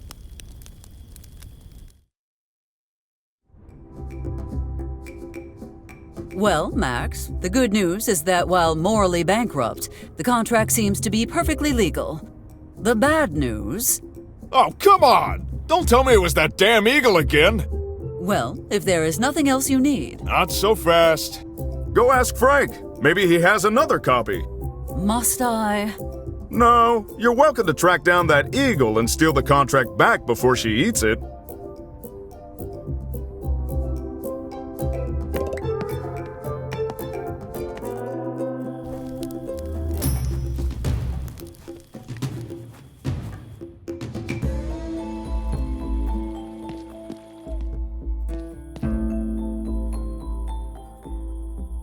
Damn, completely out of reach. Hey, Mom, can you raise my allowance? I gotta buy a ton of broccoli. Wait, what the heck are you doing? Not now, offspring. I must recover something from that damned eagle's clutches. Why don't you try using the church organ? What? Why? The organ can barely be heard even inside the church. I saw to that. Well, remember that time we had an infestation of crows? How could I ever forget the most absurd idea you ever had? The aerial tow service would have definitely worked. We just needed more crows. Yes, well, limitations of physics aside, I do remember the incident. What is your point? Well, we had to get rid of them, so we came up with an idea to scare them away. Linda amplified the organ so it would be 700 times louder. Did it work? I mean, yeah, it scared the crap out of them. Like, all the crap. It took us 3 weeks to clean it all up. Could Miss Valentine repeat the experiment? She said she wouldn't, but I bet if we lightened up the tow truck and found bigger birds... Not your ridiculous invention. Could she modify the organ to scare off the eagle? Why don't you talk to Bucky? Considering he dismantled it and kept the parts.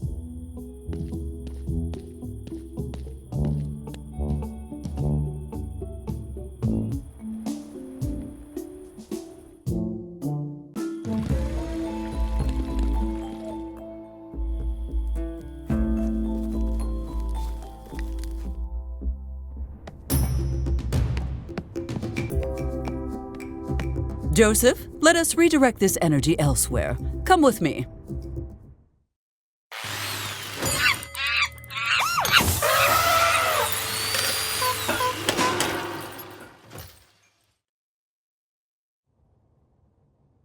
This had better work, Joseph. It'll work. Quit belly aching. You're making me lose focus. Do not sass me, Joseph. I am already annoyed that I have wasted my evening on this escapade. You feel like your time's being wasted? Anyway, now what?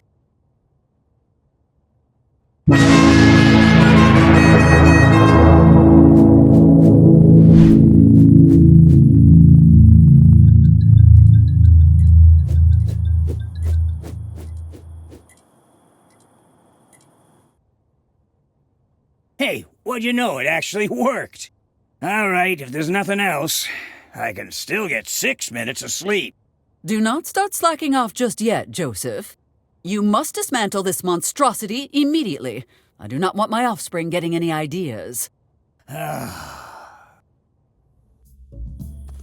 Now, where did that thing fly off to?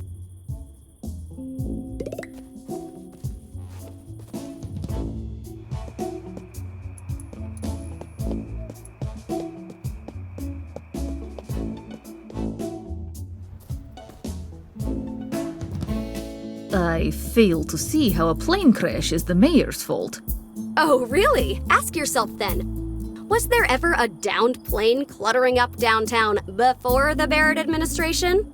You seem quite invested in damaging Mayor Barrett's public image. Please, continue.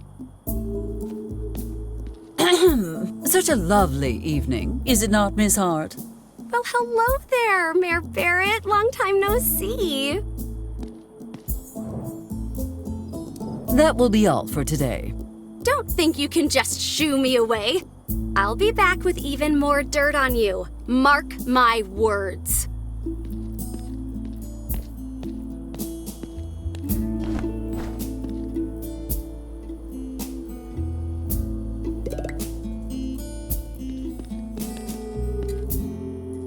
damn it. Completely out of reach again. And the organ cannot be heard from up here. Clever girl. Sam has a better understanding of local wildlife than I do. Maybe he can give me some advice. Eliza! I was hoping to see you one more time before my bus got here. Now I can say farewell properly. Farewell? Sam, you cannot possibly leave us for a minor setback. Well, I wouldn't consider a giant airplane wing a minor setback exactly. But we can help you rebuild. Or we could even leave the wing stuck in the motel and make it a tourist attraction. You could charge them for admission, photos, souvenirs. Not this time, Eliza. I've made up my mind. I'm going back to Arizona. It's past time I return to my roots. But why leave in such a rush? Can you not wait until after the election? That's my Eliza. Sam, you usually get along with animals, do you not? Yeah, I guess so. Why? An eagle in the area has been giving me the most extraordinary trouble. What should I do about it? You're in luck, because I actually do have something to help you. What is this? Oh, it's a traditional friendship dance. Just perform it in front of the eagle, and it'll know you come in peace. What? No, there must be another way. Nope, sorry. Are you absolutely sure? 100% positive. Well, all right, Sam. Thank you. I suppose I shall try the dance.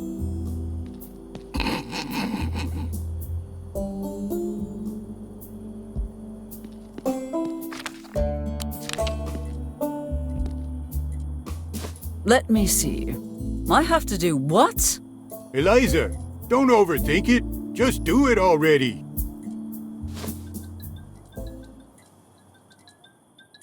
At least no one can see how ridiculous I look. Here I go. Faster. More intensity. Show that bird what you can do. More energy, Eliza. Dance until the eagle wants to be your friend.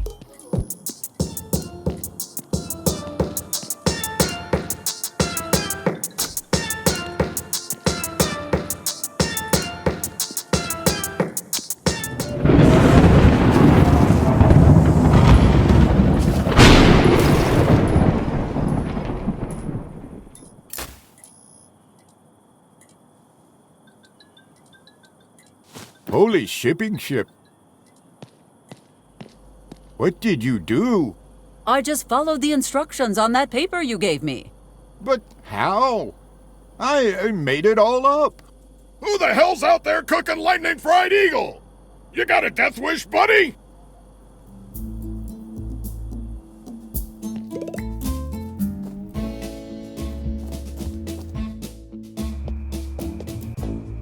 I say it is time we give Lorraine a wake-up call.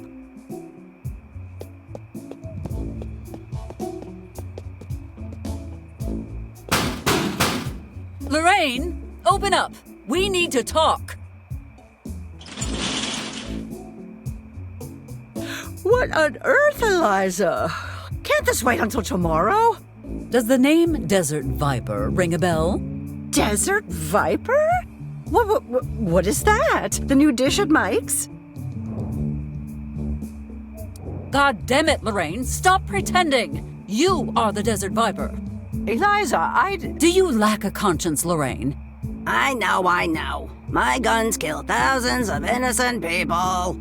What? No! I mean, yes, obviously they do, but that is not what I meant. Do you know what the taxes on firearms and ammunition are?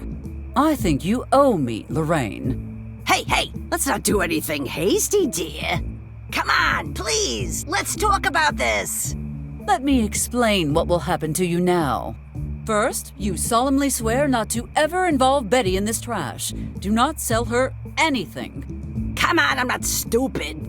Second, I want to know where these weapons are coming from. Well, if you must know, all my special produce comes from one place. The Kirtland farm. You mean to tell me that the army is your supplier, straight out of Albuquerque? Preposterous. Hartman would never let something like this happen. Oh, please, Eliza.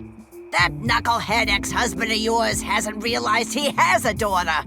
You think he's paying close attention to the munitions inventory? You crack me up, Eliza. Damn it, John. As of right now, you are out of business. All of your business ventures, legal and otherwise, are hereby suspended and your license revoked. If you open your store, or if I hear one word about the Desert Viper, the deal gets worse. You've got to be joking. Joking? No, Lorraine. There is nothing funny about this at all. One false move and we call in favors at the FBI. Understand? You are making a huge mistake here, Eliza. Oh, and one more thing. Would you happen to have an M1 Garand in stock? What? Why would you need a weapon like that? If you have one, I suggest you hand it over, right now. No, you don't understand. This is a special order.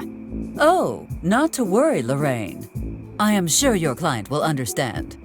Oh.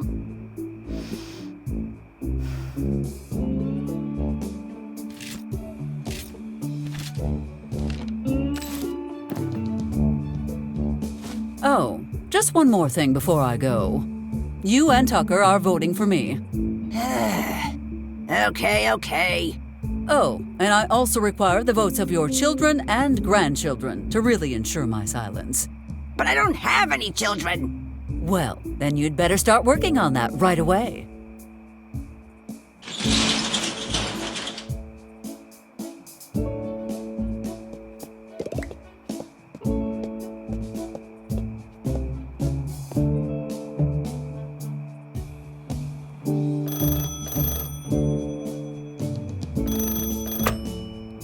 Lorraine's low-caliber fruits, how can I help you?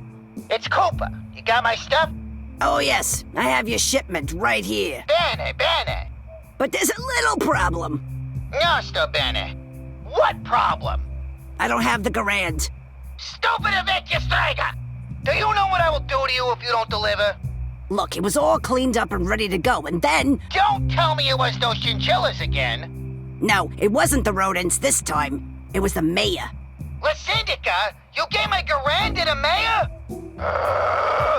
Porca miseria! Did she mention why she wants the Garand? She didn't say. She must be planning a safari trip, thanks to the taxpayers, of course. Yes, of course. That must be what she's doing. My associate will drop by to collect the merchandise. Pronto. And then someday, you and I must have a little talk about supply and demand. Let me give you a preview. You need to supply exactly what I demand. Capisce? It won't happen again, dear. I promise. Good evening, Viper.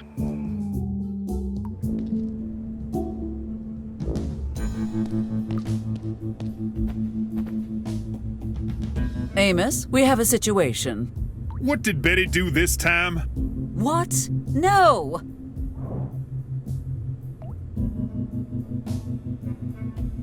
Father Jenkins has been kidnapped.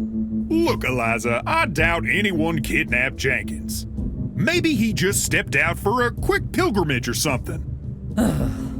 Sometimes I wonder why we even have a sheriff. Eliza, you're 5 feet away. I heard that. Apparently, there's an illegal arms dealer operating right under your nose. They call her the Desert Viper. Holy guacamole! Who is it? Lorraine Calloway. What? I can't believe it! Lorraine? Listen, you know I have always been one of your staunchest supporters. You may be a little paranoid, and your obsession with the supernatural is sometimes inconvenient.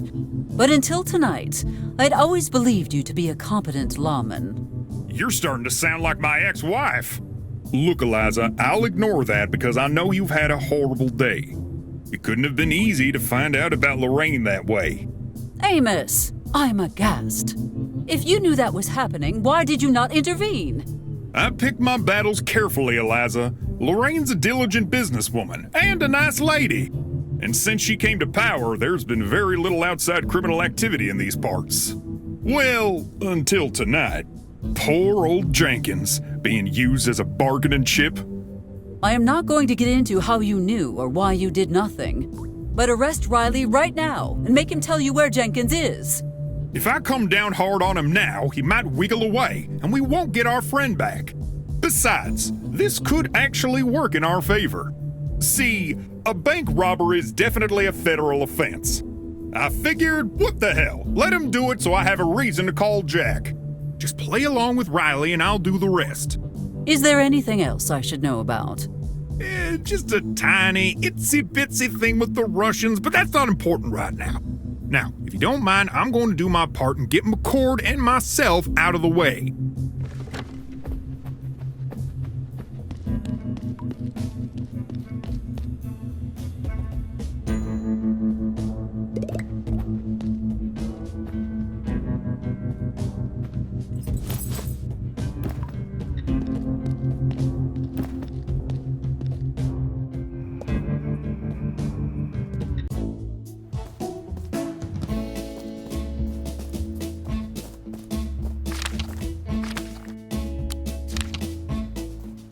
I believe this is what you were looking for, Mr. Harrelson.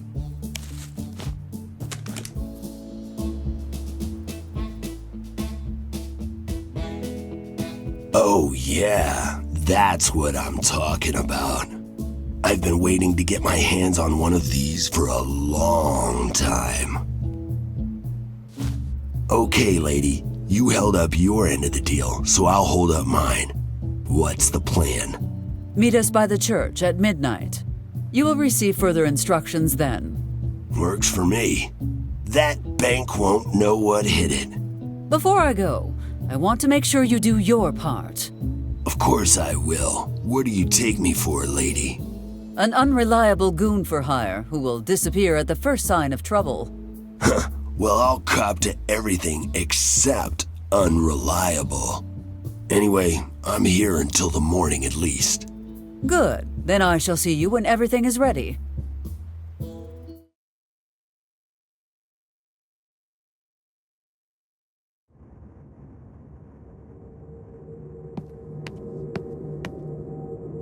General Hartman. Well, this is certainly an unpleasant surprise. Hello, Dr. Dixon. The military is once more in need of your considerable expertise. That's odd, because last I heard, my cooperation with the military was a one-time deal. The deal has been altered, Doctor. Pray it doesn't become altered any further. I know my rights, and I'm not going with you. We've done enough damage already. I'm afraid you don't have a choice, Doctor. This order comes from the President himself. Okay, fine. I'll go with you. This way, Doctor.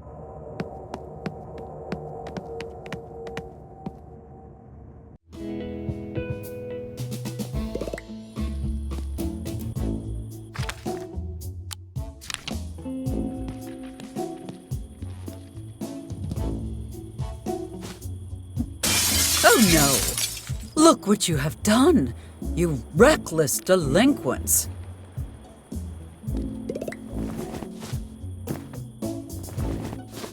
I think I should find our third costume elsewhere.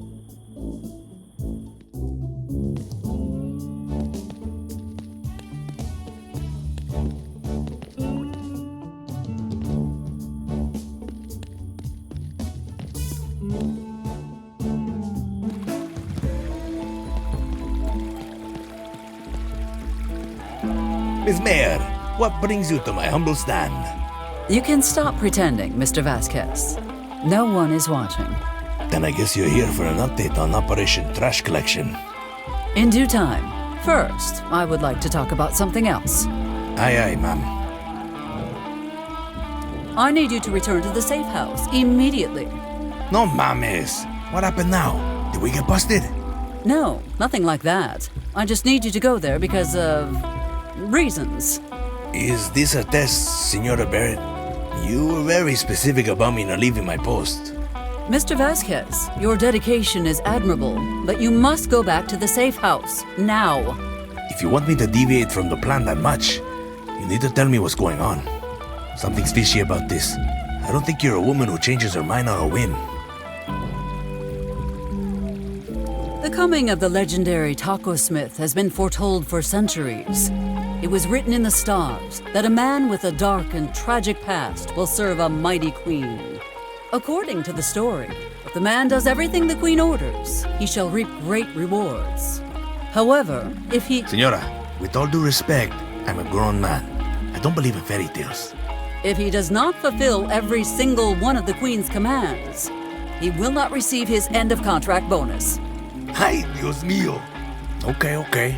I'm not gonna argue with the boss. I just need to clean up and shut down these pinche fogones. Of course. We would not want another explosion to blow our cover, literally. Don't worry, Senora Barrett. I'll be gone in a few minutes.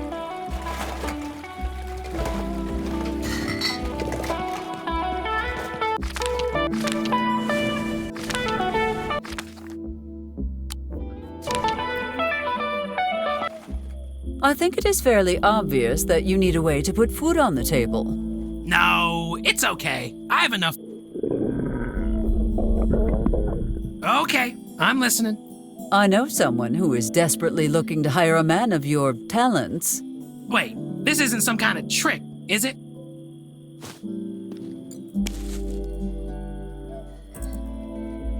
No tricks. Just drop by Max's Tiki Bar and tell him I sent you.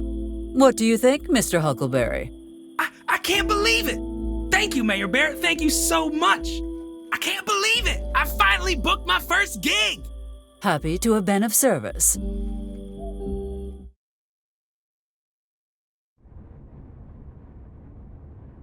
This clause about bonuses looks a little shady to me. Shady? That's a great bonus! You can earn 5,000 bucks in a single night! Yeah, but only if we have 300 people in here from 7 p.m. until midnight.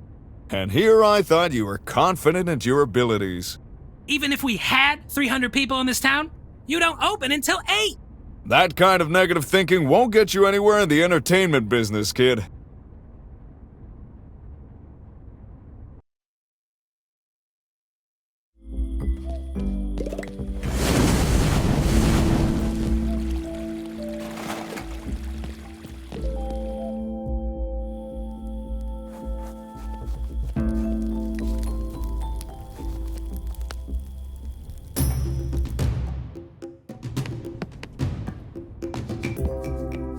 Hey, you're that mayor fella. Oh, change your mind and come running to find me, did you?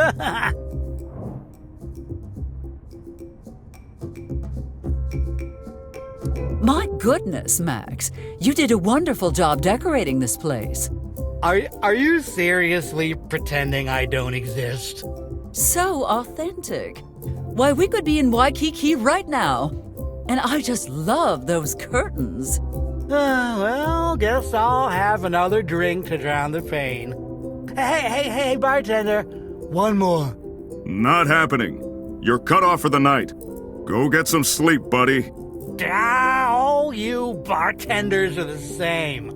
Just let a man drink until he can't feel his feelings anymore. Damn it!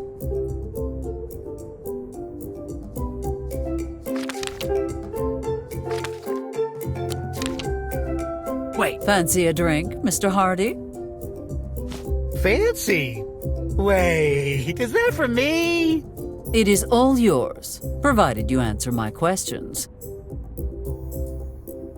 Wow, you know what? I was wrong about you. You're the best mayor ever! Whoa, well, that's really strong.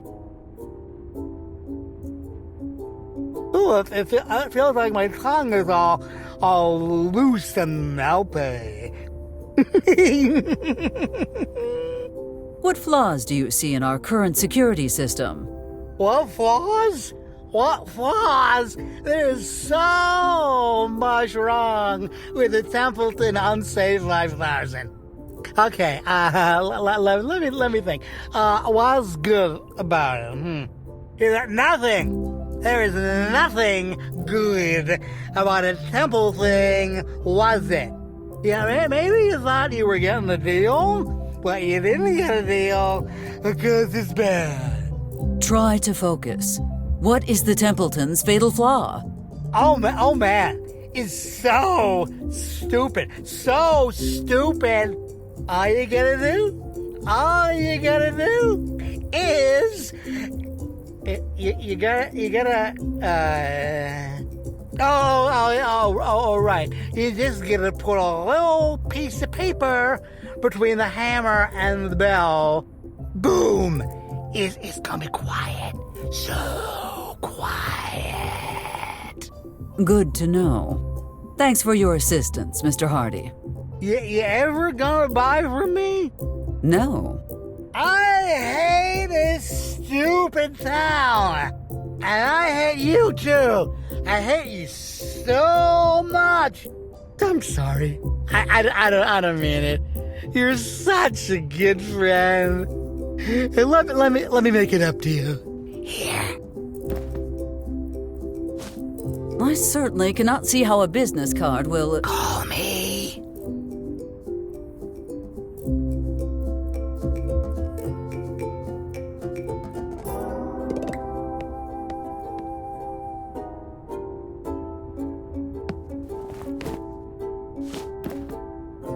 And that makes 3. One fewer problem to worry about.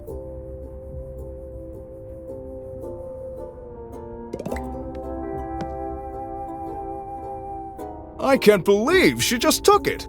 That does it, Eliza. From this day on, no more tiny umbrellas in your cocktails. Yeah, that'll teach her. I keep a spare one on me at all times. Damn you, Eliza, and your bottomless pockets! You better return it without a scratch.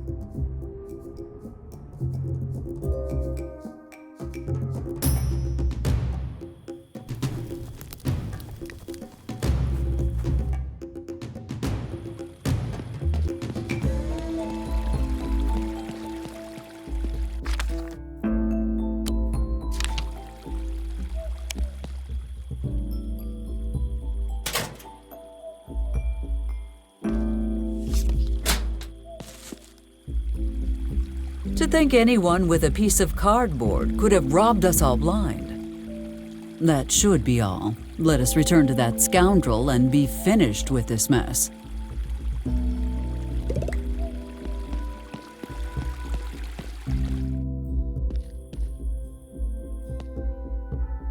So, are we ready? Yes, I took care of everything. Tonight's gonna be a good night.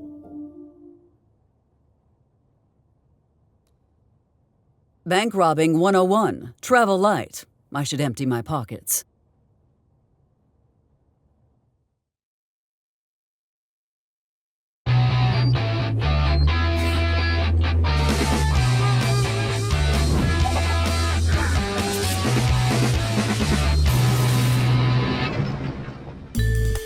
Okay, stick to the plan. We go in quietly, grab the cash, and get out. Questions? Let us get this over with. Sorry, what? Do I really have to repeat myself? Nah, I got this. Richard Harrelson!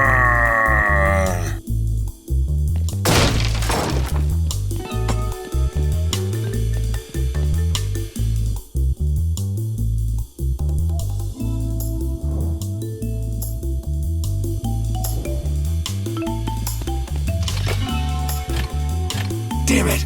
The strongbox is closed! Why do you think we brought you here, genius? Oh yeah, I've got the master key right here.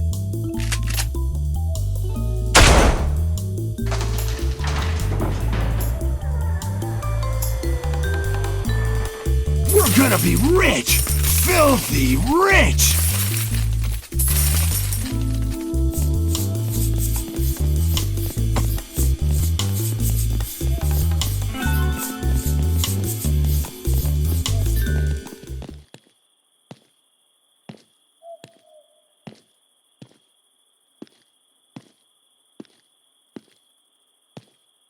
Who's that bartender think he is? Not letting me drive.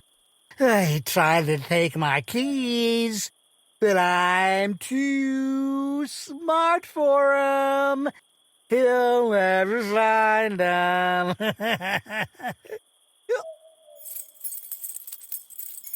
Wait a second. Well, look who it is. Oh, you son of a bitch! You're the reason I can't make no money in this stupid town. This is for my business. Take this, you bunch of scrap. And this one's for the mayor being so mean to me. God.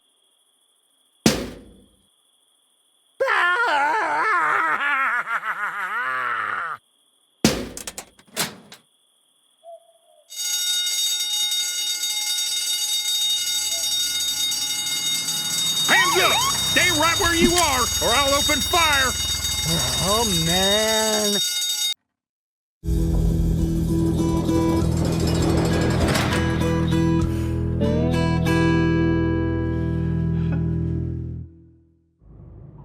This isn't fair. I'm calling the cops, and my lawyer, and the president, and the cops again, and my mom.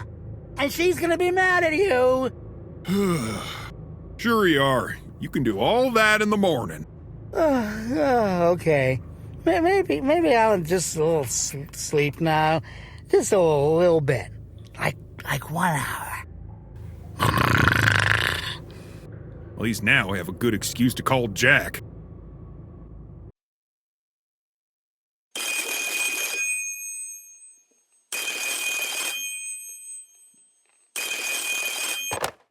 Sir, Colonel Porter has regained consciousness. Good work, Private. Bring him in immediately. Sir, what should we do with the other airfield personnel? Confine them until further notice. Will do, General. Sir. Wait, Private. Why haven't the comms been cut yet?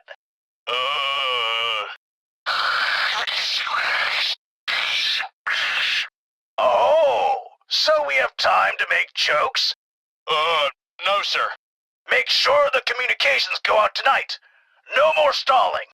And once that's done, report for bridge duty immediately.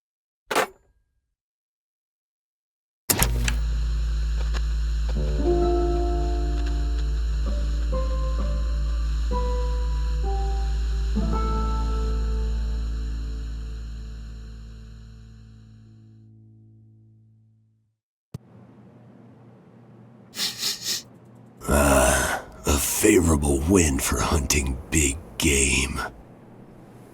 Yeah, today would be a good day to die. Ow, itchy. I think that stupid chicken suit had fleas. Gotcha.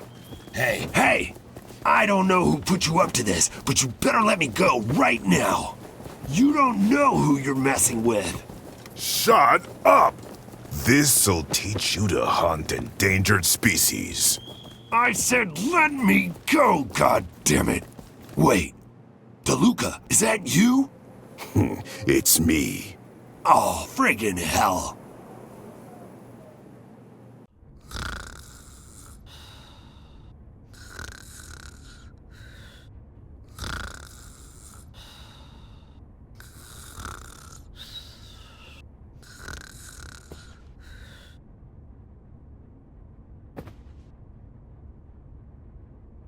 Oh.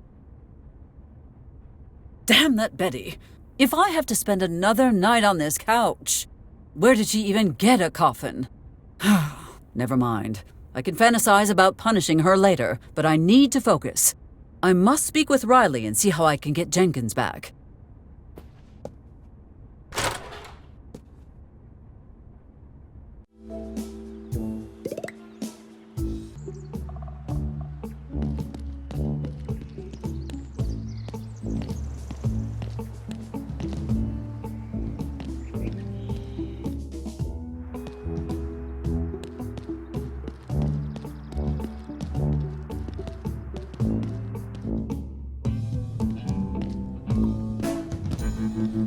Good morning. Good morning? Do you have any idea what kind of a mess you've gotten us into, Eliza? Would you lower your voice? I did what I had to do, and you know it. Well, you succeeded. That's Jack, my brother-in-law. He got here first thing this morning. How are we going to ensure he does not catch us? We? No way! I'm out! Amos, stop joking around, damn you! I need you to work with me on this. Please help me. Everything all right over there? The mayor here was just expressing concern about the robbery and offering to help in any way she can. Don't worry, Alcaldesa. This should all be over soon. That is comforting, Agent Ortega. Thank you. Okay, listen. Obviously, we're not going to get a confession out of Hardy. Let's say, hypothetically, of course, that you could plant some evidence to connect him to the crime. I am listening. Hardy's not giving us the keys to his car, so Jack's having it towed to Linda's. Maybe that would be a good place to start. Again, hypothetically. Do you think Ortega will fall for it? He can barely see past his own ego these days. It'll work fine, trust me. Amos, I do not know what to say. Just promise me you'll compensate Hardy somehow after all this is over. Yes, of course. I am not a monster, Amos. I shall purchase 100 of his, hammocks. Alarms. Hey, Eliza, while we're asking each other for big favors, how about a raise? Yes, I definitely deserve one after the day I have had. That's not what I— Thank you for the suggestion, Amos. You ready to confess, Hardy? I already told you I got nothing to confess. Okay, I'll give you 10 fingers to start talking. Fingers? Don't you mean seconds? Do you really want to find out? Jack, take 5 and introduce yourself to the mayor properly, would you? Hello, Mayor Barrett. I'm Special Agent Jackson Ortega. No autograph, sorry. I need to keep my hands free for cracking open this piñata. When you have finished with that, I would like a word about some suspicious military activity. When I crack this case, and please notice I said when, not if, I'll try to make myself available to discuss that. Will that make you happy? Yes, that will do, Agent Ortega. Looking forward to it. Likewise. Now, where were we? I see. You were about to confess.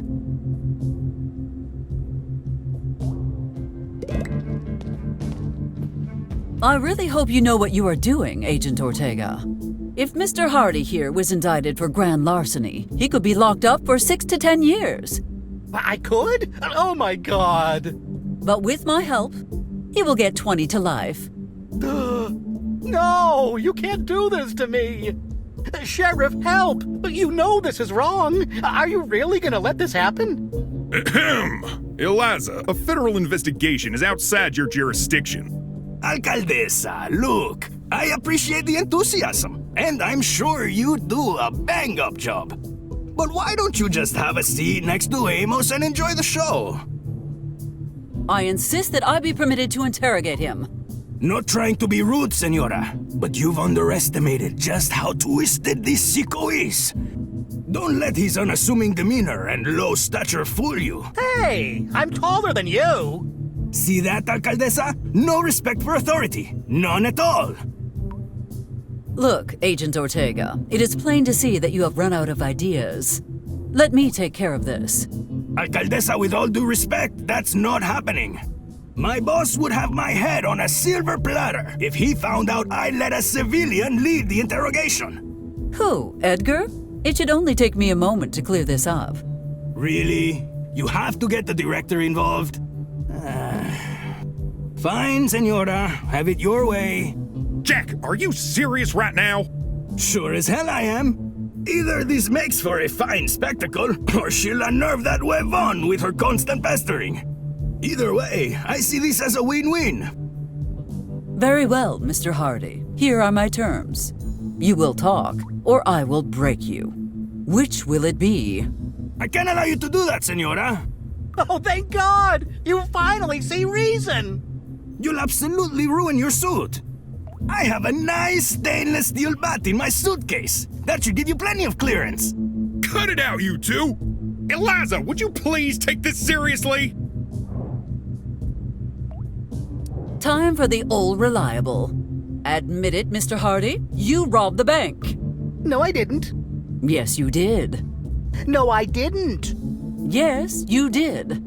No, I didn't. There's no way in hell this is gonna work. Shh! She's about to do my favorite part. Yes, you did. No, I didn't. Yes, you did. No, I didn't. No, you didn't. Yes, I did. Wait, no. And that's why you never underestimate Eliza Barrett, Jack. And that, gentlemen, is how you get a confession. A setup! This was a setup! Well, I'll be damned. Another successful interrogation by the magnificent Jackson Ortega. Pretty sure it was the mayor who snagged that confession, Jack. He can take the credit for all I care. What I need now is for you two to accompany me to that military base and— Wait! The confession is great, don't get me wrong, but we still need hard physical evidence. We leave that up to the mechanic, though. All we have to do now is wait. Hey, great! I think you and I could really use the time to catch up. Let's just wait in silence.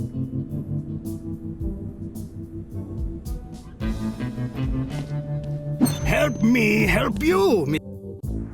Would you look at the time? It appears to be frame a scapegoat o'clock. Do not worry. As soon as Father Jenkins is safe, I will have Mr. Hardy cleared of all charges. Finding his car would be a good start.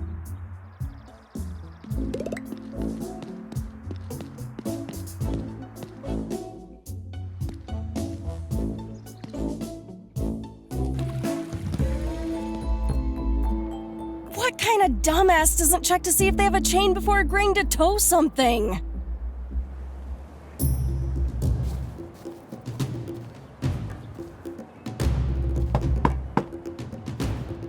Oh, that's it! Hey, Mayor Barrett, over here! I gotta talk to you. Look, you gotta do me a favor. I do not. Some FBI guy wants me to tow this car to the junkyard so they can search the trunk or something. Anyway, I can't tow this back because that numbskull of a gas jokey swiped my chain. Can you go look for it? The day I start running errands for a grimy little ragamuffin is— I'll vote for you. Miss Valentine, for reasons completely unrelated to what you just said, I shall comply with your request.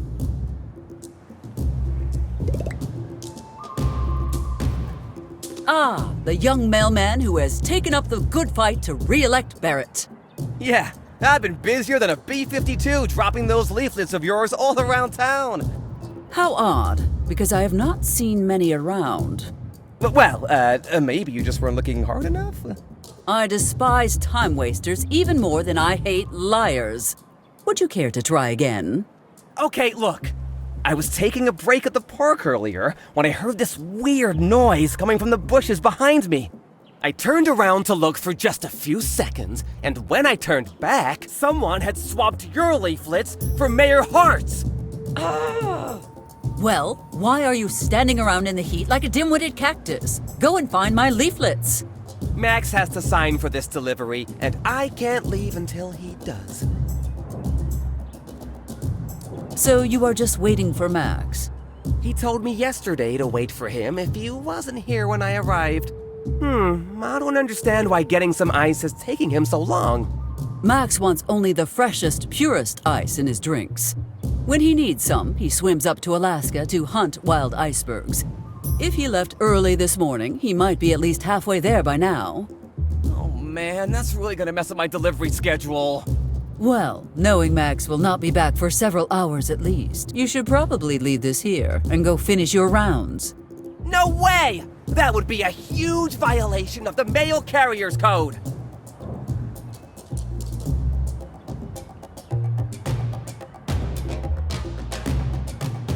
I must take care of other matters. You had better be gone when I return. I hope so too. For my sake.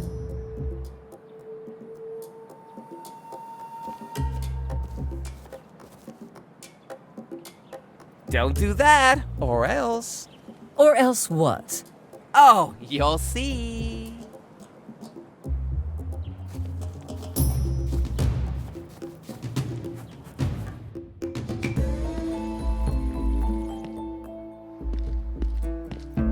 morning, Miss Mare. Glad to see you up so early. Now I can tell you the good news. You have been transferred to Antarctica? No, a little birdie is telling everyone about how the mayor was the one who robbed the bank. Who would ever say such a ludicrous thing? Me? I can already see the headline. Mayor steals from her own voters, disgraced forever, dies in infamy. It's like a movie, and I'm getting a craving for popcorn. Laugh all you want. I still have everything under control. And you will behave yourself. Or else. Or else what? No! Never give her that opening. Sorry. Kids these days. What were we talking about? I do not have any more time to waste on you, Miss Hart. Excuse me, but I have business to take care of. Yes, why don't you go write your concession speech? That will save you time on election night.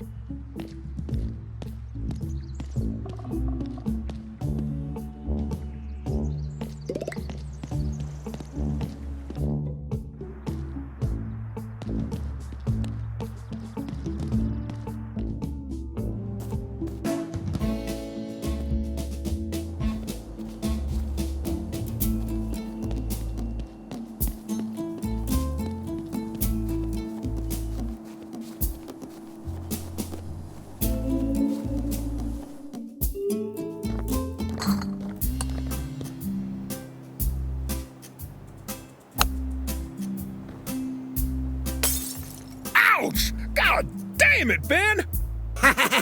That'll teach you, pig! Well, son of a... hello there, Miss Mayor. Someone just hucked a bunch of bottles at Amos's house and ran away. They looked Russian. You better go after them. That should do it. Good job, Brain. I said, good job, Brain. You're welcome. I do not have time for this nitwittery. What? Did you forget to turn up your volume, Miss Mayor? Oh, darn. Excuse me, I forgot I was wearing these. You can't be too careful with these little bastards, you know. Sometimes they really pack a punch. This is not a golf course, Benjamin. Yeah, I am well aware. Ever since you imposed that huge membership fee at the club, I've had to improvise. For the last time, that was my yard. And that was not a membership fee. You were being sued for destruction of property. Well, whatever you call it, I ain't paying that much just so I can golf. If you prove that you can control where the bottles go, I will leave you alone. Now that sounds like some real fun. What's your target, Mayor? Do you think you could hit that smug postal worker? Who, George? Why the hell would I do a thing like that? Well, this is just a rumor, but I heard he is planning to demand better working conditions. I heard the word union thrown around quite a bit.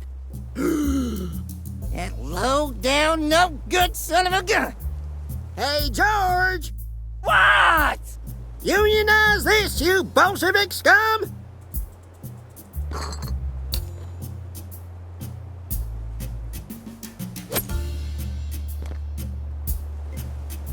Ow! What the hell, Ben? I thought we were friends! Oh, I see. The mayor put you up to this, huh? This is class warfare. Oppression is inherent in the system. My colleagues are right. It's time we form a union and stand up for ourselves. I'm taking this straight to Washington! Oh dear. In solving one problem, I seem to have created another. I have to be elsewhere, Benjamin. Sounds good. Where's that?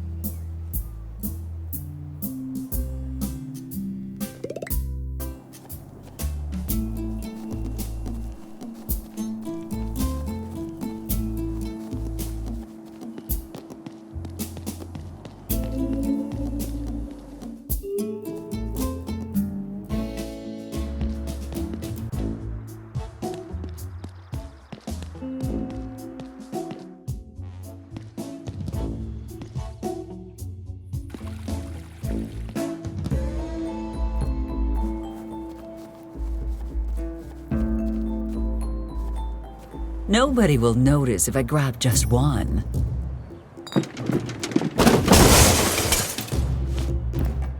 Or they will, but they shall never catch me.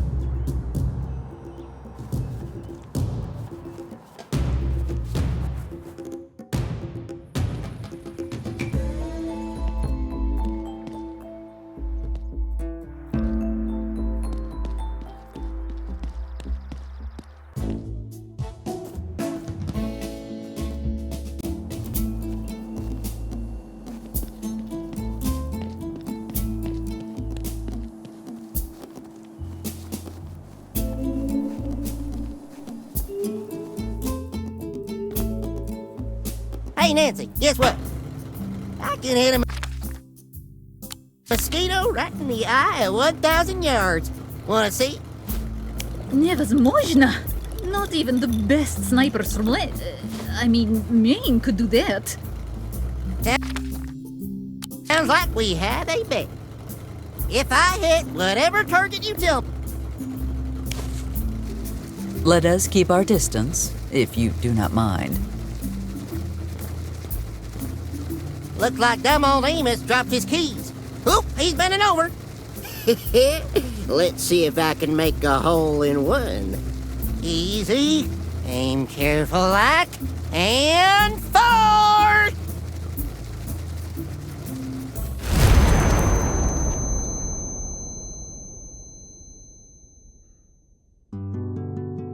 What the? Where the hell am I? Well, if it ain't red, it ain't coming, right? Welcome to heaven, Benjamin Tecumseh Zinn. Holy macaroni! It's the Big G himself. Wait, does this mean I'm dead? That you are, Benjamin. I have an important mission for you. We shall spend the next 3 days in the war room to prepare you for it. And then, I shall send you back to Earth as my Messiah. Wait, 3 days? Messiah? Does that mean... Daddy? You know what? Don't do anything until I send you a vision or something. Back to Earth with you. You got it, Big G. So, now that he's gone... What are the orders, Comrade G? We shall strike at dawn and take their lands. Excellent. Common ownership shall finally be established. Now go, Agent Petrova. Go back to Earth and prepare for invasion. Long live our motherland! Long live our motherland.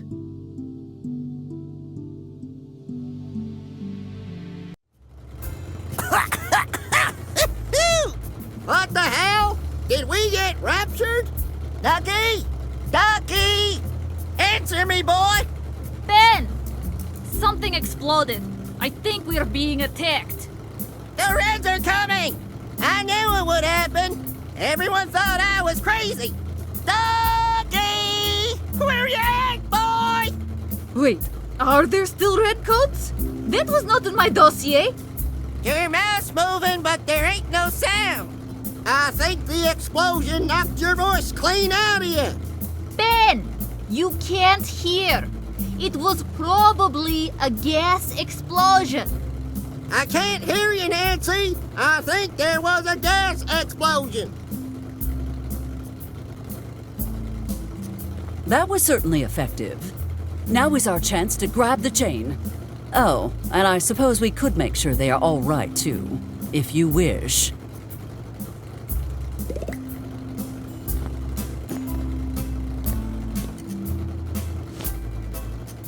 Ducky! All's well that ends well. Now then, back to Miss Valentine.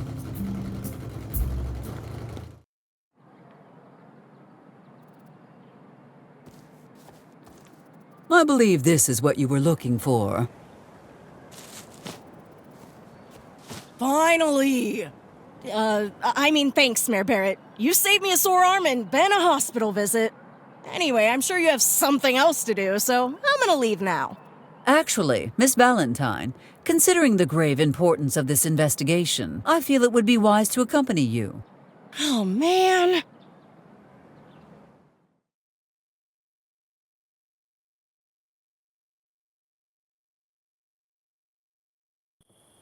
Looks like the tip I got from that dynamo lady was a good one.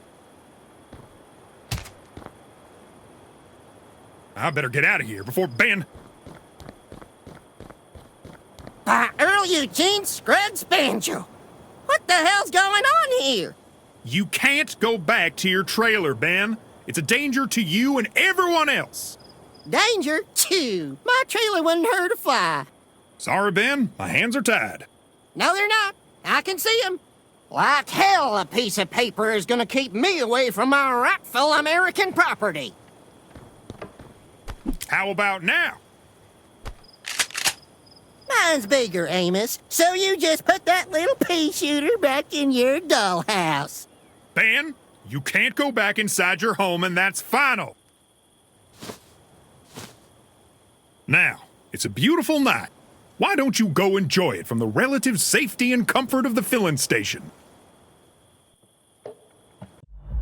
Miss Valentine should be done with the car by now. All I need to do is lure her out and plant the evidence without anyone noticing. Perhaps these two could serve as a suitable distraction. Miss Valentine, it is so good to see you. What's going on? Why are you being so nice to me? Does a loving mother need a reason to be nice to her offspring's best friend? A loving mother doesn't, no.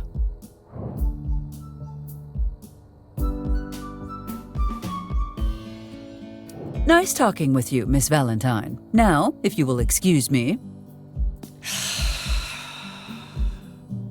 That was a particularly forlorn sigh. Are you feeling unwell? I'm fine. Just forget it, okay? Well then, if there is nothing else... This is against my better judgment, but I feel compelled to ask, what is the matter? Look, I hate to ask, but I need some advice. We both know where this is going. She will share some silly emotional nonsense and ask for my opinion. I am personally of two minds about this. I absolutely do not care about her romantic quandaries, and I despise touchy-feely conversations. We also do not have unlimited time. It is hardly a good moment to start a long conversation.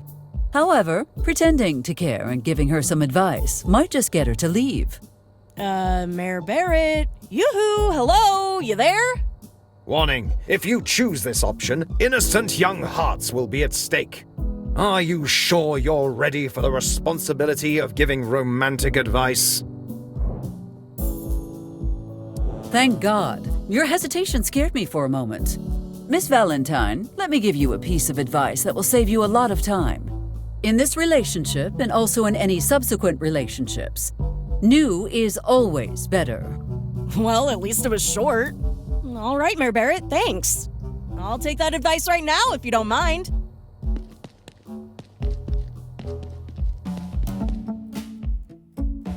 Hey, are we leaving? How can I say this nicely? We are going nowhere. Oh, okay. I'll wait for you here then. No, Slim, you're not getting me. I think we should see other people. But we see other people all the time. Slim, I'm leaving you. I'm in love with someone else. I want you gone before I come back. Lock up before you leave, okay? What? Linda, I don't...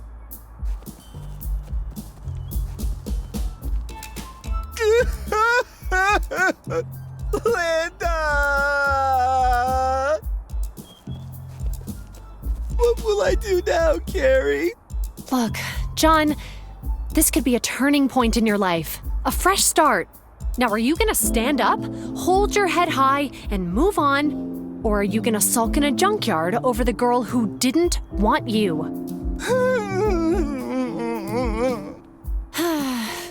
So much for the subtle approach.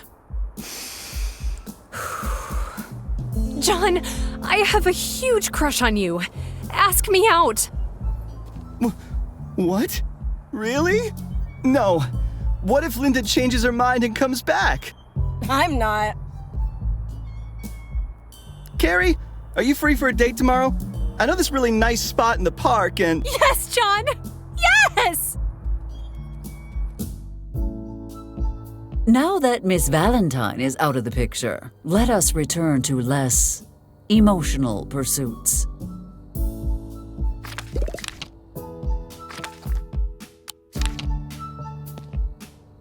Hippity-hoppity, this is now Lazlo's property.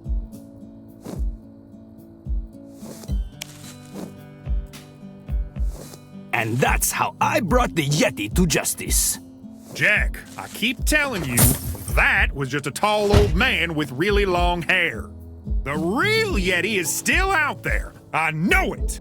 Well, if it isn't the lovely Mayor Barrett. Came to see how unfit Amos is for his role? Agent Ortega, it has been a really long day. Just get that accursed trunk open so we can move on with our lives.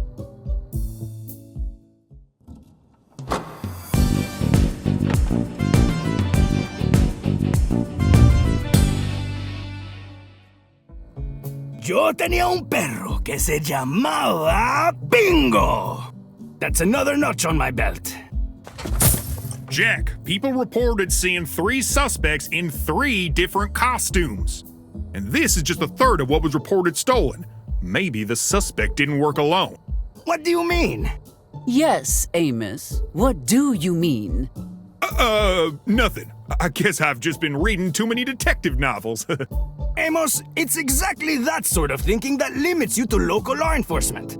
Clearly, Hardy has tricked us with mirrors and costume changes, and hid the rest of the money elsewhere. Anyway, case closed. Come on, let's get some shut-eye before we check out this alleged secret military base of yours. You go ahead and get some sleep. I have to go check on a public safety concern. I'd offer to help, Socio, but rescuing cats from trees is beneath me.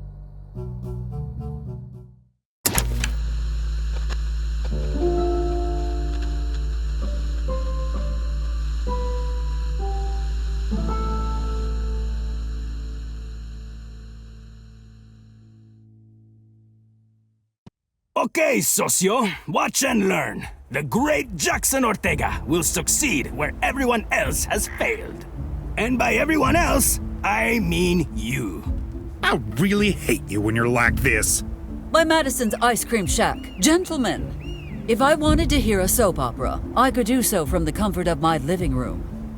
Don't worry, Alcaldesa. No one says no to Special Agent Jackson Ortega. Let me in, Private. I'm with the Bureau. Negative. Only authorized personnel may enter the base. Well, he did not say no, per se. Authorized personnel? Do you have any idea who you are talking to, son? With all due respect, sir, I don't give 2 shit. Private Smith, come in. Over. Private Smith, checking in. Over. Let him in. Over. You are authorized for entry.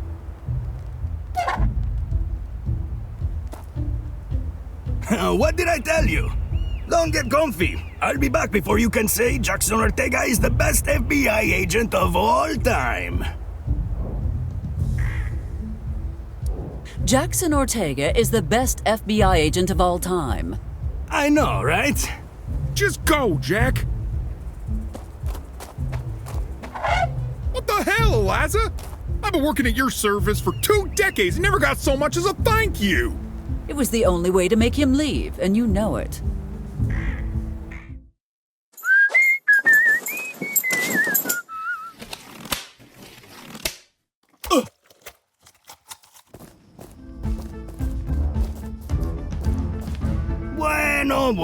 Bueno. Something crazy happens in the New Mexican desert and John Hartman's involved. Jack, welcome. Haven't seen enough of you lately. How is the world's greatest FBI agent today? Stupendous as always, but flattery will get you nowhere. Now, tell me, what the hell is going on here? Are you going rogue? Rogue? The Eagle himself authorized this, my friend. This is just a routine operation. I can already tell there's nothing routine under that giant tarp. Quit wasting taxpayer money and head back to D.C. Sure, I'll go. And then I'll report you for suspicious behavior and lying to an FBI agent. Lying to an FBI agent isn't a crime. Well, it should be.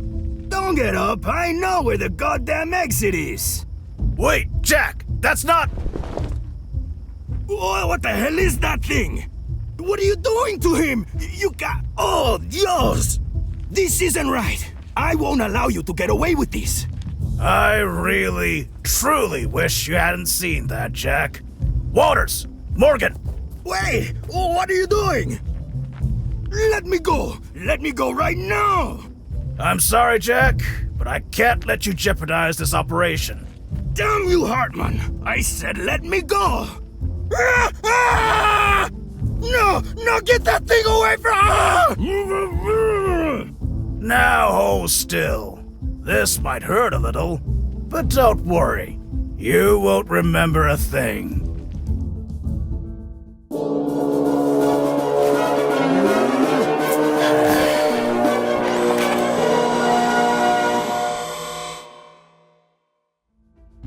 Looks like it's already taking effect. Release him. I have new orders for you. We must go, Amos. Who knows what havoc Betty might be wreaking with us out of town. We'll deal with the collateral damage later. First, we need to... See? I told you it wouldn't take much longer. Mellow greetings, fellow citizens. This base is merely a typical military outpost established by the government in an orderly fashion. There's nothing to arouse suspicion. Do you think you are being funny, Agent Ortega? What a joker. Of course that's not all. Right, Jack? Pardon me, Amos. I must have communicated ineffectively. I will make another attempt. This base is merely a typical military outpost established by the government in an orderly fashion. There's nothing to arouse suspicion. Now, since there's nothing for us to do here, the orderly next step is to return to town. Have a mellow evening. Do his eyes look funny, or is it my imagination? Jack, wait! Wonderful. Tonight could not possibly get any worse. Oh, I see tonight has gotten much, much worse after all. It's good to see you too, Eliza. How's life? Spare me the small talk and tell me what the hell you are doing here. Straight to the point. Some things never change. All I can tell you is that we have to install a device somewhere in your town tonight, and... Well, it is a straightforward process, really. All you have to do is submit Form WD-28A on the first Monday of the month, signed in triplicate by the Grand High Council of Leprechauns. Hilarious, Eliza. Do you really think I would fall for that trick again? Look, this device has to go in the absolute dead center of town. There's already something there, so they'll have to go. Dead center of town? Wait! That's Max's Tiki Bar! Take this. You'll need it. Napalm? You must be out of your mind. The bar will come down, and it will come down tonight. If you don't want to take care of it yourself, we'll do it our way. And my men are less squeamish about what happens to civilians. Damn you, John. You are a sick, twisted monster. You have until midnight. At least now, this night cannot get any worse.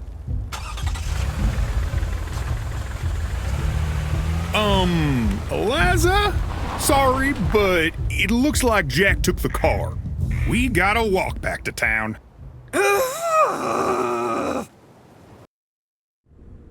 Damn it! I can't believe Jack would just leave us like that! Do not fret, Amos. Give me a line to Washington. I shall call Edgar and cash in that favor he owes me.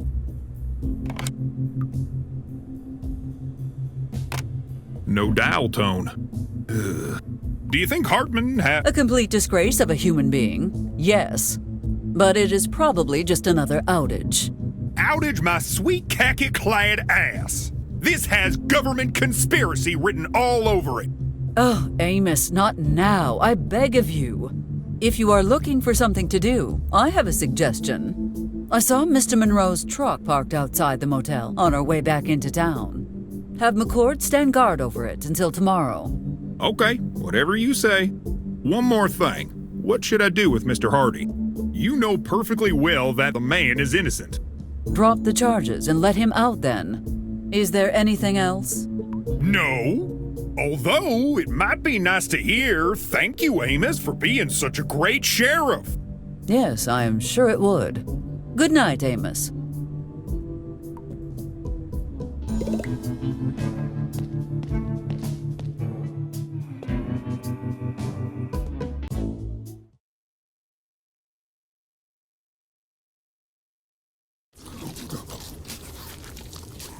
Oh, look at him go!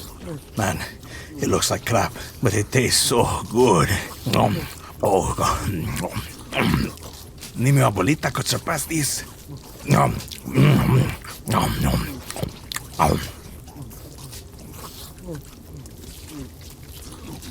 Hey, where's your waitress? She's on vacation! Huh? Then who brought me this food?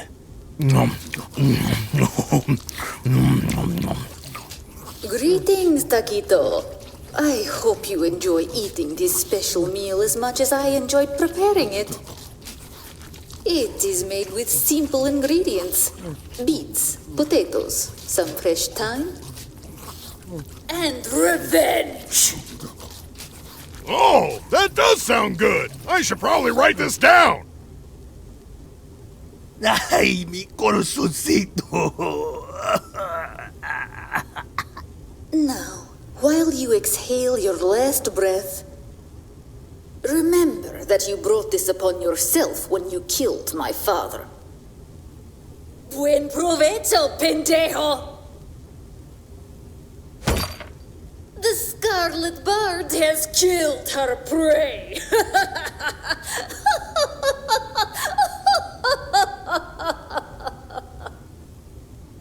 On second thought, I don't think I want a copy of that recipe. Taquito, you okay? You're not moving much there. Hey, Rocco, looks like Mexican's back on the menu.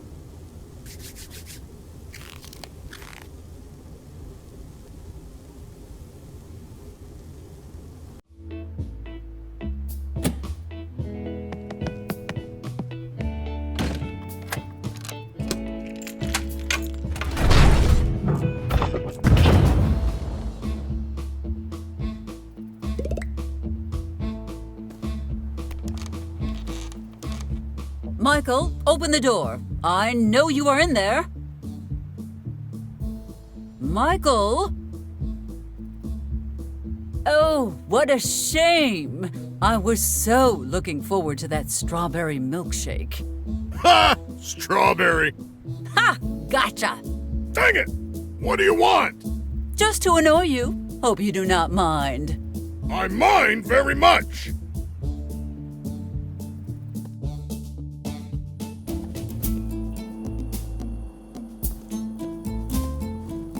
Good evening, Deputy McCord. Oh, it's just you, Mayor Barrett. Excuse me. What are you doing here? Just checking to see if Sheriff Coltrane had fulfilled his duties. You bet he did. Sheriff Coltrane always gets his man. And he asked me to guard the truck. I'm not sure why, but I'm giving it my all anyway. All you need to know is that those miscreants might use it to escape with their remaining stock. It is your duty to prevent that, Deputy McCord. I won't let you down, ma'am. No mistakes this time, I promise. I'll be completely focused on the truck until Sheriff Coltrane comes on the radio and gives me new orders. Keep up the good work, Deputy. Yes, ma'am.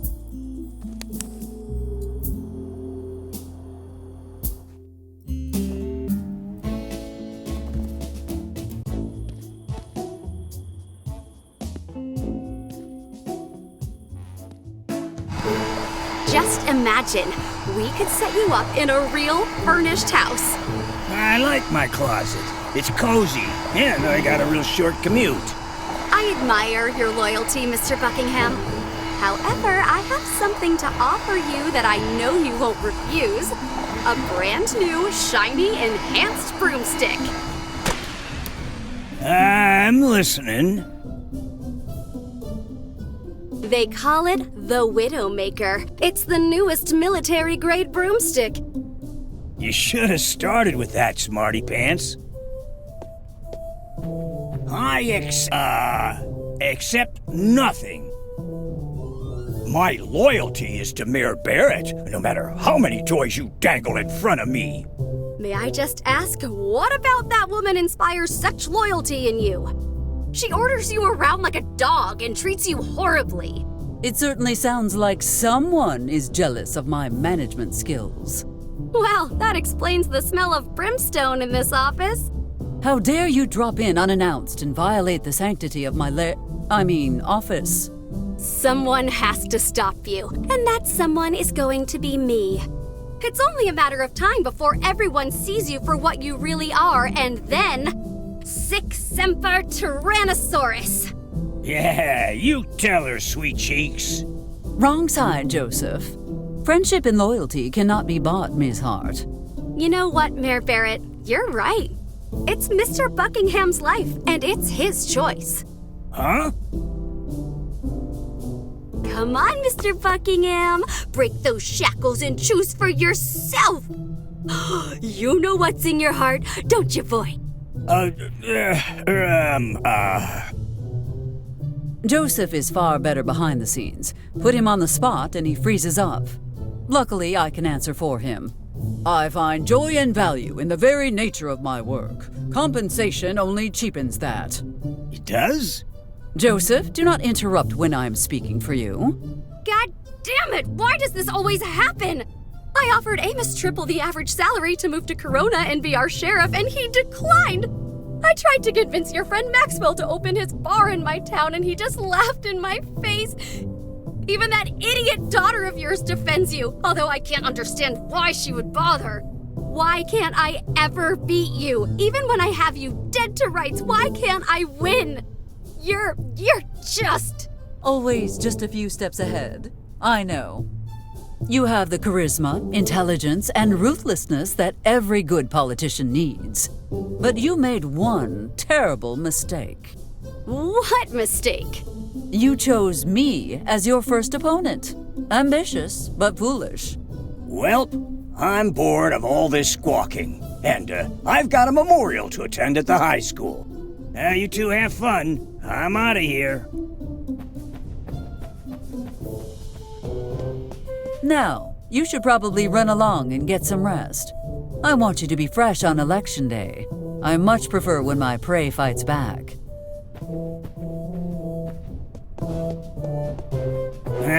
I knew all that nonsense made me forget something. No, Joseph, you are not getting a widowmaker. Come on. Well, I'm here about something else anyway. Those homeless kids are starting to raise some concerns. Not to tell you what to do, but I'd sort that out before the election. You are absolutely right, Joseph. I must admit, it is past time I find a way to help those poor children.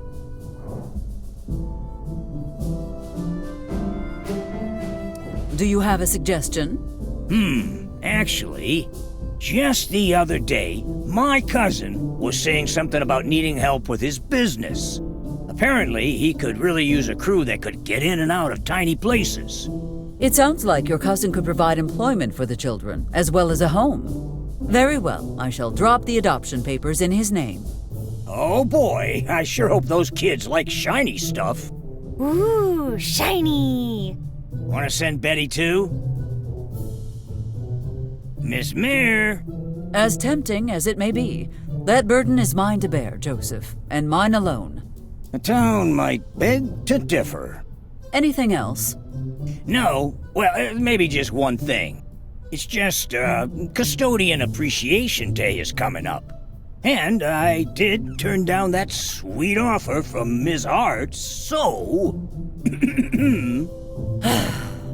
All right, I will see what I can do about procuring a widowmaker for you. Yippee! I mean, groovy.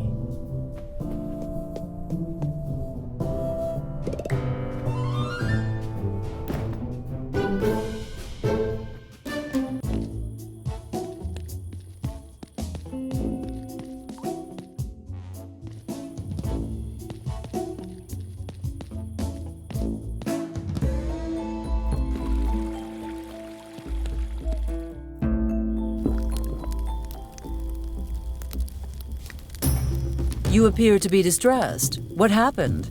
I can't find my pet rock. DeLuca drank all my moonshine, and Miss Nancy left me for your boyfriend. Wait. Miss Peterson did what? Nancy and I had a date. When I got here, old hound dog Porter was already talking to her. He must have hit his head harder than I thought. Perhaps I should give Stalin a call and have Ms. Peterson called back home. Who that? The mayor of Maine? Sure, let's go with that. Now that we have cleared that up, you should probably call it a day. Go spend the night in your gas station, and I shall have all this cleared up by tomorrow. Hell no! Either you get me back in my house tonight, or I stay here until Max runs dry! Oh, this tastes like piss.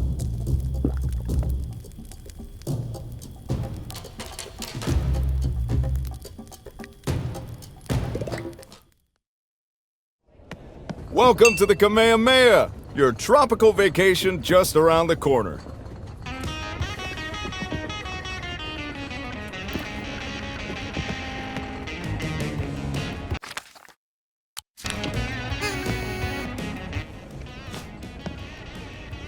Wow, what the hell did you do to that thing? I approach stamping official documents with the same relentless zeal I do everything. I would appreciate it if you fix this right away. And I would appreciate having a permit to operate a bulldozer. Isn't it interesting? We both have something the other wants. Funny you mention that. Because unfortunately, I cannot approve any new permits unless my stamp is in working order. Thought you might say that. Hand it over.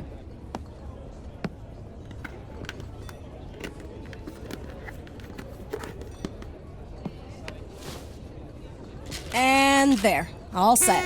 Try not to flatten this one right away, all right? You have my thanks, Miss Valentine. You were never actually going to approve that permit, were you? No, not in a million years. What? No wrench of retaliation? No snippy comeback? Maybe there will be both when you're not expecting them. You might want to start sleeping with your coffin closed. All I need now is some ink. And I will be back to stamping documents in no time. Now, what needs my stamp of approval?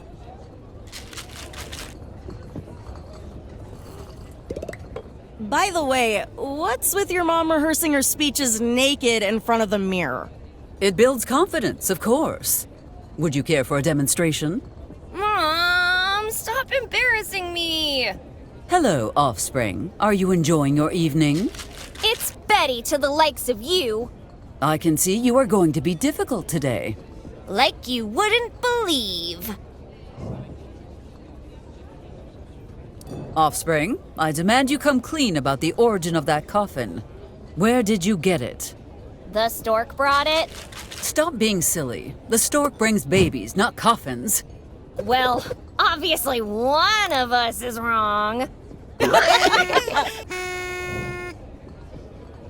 Come now, be honest. Where did you get that coffin from? Mike threw it out last Tuesday. He said I should give it to you. Tuesday? Wait. Michael serves the mystery meat special on Wednesday, does he not? Offspring, I will only ask this one more time. Where did you get that coffin? Fine. It begins with Betty Anderson, a plucky teenager, as she travels home after a wild night of... after a wild night of book club, when a weird old man with pale skin and a long white mustache invited her over for dinner. Please do not tell me you let a stranger lure you into his home for dinner. Of course not! What kind of idiot do you take me for? I only went because he told me his castle was full of shinies. Anyway, it turned out to be a real snooze. Not one shiny thing in sight, except for the guy's creepy red eyes. Excuse me, what? Yeah, and that's not even the worst part. He just wouldn't shut up about you, of all people. He went on and on until sunrise. Eliza this, Bucky that, meh. Anyway, I got pretty sick of sitting in the dark, so I pulled the curtains open to let some sunlight in, and when I turned around, he was gone. Just a pile of dust in his chair. I looked all over and couldn't find him, so I left. but I did find a cool souvenir. The coffin. Yep. One last thing, Offspring. Could you close your eyes and show me your neck?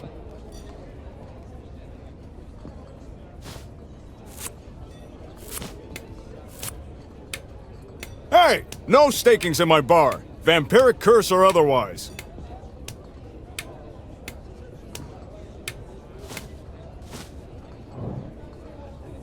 Offspring, I would like you to accompany me on a little stroll.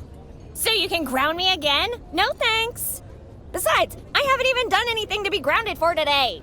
So that project to turn one of Roscoe's grain silos into the other kind of silo... How did you know? Portia's right. I'm not saying anything else without my lawyer present. I am your lawyer.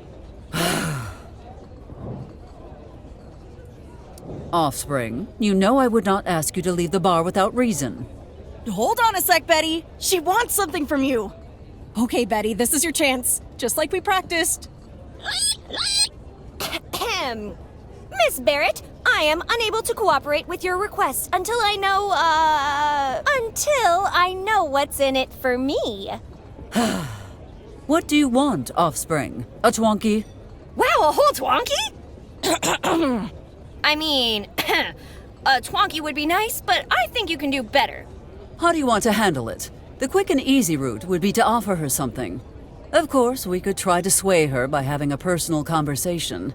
But you know how I despise those. It might be easier, and certainly more fun, to just embarrass her into leaving.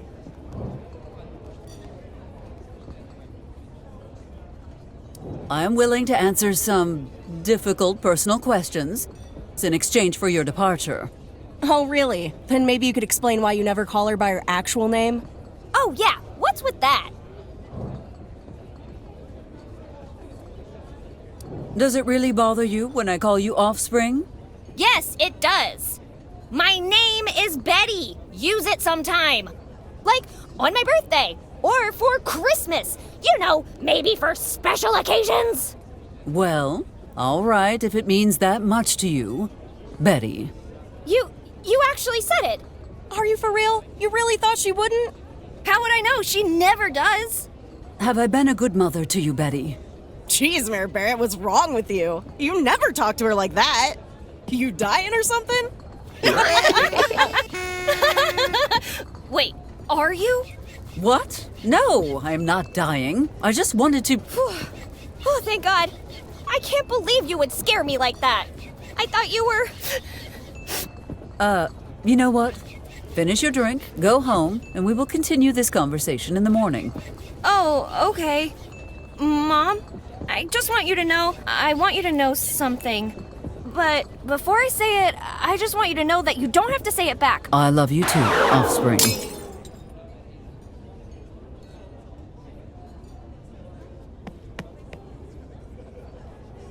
Enough fooling around, Elizabeth. Go straight home and do not do anything. Hey, look behind you! It's a four-headed founding father! Oh, please. Do you really think I would fall for such a childish trick? Holy hell, Eliza, look at that! Please, Max, not you too.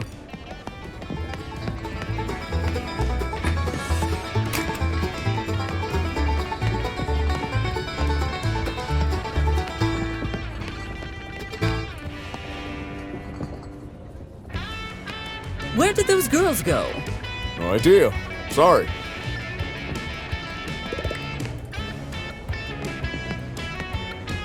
Well, well, well. Look at what the cat dragged in. Uh-oh. Better have your drink before she tries to snatch that too. Since when do you drink, Lorraine? Since today.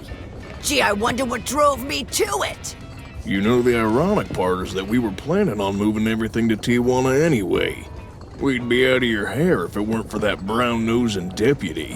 What if, instead of wallowing in self-pity, you allowed me to assist you with your little problem? Ooh, tempting. Here's my counter. Lorraine, we may have had our differences recently, but shooting me will only cause you further trouble. Not shooting me and going home to sleep it off, however. Well, that could restore things to normal for you and Mr. Monroe in no time. Just like that. What's the catch, Eliza? The catch, if you want to call it that, is that you must give Amos your client list. Become snitches for the fuzz? Are you out of your goddamn mind? I think I'd rather just shoot you. Do you know the sheriff's new deputy? He is very eager to prove himself and very thorough. I wonder if he has had a chance to peek inside your truck yet. Hey, Lorraine. Put your gun away and come here a second. She seems real focused on getting us to leave. Maybe we can use that to our advantage. Tucker, you already know she can't be trusted. Yeah, but what do we have to lose at this point? The longer we wait, the higher the chance of McCord stumbling upon not exactly legal merchandise. Okay, Eliza, listen. You make sure the deputy's focus is on something far away from our truck, and we'll be out of your hair. Good to see your business sense has not abandoned you in this trying time. Very well, we have a deal.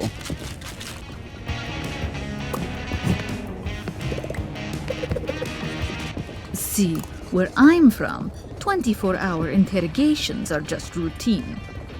Where were you from again, Miss P? Ellie! Oh, thank God you're here. I thought you would have left by now, Ms. Peterson. Actually, I was hoping Mr. Porter could get me onto the airfield.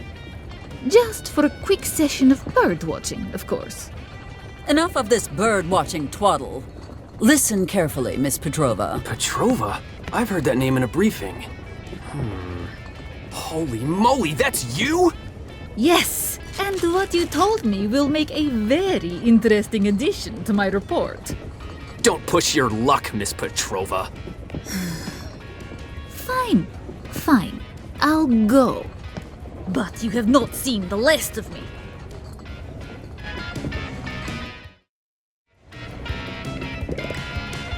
How are you feeling? You do seem mostly fine, besides a few bruises. And the broken ribs. Hurts like hell, but I'm alright. Perhaps you should go home and nurse those broken ribs instead of talking. Yeah, that's probably a good idea. It'll give us a chance to talk in private at least. So, think you can get me to your place without anyone spotting us? It would be my pleasure. Well, he should sleep soundly after that. Now, back to the less enjoyable business of burning down the bar.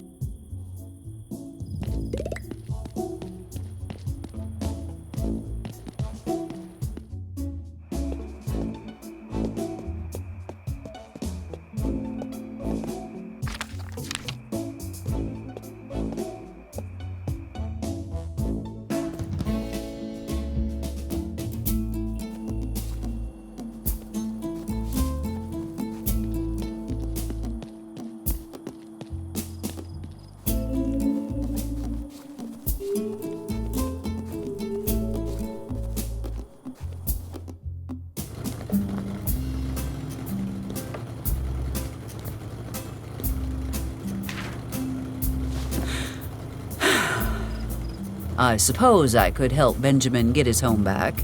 Again. All I need to do is ink the stamp, and, well, I think you can determine the last step on your own. Unorthodox, but it should do the trick.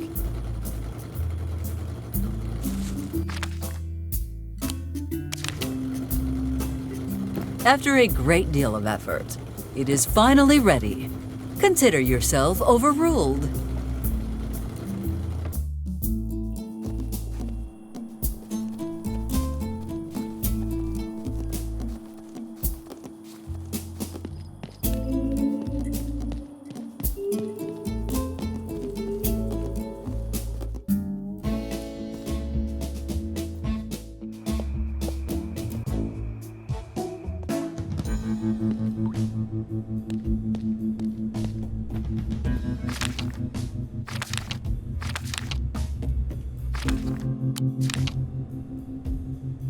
Amos, I need Benjamin to— No. What do you mean, no? I cannot let that man go back to a trailer that's one sneeze away from falling off a cliff! Come now, Amos. That caravan has been there for decades, tow chain or not. All right, I'll find some way to secure his home tomorrow. First thing. No, that is unacceptable. Benjamin must go home tonight, and that is final. All right then, I just need your stamp on the eviction notice and I'll do the rest. Here you are, Amos. Benjamin's eviction has been officially overruled.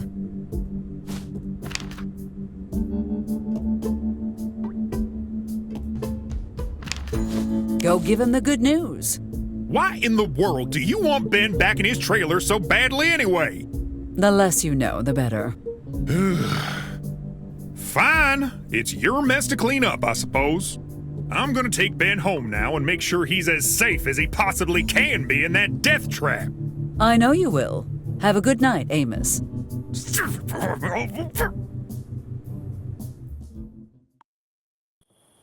Just let me say, I strongly disagree with the mayor's decision. You worry too much, Amos. Did you hear something just now? Stop trying to distract me and just give me my keys back. Wait, I don't have your keys. What do you mean you don't got my keys?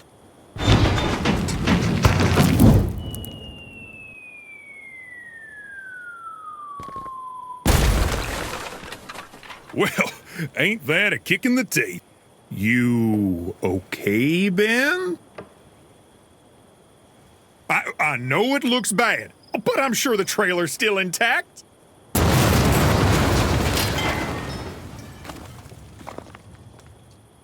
Well, most of it. You're taking this awfully well. I was sure by now you would have...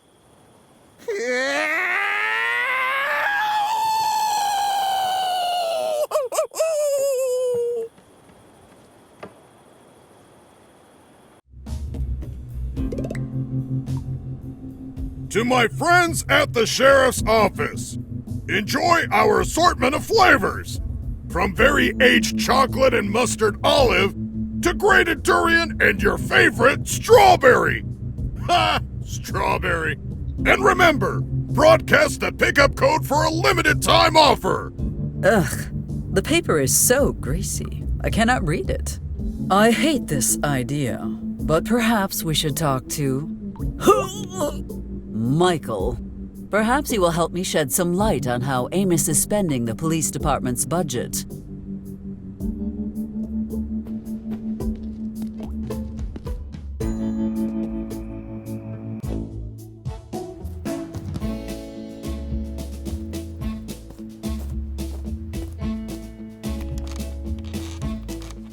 Michael?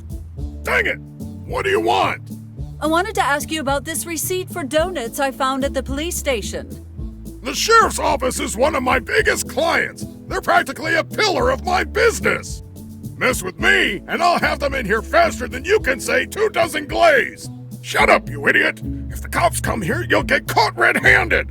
Relax. She'll never call that bluff. She's just messing with us. What was that? What was what? You must be finally losing it. Anyway, like I was saying, all I have to do is get on the radio and tell them there's a code 1000. They'll be here faster than you can say chipmunk. Are you saying that not only do you illegally possess a police radio, but that you use it to let the police department know when to grab fresh donuts? Ha! Fresh? Oh shit! No, don't fall over! Please don't fall! Ah, god damn it! Improper use of a police radio. I could not be more disappointed in our sheriff. They are meant for maintaining law and order, not finding snacks. Well, despite my disappointment, perhaps I can use this to my advantage.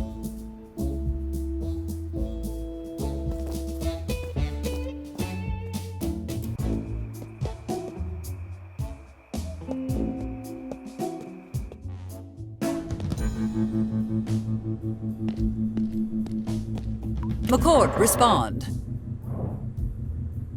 Code 1000. Discount on 2-week-old donuts? Oh my god! Okay, it's happening! Deputy McCord on the way! I cannot believe we actually managed to fool law enforcement officers with that. Could they be any more stereotypical?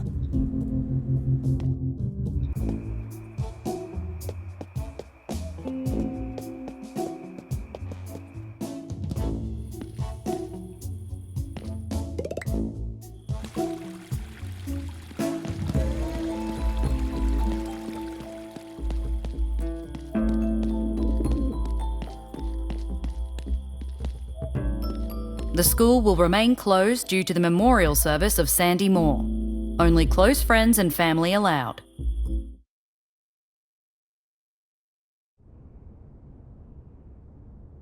Burning his earthly remains, using a knife crafted by the Kurds. And if she's in a good mood, you can borrow Death's scythe. And that, kids, is how you kill a demon. Why'd you ask? No one asked. What the hell are you kids doing here anyway? You know, my sister's thing. Why do I always get saddled with the worst jobs? Bucky clean this, Bucky kill that, Bucky officiate this random kid's funeral. Mr. Buckingham, please! My sister just died! Can you make an effort for once?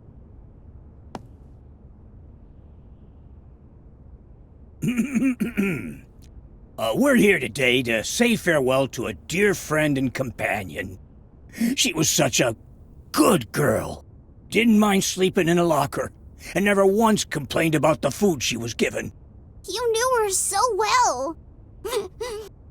Even the time she had worms, she didn't whine about it. She just took her medicine and tried her damnedest not to scratch.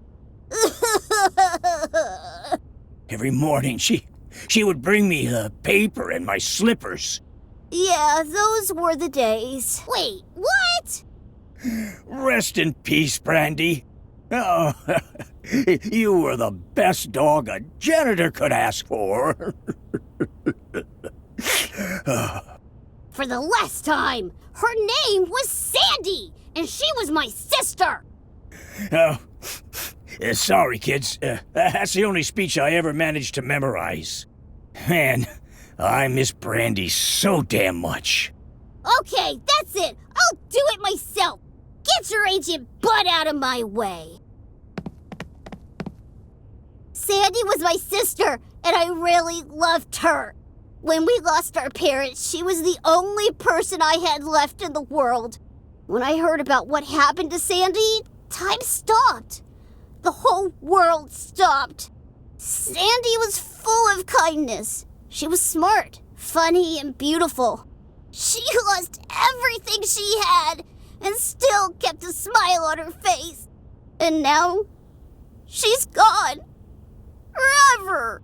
And I'm sad and lonely, and my heart is broken, and I'm sad. Hey, you already said that one, kid. Sandy's gone, but as long as we love her and cherish her memory, she'll never die. Oh boy, kid, I know I've been heckling you, but trust me, do not try to bring your sister back. It never ends well. Sandy, no matter where you are, you'll always be my big sister. I hope we meet again someday. Until then, rest in peace. And that's how you give a speech, old man. Huh? Sorry, I wasn't listening. Friggin' snot-nosed brats trying to make me look bad? God, I cannot wait to get adopted and leave this town full of lunatics. Oh, that reminds me of something. I got good news for you, kid. What are you talking about, you old coot? The mayor got you all government jobs. Whoa! Those pay a bundle! Plus, you don't even have to do any work. You thought I meant as civil servants?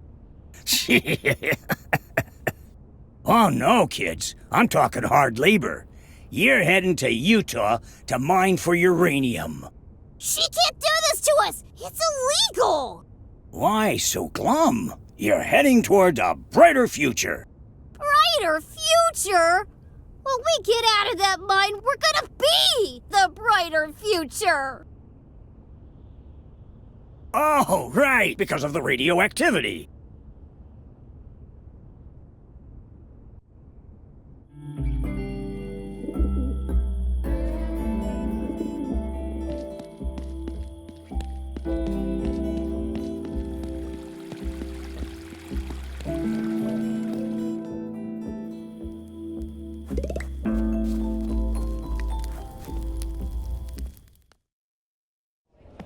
Aloha! Welcome to the Kamehameha Tiki Bar. where every night is a luau just for you. One more Coca Loco coming right up. The deputy is gone. Gone? Damn, Mayor Barrett. Didn't think you had it in you. Not that kind of gone. Deputy McCord is no longer guarding the parking lot, so here is your chance to get into the truck. Damn! Check your boots for ice, Tucker, because it seems like hell actually has frozen over.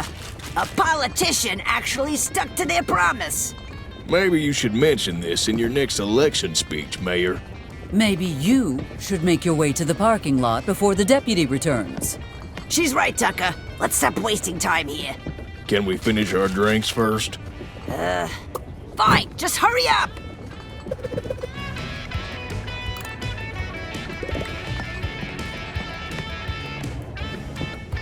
Load the truck with as much stuff as you can from storage, and head for Tijuana like the devil's on your ass.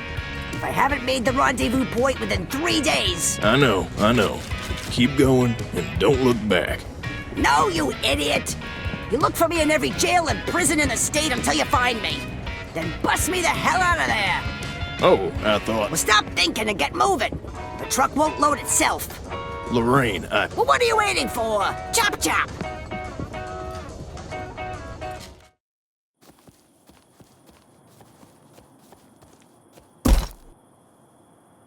Look for me, my ass! If she's not in Tijuana by the end of the week, I'm selling all of this and moving to Aruba. Well, back to the grindstone. Gotta finish before the deputy gets back.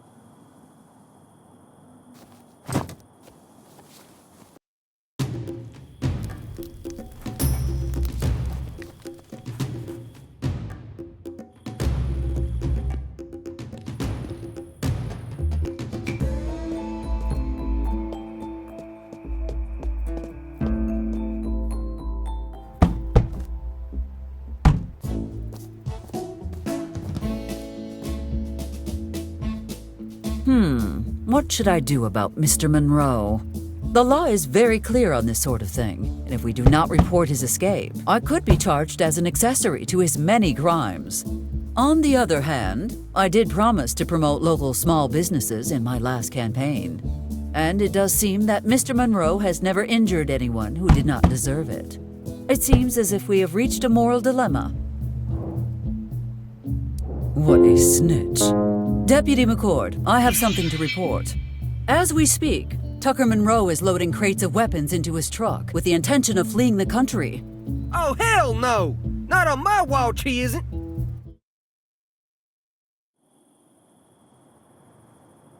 Is it just me, or are these crates getting heavier as I go on? Oh man, I hope Lorraine didn't mix up which boxes had grenades and which had coconuts again. Freeze, Monroe! You're under arrest! Put those hands where I can see them! Damn it, the fuzz! I said freeze! Stop or I'll shoot!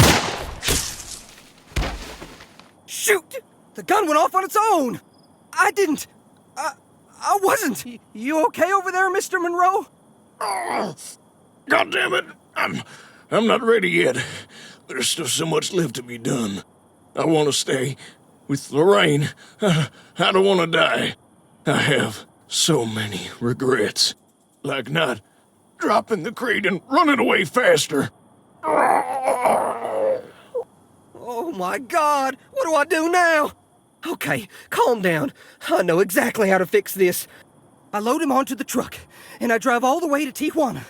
Then, I leave him there with a note pinning the blame on the chipmunks. Yeah, that'd do it. Let's get to work.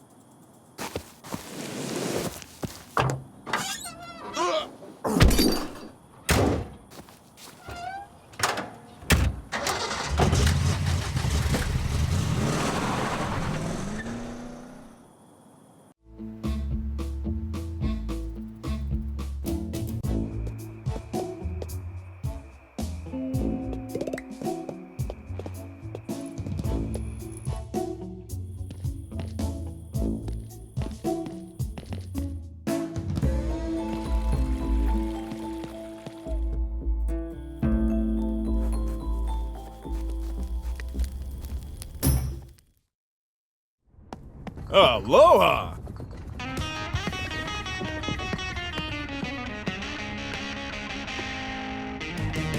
I have heard better music coming from a malfunctioning ice cream truck.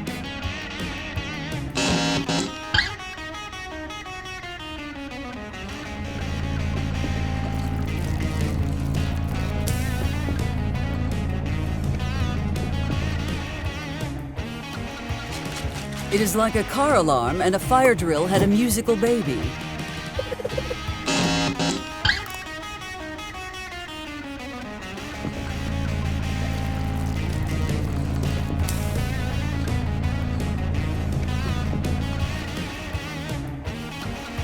Where is a trapdoor with hungry crocodiles when you need one?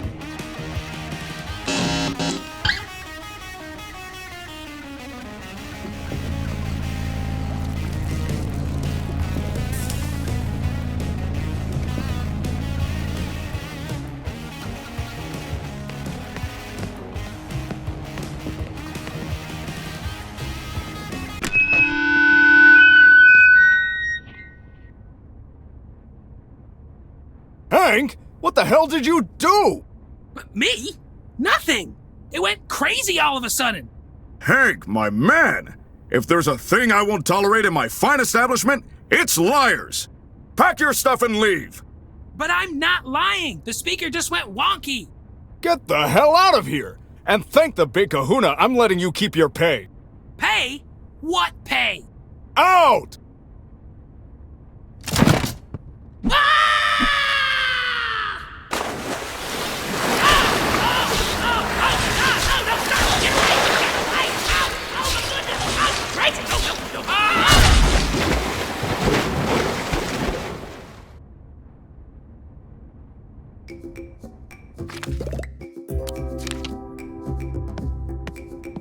How did that fire-breathing trick of yours go again, Max? Why the hell not? Let me show you.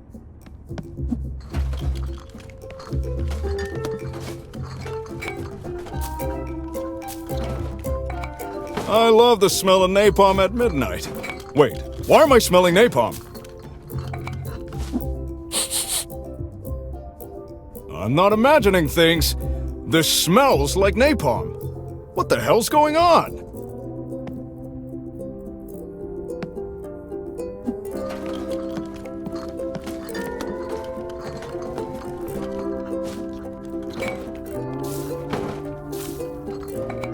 Did I break a bottle of...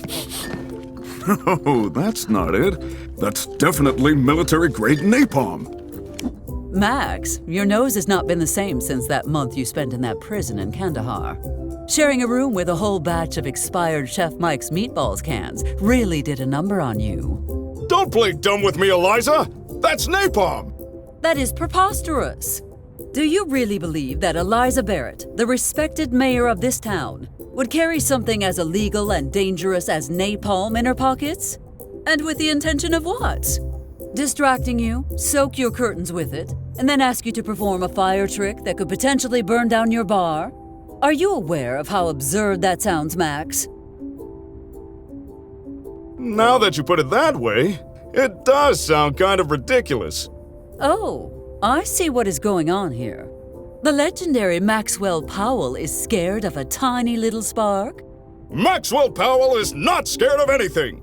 Here, let me show you.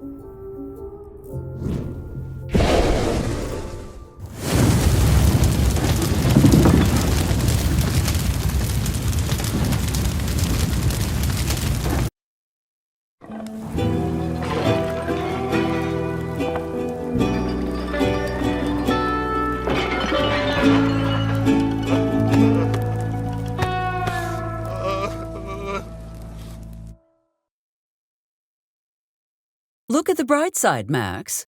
The fire is a golden opportunity for me to get rid of some of my stuff.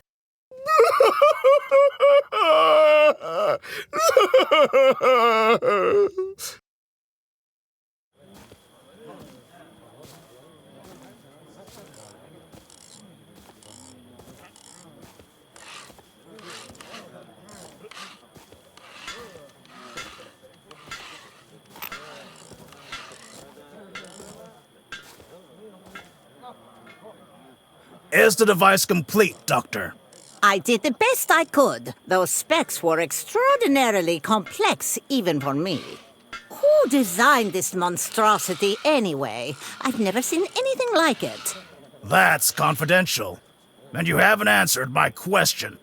Yes, the device is complete. It'll work perfectly. I hope you're a better scientist than you are a liar. Care to try that again? No. At least not until you tell me why you're doing this. I know what this device is capable of. If this test is successful, it could stop armed conflicts before they even begin. It may seem draconian, but this device has the potential to save millions of lives. So, to stop a problem that doesn't even exist yet, you want to turn everyone into mindless zombies? Isn't the military supposed to protect Americans, not brainwash them? I'd rather die a slow, painful death than lose my free will. And if you keep arguing with me, I'll be happy to assist you with that. Now tell me what you're hiding. Did you do something to the device? Look, you asked me to get it up and running, and I did. That's it. I'm not cooperating any further with this insanity. Have it your way, then. Mendez, escort Dr. Dixon to her examination. Sir, yes, sir. Whatever happens now, General, I hope you live to regret it.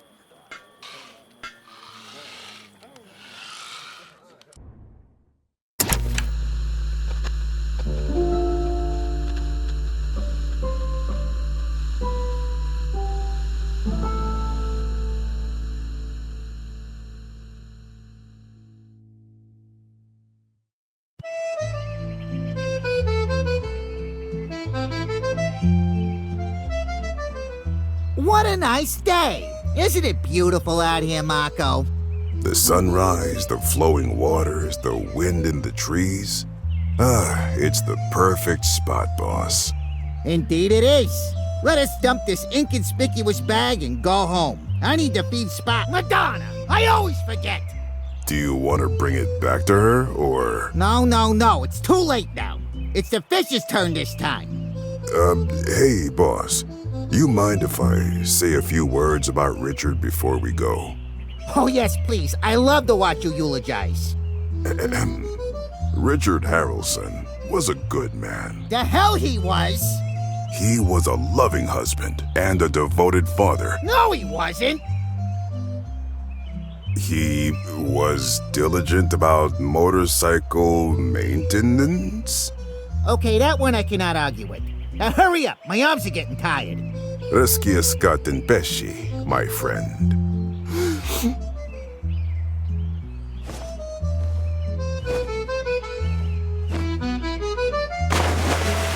What's this? Are you crying? No. Allergies. And there's something in my eye. Crying for my enemies? I can't believe you, Marco. What the hell? How could you? Don't you remember what he was gonna do to me? It was just a job. It wasn't personal. Oh, just a job? Is that all I am to you, Marco? You know I didn't mean it that way, caro mio. Damn you, Marco. You know I can't resist that Sicilian accent. Thank you, boss. Would you have cried for me if Harrelson had succeeded? No, I would have made sure he ended up in a bag next to yours. And then I'd have gone straight to hell and brought you back myself. Oh, Marco, it's so romantic. Why don't you ever say nice things like that in front of people? I'm pretty sure that'd get us in trouble. You wound me, Marco. Of all the illegal things you've done in your life. Okay, you're the boss. Hey, people around the lake, spread the news! I am hopelessly, completely, and entirely in love with... Stop making a scene, you potso! We're working! Of all the moments you could have done that, you chose now? You're crazy! I love it when you act crazy. Are you sure you will be able to find the bomb core before Hartman's men do? You bet your sweet ass I will. They don't know where it fell, but I saw it plummet into the gorge. Don't worry, I'll get there long before they do. You are so lucky that the bomb was not armed when you crashed. I regret not getting the full story from you last night. Well, you seemed a lot more interested in getting me home and playing doctor than you were in talking. We were right. They are looking for you. How are we gonna get past them? I think I found an answer. Why are you staring up at that boulder? How is that supposed to... Oh, wait, I think I get it. Great idea, Ellie. Just stay hidden. Let me handle this. Hey, what are you... who goes there? Greetings, gentlemen. Are you enjoying this beautiful evening? Freeze! The bridge to Corona is off limits. Yeah, what he said, lady. How dare you two speak to me in that tone of voice? Do you know who I am? A corpse if you keep bothering us. I could end your career without flexing so much as a finger. And if I flex my finger, I'll end a lot more than your career. Get out of here, lady. Oh, that is it. We are going to make them regret the day they crossed Eliza Barrett.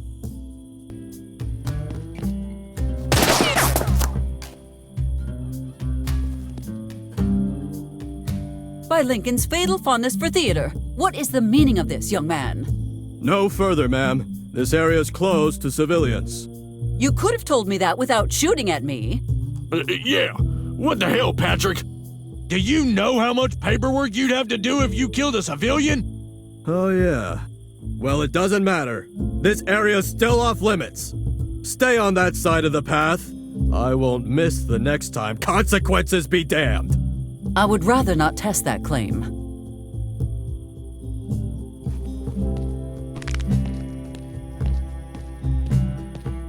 What in the name of George Washington are you doing here? I saw you two sneaking out this morning and thought to myself, this might be worth investigating. And it seems I was right.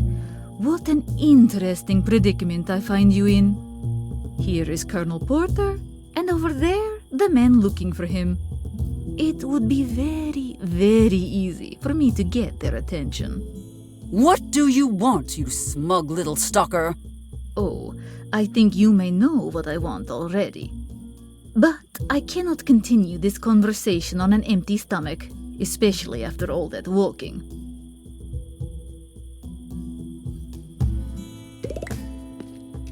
What is that thing buried in the sand? Oh, come on, not another corpse.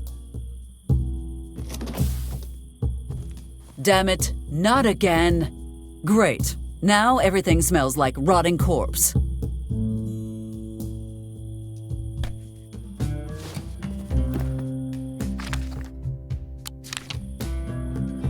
Hey, Colonel Porter! Will these sate your appetite? Frikadelki. Class.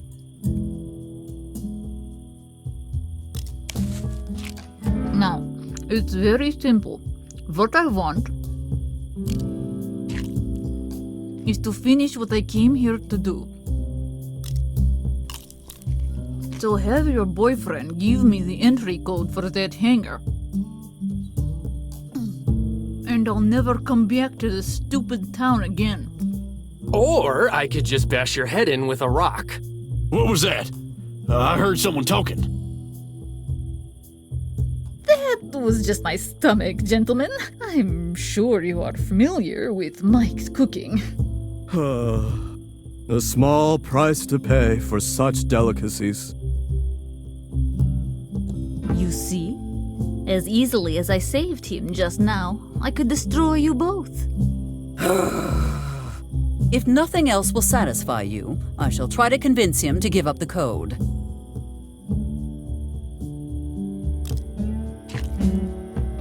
You think we'll get a promotion? Lincoln, we need that access code now. No! Do you have any idea what they're building in there? If that fell into Soviet hands, the consequences would be catastrophic. Is there a way to prevent her from leaving once she is inside? No, there's... Wait. Actually, you handle the spy, I'll do the rest. All right, just play along with anything I say. Well, Lincoln, after so many years of high-stakes political maneuvering, I know when to admit defeat. Damn it, Eliza. I hate to admit it, but you're absolutely right. What do we do now? We have no choice but to give her the code. Go on, Lincoln. Oh. All right, Miss Petrova. Since I have no choice. The code is 99999. Are you serious? Please tell me that was a ruse. You think that's a weak password? Don't even ask about the nuclear launch codes. I will be back very soon. I'm counting on you.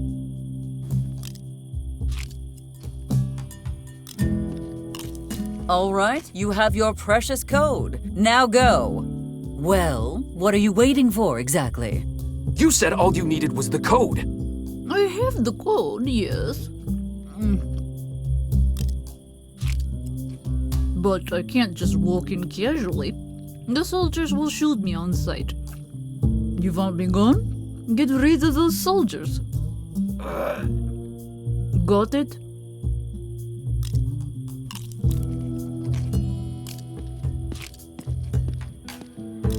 You seen the new BT-16? Yeah, some of the other guys were telling me about it.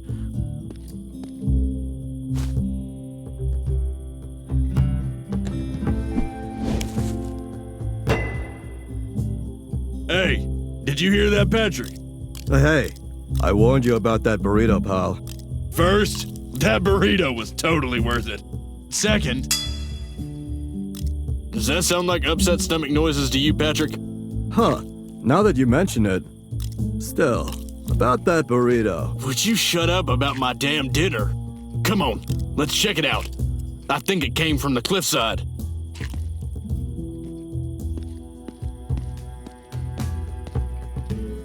What on earth are you waiting for?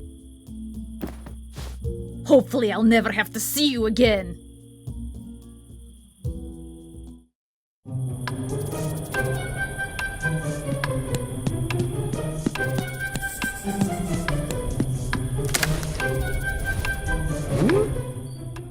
Hey, you!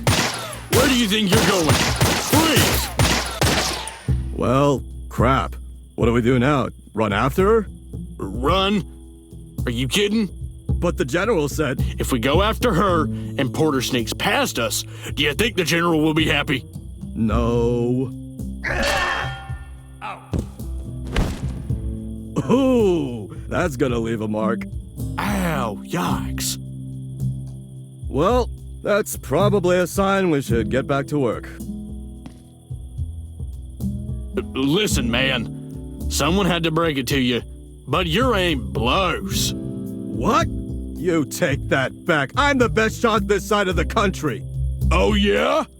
Then, how about you hit those rocks over there, huh? Watch and learn. Suppressing fire! As I was saying... Ouch! Who the hell is shooting at me? Wait, did you hear something? Damn commie snipers! I'll show you how to do your job! Best shot this side of the country, eh, Patrick? Shut up, Bob.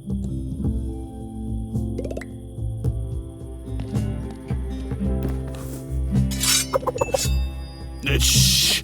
I heard something. It came from behind that rock over there. Yeah, I heard it too. I bet it's Porter. Let's go! Go get him! Uh-oh. Oh! It's just a dog! A dog? Wow. Can I keep it? Well, I'll take good care of him, I swear. I'll hug him and feed him and call him Mr. Barky. Oh. Hey, Bob, if you are as good a shot as you say, why don't you hit that can of meatballs from here? Watch and learn.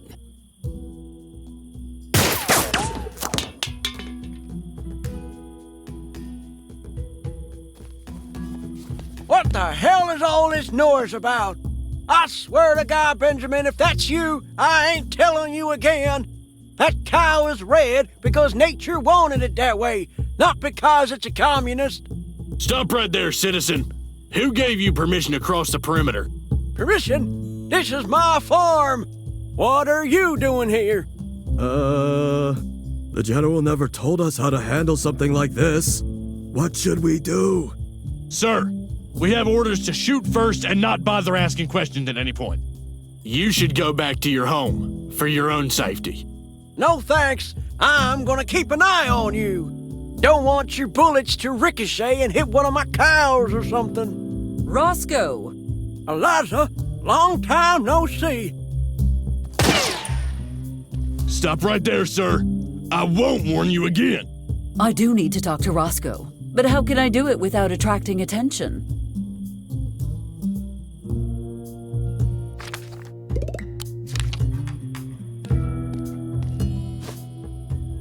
What is she doing? I'd better cut back on the bacon or I won't be ready for that sexy farmer calendar photo shoot. Roscoe? What the heck? Who's talking to me? For Roosevelt's sake, Roscoe, I'm using the powers of Excalibur. Wait, does that mean you can hear my thoughts? Yes, and by the way, you should never crash diet. But that is irrelevant. What matters is that I need your help.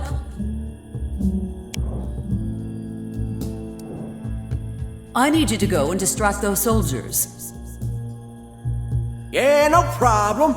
Sure you don't want me to try and get them to vote for you too?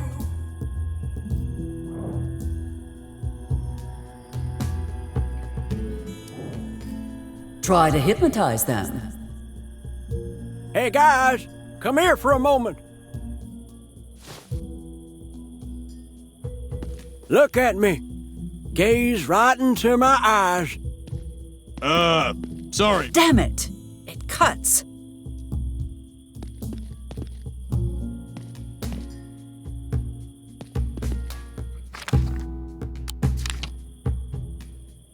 I'm flattered.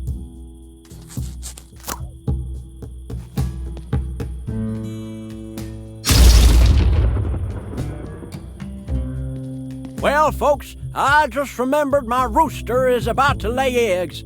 Roosters don't lay eggs. That's why I can't miss such a special occasion. Au revoir, gentlemen.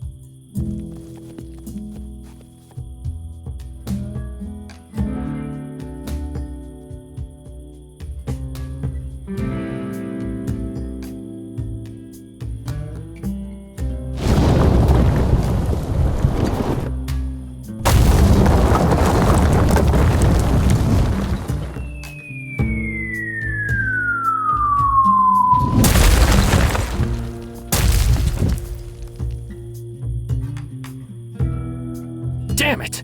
What choice do I have here? Stay and get caught, or go back and get caught? And what if they find out you were involved? I could never forgive myself! Lincoln, do not do anything stupid. Wait a second. Isn't that Colonel Porter? It is! It is! Quit talking and shoot him! Lincoln, no!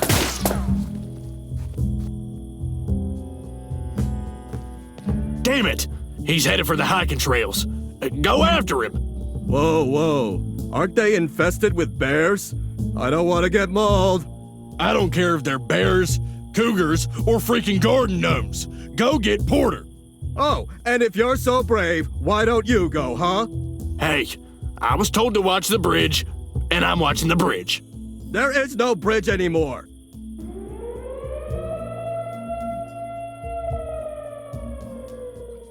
And here I thought tonight could not possibly get any worse.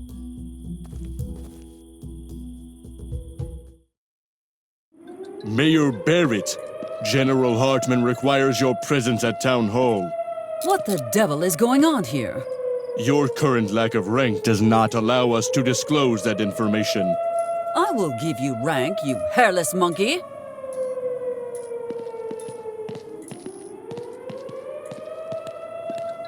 You're lucky you caught me without my broomstick. Eliza, give me a hand here.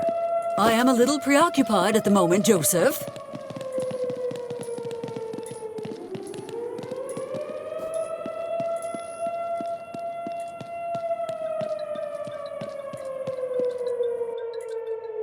not a drill. All citizens proceed to the hospital immediately. Hey, hands off! Do you know what my father did to the last guy who grabbed me like that? He's part of a wall in a parking garage in Evanston now! Miss Mayor, help us! Where are you taking them? All individuals must attend examination.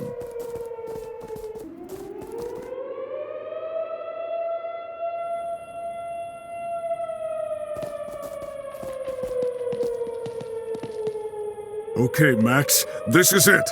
You're gonna go out there, snap those bastards' necks, grab your best friend, and hightail it out of here! Now, quietly. Unorderly noise detected.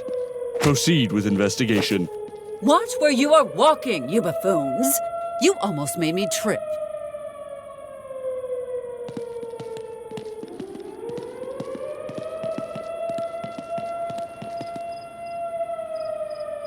Oh, coconuts! Report, soldier. Currently, 50% of the local population has been examined, and all communication with the outside world has been cut off. And the vehicles have all been disabled? Well, sir, I wanted to ask you about that actually. When you said all, surely you didn't mean... Are you questioning a direct order, Private? I said all the vehicles! Understood, sir. We'll take those out right away. Good. Any news on Porter or the Plutonium Core? Nothing yet, sir. Keep looking, Private. But remember that examination is our first priority. Sir, yes, sir.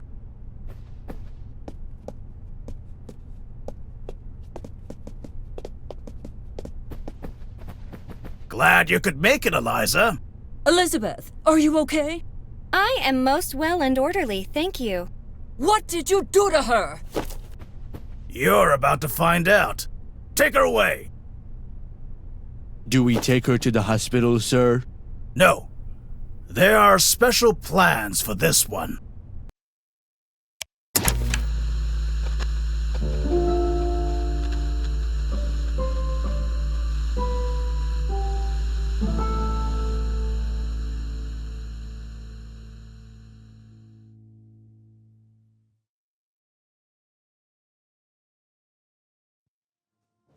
Wow, what a read!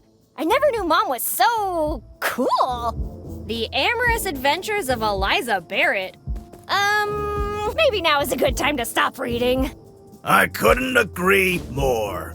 Didn't I tell you there would be consequences if I saw you hanging around the base again? Well, yeah, but I'm not around the base, I'm in it. Before anything else happens, I have to admit, I'm impressed by your bravery. Especially right now. Aw, thanks. Wait, what did you mean by before anything else happens? Wait! Look, I know I don't always do the right thing, but this seems kind of extreme, don't you think? You might be learning this later in life than most people, but everything you do has consequences. I was expecting a hero, not you. You can't save anyone. You're just lucky I managed to cover up what you did. If it had... Well, never mind. With you out of the picture, things will stay orderly. We might still have a chance. I was just messing around. I promise I won't do anything bad ever again. Please, sir, please let me go. You should have listened to me, kid.